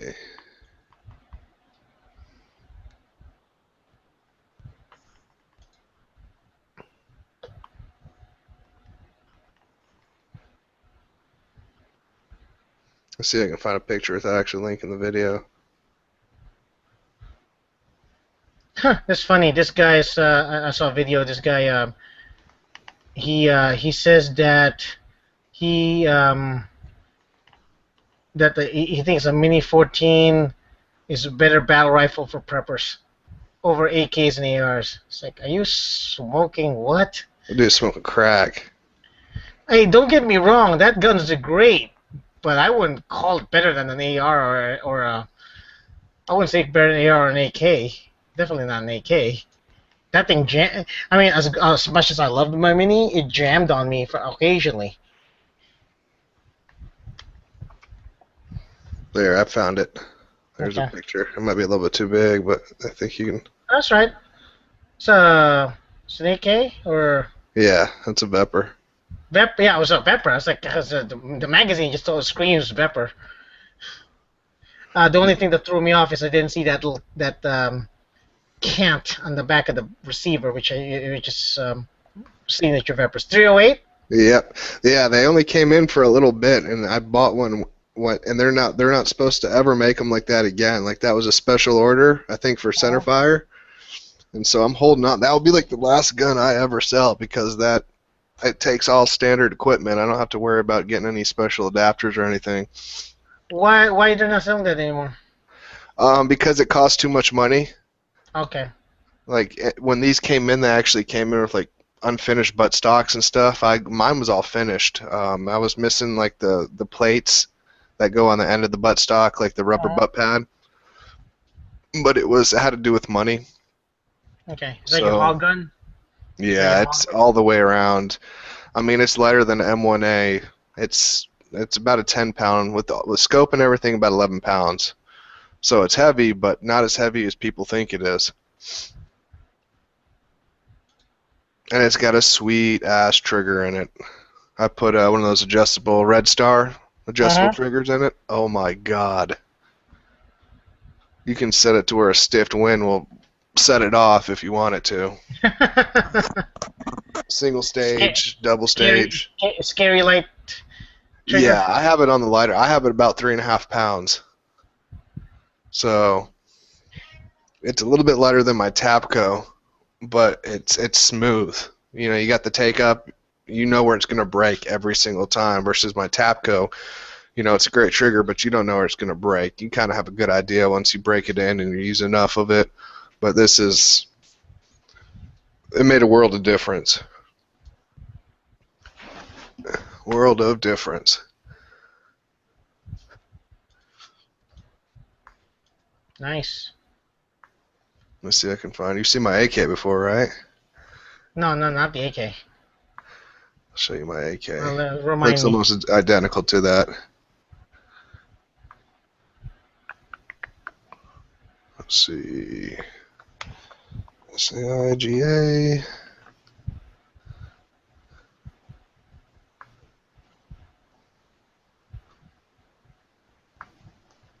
It looks a little weird because the top cover's popped off on the front, but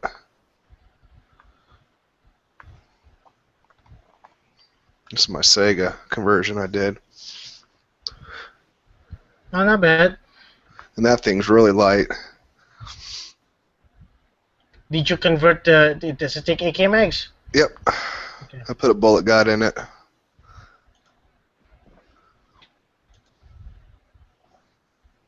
Yeah, that's what kind of turned me off on the Sega. A minute, I have to do these type of modifications for it. Jeez. Yeah, you got to do all of it. I mean, there's if you look above my pistol grip, you'll see 2 screws. That's where the trigger's at in those things. So the hardest part is drilling out the rivets, because the rivets are a pain in the ass, but everything else is pretty easy.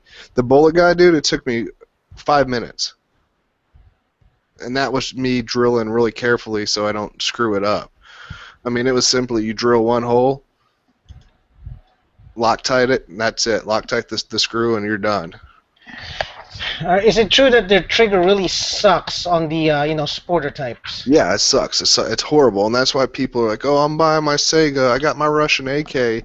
Like, it's not a Russian AK until you put it back in its form. And the trigger, it's got this. It feels like a bullpup trigger to me. Because what happens is because you have your trigger set back so far, there's a little linkage bar that's in there. Oh. So it's gritty, it's a crappy trigger. But it literally, I mean, it's nothing. If you got a good drill, a punch set, I mean, that's all you really need. It was fun for me to work on. And by the time you put a Tapco trigger, I love Tapco triggers. I put a Tapco in this thing. Love it, love it, love it. So, that's all. This one's all nice. That rail, that Krebs rail, weighs just as much as this traditional half rails that you see on AKs. It weighs the same amount as that. I think it's like an ounce extra. So I get a full size rail for the same weight. I can get to, for me, I can grip out. Do like a standard, kind of like an AR grip. You can grip it on here. You don't got to worry about anything burning. Swing weight, perfect swing weight. It's easier for me, it feels better to have this rail on than to swing a regular AK with an Ultimac and an aim point up front. The swing is better on this gun. Oh, nice. I'm not putting shit. I put all my stuff on my back dust cover rail. And that. Yeah, I'm sorry? Go ahead. I'm thinking about getting this from a PAP.